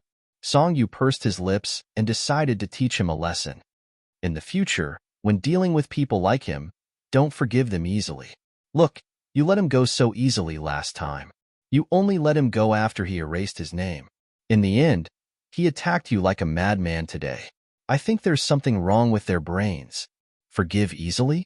Xie Sui felt that it was interesting, but she listened to him. Okay, I won't forgive people so easily next time. Songyu was really afraid that he would repeat his mistakes and get hurt like in the original novel. Also, don't trust a person easily. Don't treat him as a friend just because he treats you a little better. Xie Sui held back her laughter and looked at him. Her dark eyes were a little playful. Songyu, are you talking about yourself? Of course, Songyu didn't notice and continued.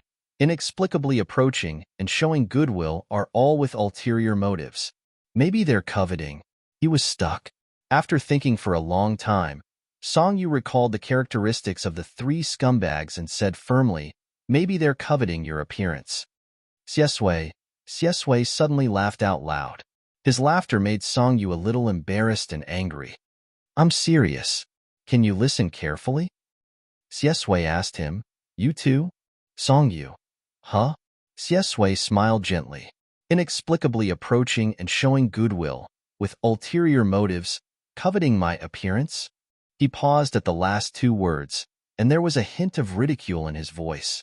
Songyu. Fuck. Songyu wanted to explain, but the trap he set for himself was too strong and he couldn't get out of it for a while.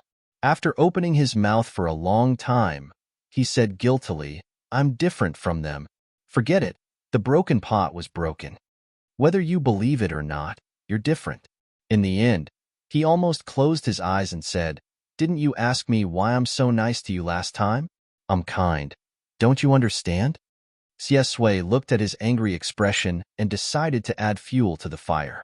She said slowly, Actually, it's okay if you covet my appearance. Songyu, I can't continue this conversation. Goodbye. He was angry with himself and strode forward, but on the way, he met Gao Feng in the cafeteria. Gao Feng had just come out of the snack shop next to the cafeteria, followed by a group of underlings with a box of instant noodles in his hand. He glanced around and saw Songyu and Xiesui. After being lectured by the PE teacher for half a day and being forced to write a 3,000-word reflection, Gao Feng looked at Songyu with hatred. Yo, it's you again. Coincidentally, Songyu was also in a bad mood. He sneered. What a coincidence. You didn't get beaten up in the afternoon. Are you here to get it now? Gao Feng's underlings. If it weren't for the box of instant noodles in his hand, Gao Feng would have beaten him up by now. He knew that he couldn't win against Songyu, and he was too lazy to scold him. He said gloomily, It's hard to say who will be beaten up. Songyu was too lazy to argue. He knew that it was useless to reason with this kind of person during the day. He raised his eyebrows. How many of you are together? When he needed to vent his anger, someone actually came to his door. Gao Feng couldn't bear it anymore. It was one of his underlings next to him who pulled him back and whispered, Boss, we still have a fight with the 9th class tomorrow. Save your energy, save your energy. Gao Feng suppressed his anger and stared at him. Trash, do you think I have time to fight with you?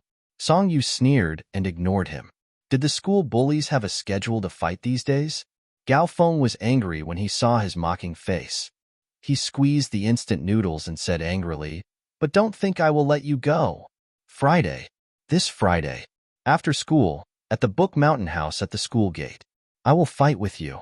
If you don't come, you're my grandson. Songyu was busy studying and said, Do you think I'm going to talk to you?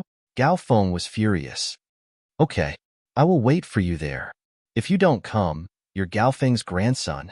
I just found out your name. Songyu, right? Whether you come or not, you will lose face. Songyu. Ha, if I don't come, you will still have some face. If I really come, I'm afraid you will cry for 2 years. He ignored Gao Feng's yelling behind him. Songyu walked forward. Actually, after scolding him, his anger had almost subsided. He said goodnight to Xiesui and went upstairs without looking back. His anger had subsided, but he was still embarrassed. After taking a shower, he switched on the table lamp and corrected the answers of the papers he did during the day. He also did a collection of the wrong questions. Songyu turned on his phone and looked at the time. It was already 11 o'clock. His line of sight paused. Ma Xiaoting's message was hanging on the screen. Songyu clicked on it. Sadako doesn't forget the well-digger. Brother you? Are you really that fierce? Sadako doesn't forget the well-digger. Your battle with Gao Feng has already gone viral. Sadako doesn't forget the well-digger. Do you want to go to the forum to take a look? Songyu, brother you, who had decided to go offline to study, finally returned to the forum. Songyu had always ignored the post on the forum that said, Your future is bright, Suiyu is at peace. If he could block it, he would definitely block it first. The rest of the posts were about him. All kinds of guesses and confessions floated on the front page. Brother you is not here. I am going to die. Brother, come back and take a look at me QAQ. Rationally discussing the possibility that brother you is Songyu. Songyu hurriedly skimmed through all of them. Of course, there were also many posts. Some were scolding, and some were complaining. After all, this was a student forum. However, tonight, the post that was attacked again and again was a battle post. It was very much like the Chinibu style in ancient martial arts novels. Gossip, there is a follow-up to the unfinished fight in the physical education class during the day. My friend is in class 15. He said that Gao Feng has already said in the class group that he will fight with Song Yu on the roof of Book Mountain on Friday. Main post. TSK. Chun Jijia suddenly turned over a new leaf and started studying. In the past, Gao Feng had always been competing with him for the position of school bully. I originally thought that after Chen Jijia retired, the next school bully would be in the bag. I didn't expect that a dark horse would appear in the physical education class. I have seen some videos of your sister on the forum. Song Yu's skills don't seem like he can't fight, but the two of them seem to have a big difference in physical strength. Who will win if you bet? 1-1. Of course, my husband, brother Yu, will win. Hee hee. 2-1. Song Yu is not that stupid, troll Yu. How many times do I have to say it? 3-1. You can see this from the video? Am I the only one who is kissing Sui Yu? That was so spoiled when he caught the basketball. Pharrell, why are they always the same two groups of people who destroy buildings? Fujoshi and Yuhei, you guys should be lovey-dovey. Knife. 5L. OP, I'll help you get back to the topic. I think Gao Feng is very strong. After all, he was famous for being good at fighting when he was in his first year of high school. 6L. Song Yu is just a showy but impractical move. I'll bet on Gao Feng. 7L. Gao Feng +1. 26L. Am I the only one betting on Song Yu? Just because he's good-looking, I'll vote for him.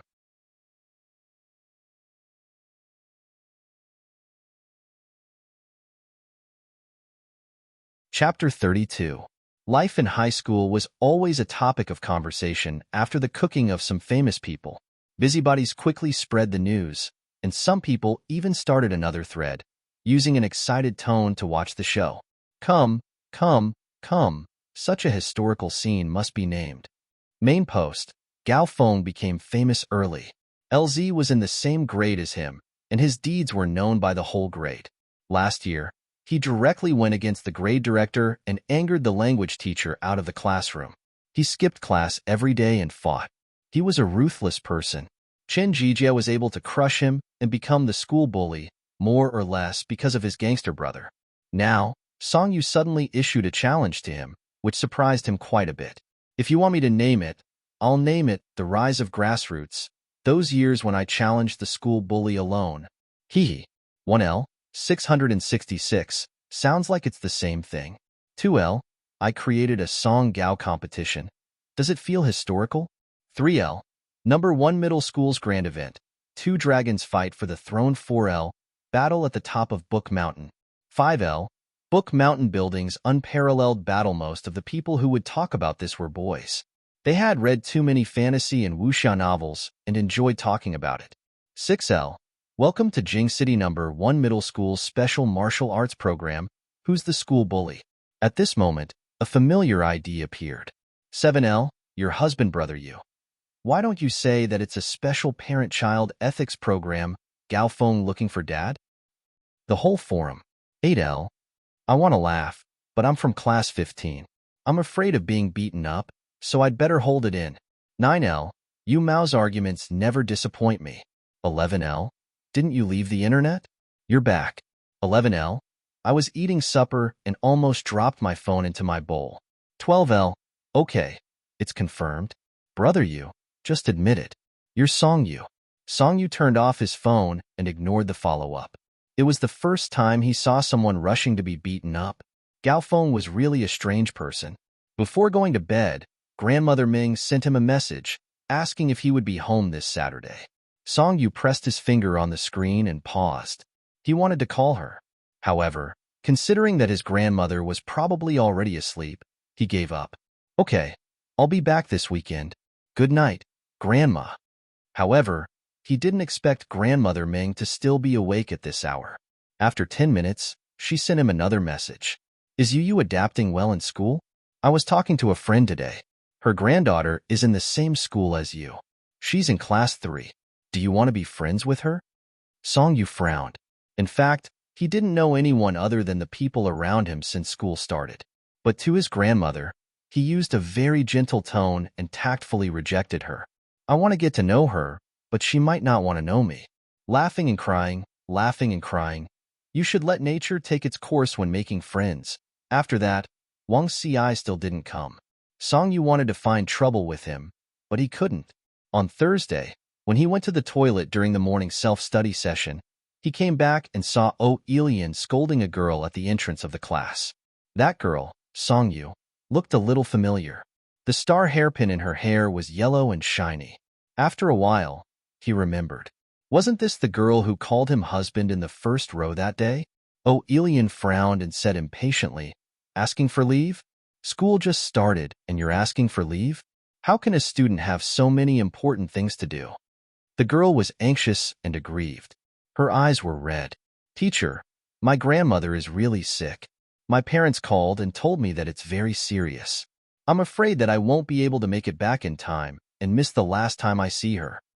Ilian said disdainfully, "How many illnesses does an old person get in a year? Are you going to ask for leave every time?" The girl was already crying. "I'm really scared. I'll ask my parents to call you later. Please approve it for me first, I beg you." Ilian was annoyed. "Can't you approve it after she dies? Why are you in such a hurry?" The girl's clear eyes were filled with tears. She looked at her blankly, as if she had never thought that such words would come from a teacher's mouth. Ilian realized that she had said something wrong, but she couldn't bring herself to apologize to a student. She rolled her eyes and was about to enter the classroom in her high heels. She said, "If you want to cry, then stand outside for one class. You can go in after you dry your tears." Students nowadays like to moan about nothing and ask for leave for every little thing. Song-yu said coldly from behind, "Stop." Ilian heard a familiar voice. She turned around and saw Song-yu. Her face was extremely ugly. "Song-yu? It's morning reading time now? What have you been doing? You have no discipline. You don't behave like a student. I think you should stand outside for one class with her. People like you will be scum in society in the future. What will you rely on in the future? Your medical records?" I say, her voice was interrupted by the voice coming from Song-yu's phone. The clear conversation in the recording came out. "Teacher, my grandma is really ill. My parents called me and told me that it was very serious. I'm afraid that I can't go back in time and miss the last time to see her. How many diseases do old people have in a year? Do you have to ask for leave every time? I'm really scared. I'll ask my parents to call you later. Please approve it for me first. Can't you approve it after she dies? Why are you in such a hurry?" Ilian's face turned pale. The girl with the hairpin next to her also stood there blankly with red eyes. Song-yu's eyes were very light and his face was expressionless. "Do you deserve to be the head teacher?" Ilian only felt dizzy. If this conversation was spread out, the consequences would be unimaginable. She was now in the stage of teacher evaluation. Her fingertips holding the teaching plan turned white. After a while, she squeezed out a smile. I was dizzy preparing the teaching plan yesterday. What I said just now was nonsense. Forget it. You all come to my office first." Song-yu ignored her. "I'll approve the leave request first." Jingcheng No. 1 Middle School was very strict about going in and out of the school. No one could go out without a leave request during class. Ilian gritted her teeth and glared at Song-yu fiercely. She signed her name on the girl's leave request with a pen so hard that the tip of the pen almost penetrated the paper. "You have to go to my office to stamp it." The girl was a little frightened. Song-yu stepped forward and said lightly beside her, "Go, I'll accompany you." She was stunned. Holding the pen with her fingers, she tilted her head and looked at the thin and tall boy in the morning sun. Her eyes turned red and tears fell down. She choked. Thank you, brother Yu." In the office, after stamping the paper, Ilian showed a gentle smile and said softly to the girl, "Lin Shuangqiu, Qiu, right? Don't take what the teacher said just now to heart. I was busy preparing the lesson for you yesterday. I was so busy that I lost my head and said nonsense. I also have grandparents. Of course, I can understand your feelings." "Oh, I checked your personal information. Qiu's hometown is in the countryside. Her family condition is not very good. She applied for free tuition based on her grades. This semester, there is a national subsidy for poor students in each class. I'll contact you when the time comes." Lin Shuangqiu held the leave request tightly, but only lowered her head. Her shoulders trembled, and she said in a low voice, "Thank you. Teacher. Her brain was in a mess. Song Yu was next to her. She was a sensitive and self-abased girl. She was so embarrassed that she wanted to find a hole to hide in. But she had already got the leave request. Nothing was more important than her worry for her grandmother. She almost ran out of the office. After Lin Shuangqiu left, Ilian threw the pen on the table. She was obviously angry.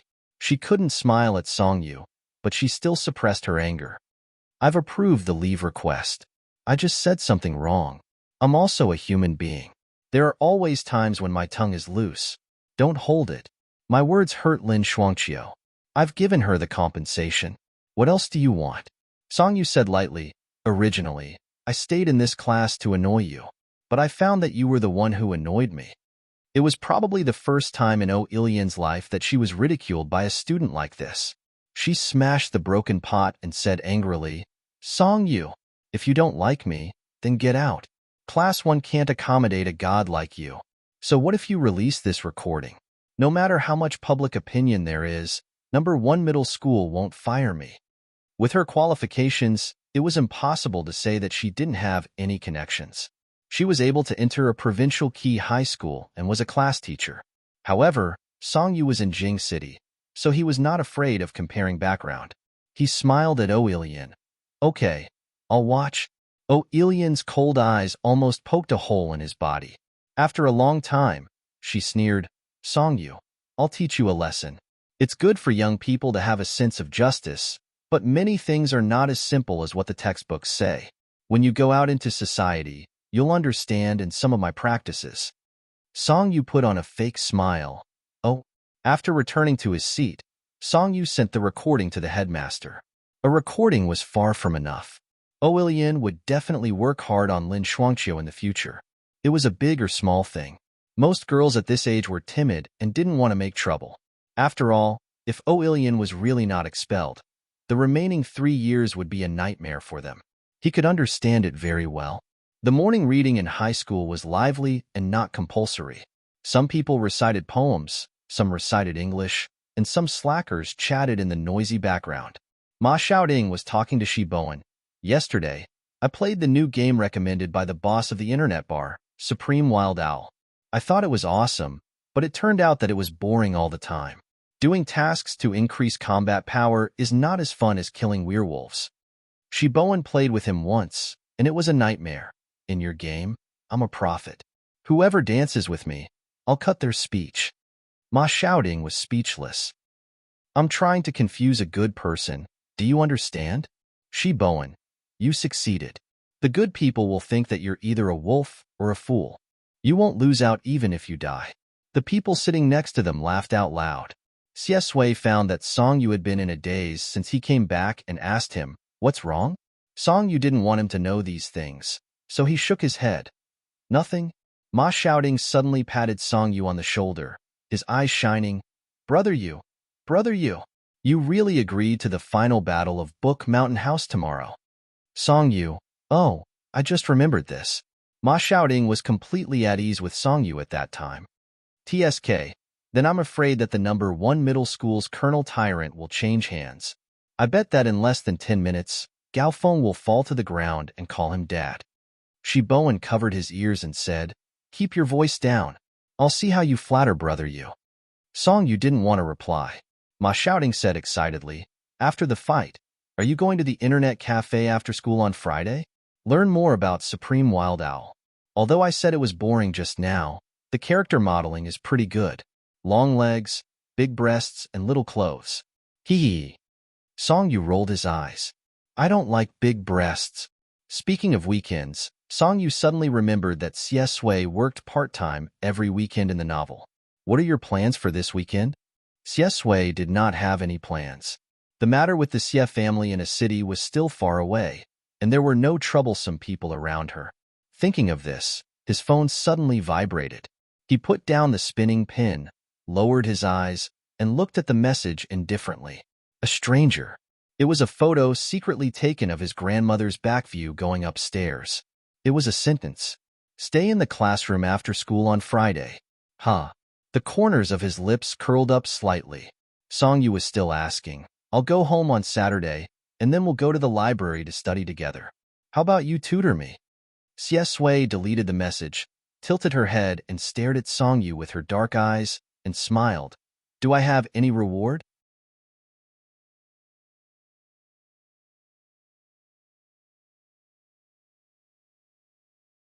Chapter 33. Songyu was a little confused by his look. Reward? Yes, since they met during the summer vacation. It seemed that he had been harassing Sui with questions and didn't give anything in return. This was not good. Brother, you would never take things for free. Songyu leaned over and asked enthusiastically, What do you want? He leaned over and saw Songyu's eyelashes clearly. He could also feel the heat of his breath. Sui suddenly smiled and winked at him, as if he was hinting at something. Songyu was a little stunned. He rarely saw Sui's youthful action. It was fresh and bright, like the morning breeze in the forest. Sui took out a piece of paper and a pen from the drawer. Surrounded by the noisy sound of reading, he wrote a line of words to Songyu. Tell me what was bothering you just now. Sui's handwriting was very beautiful and elegant, but the strokes were very deep. Songyu looked at him in confusion. So the reward he wanted was the answer to this question? What did he mean? But many things were not spoken. It was reassuring to write them down. Holding the pen, Songyu thought for a while and wrote a reply. I don't like our head teacher very much. Sui saw the reply. His hand holding the pen paused and he laughed in a low voice. With Songyu's background, it was not difficult for him to change a teacher in Jing City. Was Elian worth his trouble? He wrote. So. Songyu thought. So I have to think of a way to get rid of her. But in Sui's mind, he was an ignorant and incompetent guy who only knew how to fight. He had to save his image. So I have to study hard and embarrass her. However, his note was intercepted by the language teacher when he was halfway through passing it around. The language teacher came to supervise the morning reading. Sui was a top student. The average score of Class 1 depended on him.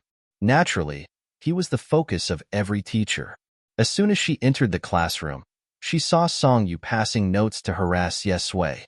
The language teacher frowned and walked over slowly. He grumbled in dissatisfaction. Early reading, early reading. How can it be considered early reading if you don't read it out loud? What are you passing on? Let me see. When the teacher entered the classroom, the whole class quieted down. They put down their textbooks and looked over. No, nothing. How could Songyu let him see the bad things about their homeroom teacher on the paper? His expression changed, and he subconsciously tore at the paper. As a result, half of the paper was torn off. The language teacher held the last half and read aloud. So I have to study hard and slap her face? The whole class burst into laughter. Songyu, the language teacher, was stunned. She didn't expect Songyu to have such awareness. Whose face are you trying to slap? Songyu's expression stiffened slightly. Sui, who was next to him, had already helped him out. She raised her hand and said with a smile, Slap my face. The language teacher's eyes widened slightly. Of course, he didn't believe it. She wasn't he. However, it was a matter between students. At this age, everyone wanted to save face. He didn't force Songyu to hand over the rest of the paper. He frowned and scolded. Don't pass notes during the morning reading. Deskmates are together all day long. What else is there to say? The rest of the class couldn't help but laugh. Songyu. After the teacher left, Ma Xiaoding couldn't stop laughing. Then she asked Songyu from behind, Brother Yu, there are only a few weeks left until the monthly exam. Have you already declared war on Godsia? Songyu glared at her.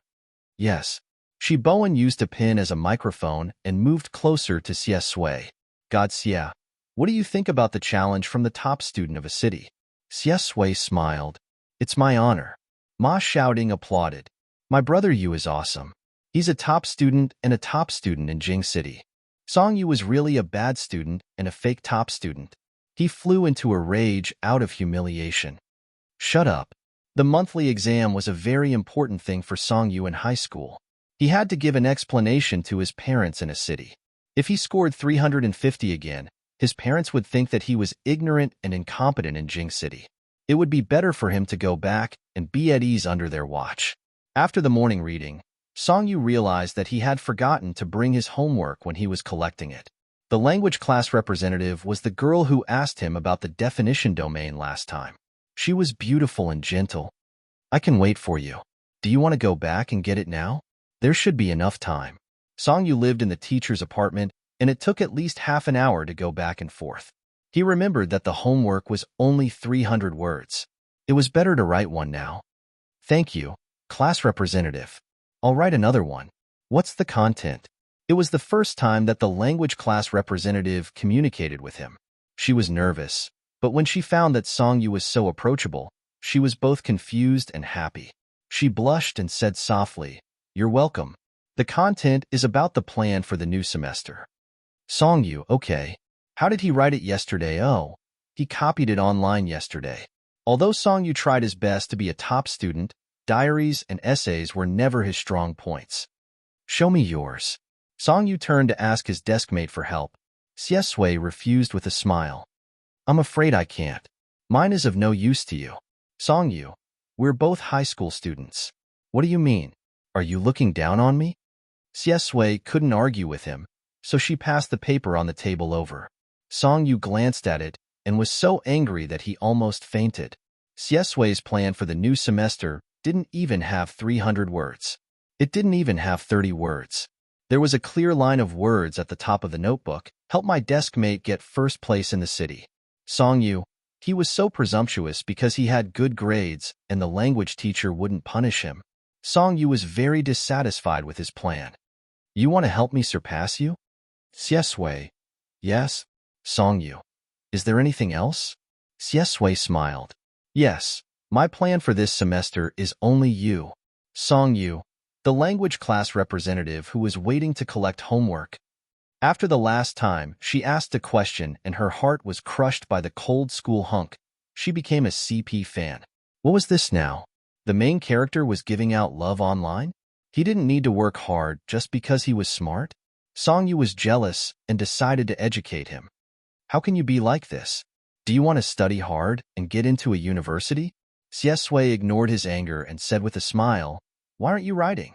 Songyu then remembered that the class representative was still waiting for him. He tilted his head and said, Wait, give me 15 minutes. The class representative couldn't help but smile. It's okay, I can hand it in next class. You and Godsia can take your time. I'm willing to wait for another hour. Xiesui looked at his bitter and vengeful expression and kindly said, Can I give you some ideas? Songyu's eyes lit up. For example, Xiesui, your first goal is to be a school bully when school starts. Songyu, shut up. Now that Friday's appointment at Book Mountain House had come to this, Songyu had no choice but to agree. He could only blame himself for opening number 1 middle school's forum that day during the summer vacation and making countless enemies. Today, there was Gao Feng. Tomorrow, there might be someone else. He might as well become a school bully and shock everyone. That was why he became a troll in the first place, but if his father didn't call him out of the blue and set an appointment for the next month's exam, he wouldn't have been so angry. So, Dad, it's all your fault that your son didn't study hard and became a school bully. Remember it well. The battle at the top of Book Mountain, had been trending for the past few days. Especially after your husband, brother you replied, the atmosphere became even more heated. Year 2, Class 15. Gao Feng received so much attention for the first time and was too excited. He sat in the classroom and bragged happily in front of a group of people. Actually, I didn't take this matter to heart. Songyu looks like a little girl. I think he'll fall down if I move my fingers. There's no need. Sigh, this matter is so big that I can't close my eyes. Ha! As he said there's no need, he was so happy that he couldn't open his mouth. Chen Jijia, who had dyed his hair back and was sitting obediently in the last row to do his homework, sneered. When Gao Feng heard this, he turned around and looked at Yang Yang proudly. What are you laughing at? Were you as impressive as me when you were a school bully? Chen Jijia didn't say a word. He looked at him with pity, as if he was looking at an idiot who didn't know he was stupid. Gao Feng was angry. What's with that look? Do you want to fight? Chen Jijia ignored him and got up to hand in his homework. Stupid people have stupid luck, but stupid people don't. Gao Feng sat in his seat and cursed. The classroom was noisy. Now, they were all convinced that Songyu was the troll. The boys blindly kicked up a fuss and wanted Brother Gao to teach him a lesson. The girls, on the other hand, kept rolling their eyes. The one who didn't fit in was a girl sitting by the window. Her long black hair was draped vertically behind her. She wore an expensive white dress under her school uniform jacket. Her skin was very fair, and she wore light makeup. She had a good temperament. She was the prettiest girl in class 15, and she was also the crush of many people in class, including Chen Jijia. Xinshin, did you see the post? A girl with freckles on her face sat in front of her. She deliberately came over to talk to her, and she couldn't hide the flattery in her eyes. Bai Shuixin glanced at her. The freckled girl continued, I heard that Song Yu is most likely Brother Yu. Wow, I didn't expect Brother Yu, who's so good at insulting people online, to be so delicate and cute in real life. Bai Shuixin also knew about the things on the forum. However, in her opinion, they were all childish and funny, like children shopping. She was self-conscious and felt that her outlook was different from girls her age. He's just a troll. Is he worth paying attention to? Bai Shuixin said lightly. The freckled girl smiled awkwardly and turned her head away after asking for a snub. Bai Shuixin lowered her head and searched for the text message on her phone. It was from her aunt, who had married into the Su family in a city. Xinshin, do you know a person called Xiesui in your school? You'd better get closer to him. This young man is not simple. The Bai family had a good status in Jing City, but it was not worth mentioning compared to the big families in a city. If her aunt, who had married into the Su family, said that he was not simple, then he was really not simple. And she heard that he was the new school hunk. Really, he was a perfect match for her. Bai Shuixin's lips curled into a smile. In the evening, Song Yu looked at the computer in his room and thought about the wording of the report. He didn't like to use the Ming family's power to deal with school affairs unless it was absolutely necessary. As soon as he came here, he met a top-notch homeroom teacher. If the report reached his father, he would probably call him to go home. Song Yu felt that if Ilian didn't purify her thoughts, she would be sorry for her profession as a teacher. In the future, she would definitely hold more people back. In the book, Xiesui was crazily harassed by Wang Xi and even humiliated her. However, Ilian turned a blind eye to it and said that it was just a small quarrel between classmates. Song Yu was angry. When he was half dead with anger, suddenly, an email appeared on the computer. The sender was anonymous. He clicked on it and found that it was a document about Ilian's previous teaching experience. There were also several screenshots and the account of a female student who had been forced to commit suicide several times because of her. Song Yu was stunned. Ilian was worse than he thought. You're tuning in to the Romance Rendezvous YouTube channel. We're so grateful for your support, and don't forget to subscribe to join us on this incredible journey through captivating stories. Your generosity through donations truly makes a world of difference, as it's the primary source of revenue that allows me to expand and enhance this channel for you. Thank you from the bottom of my heart for being a part of this adventure.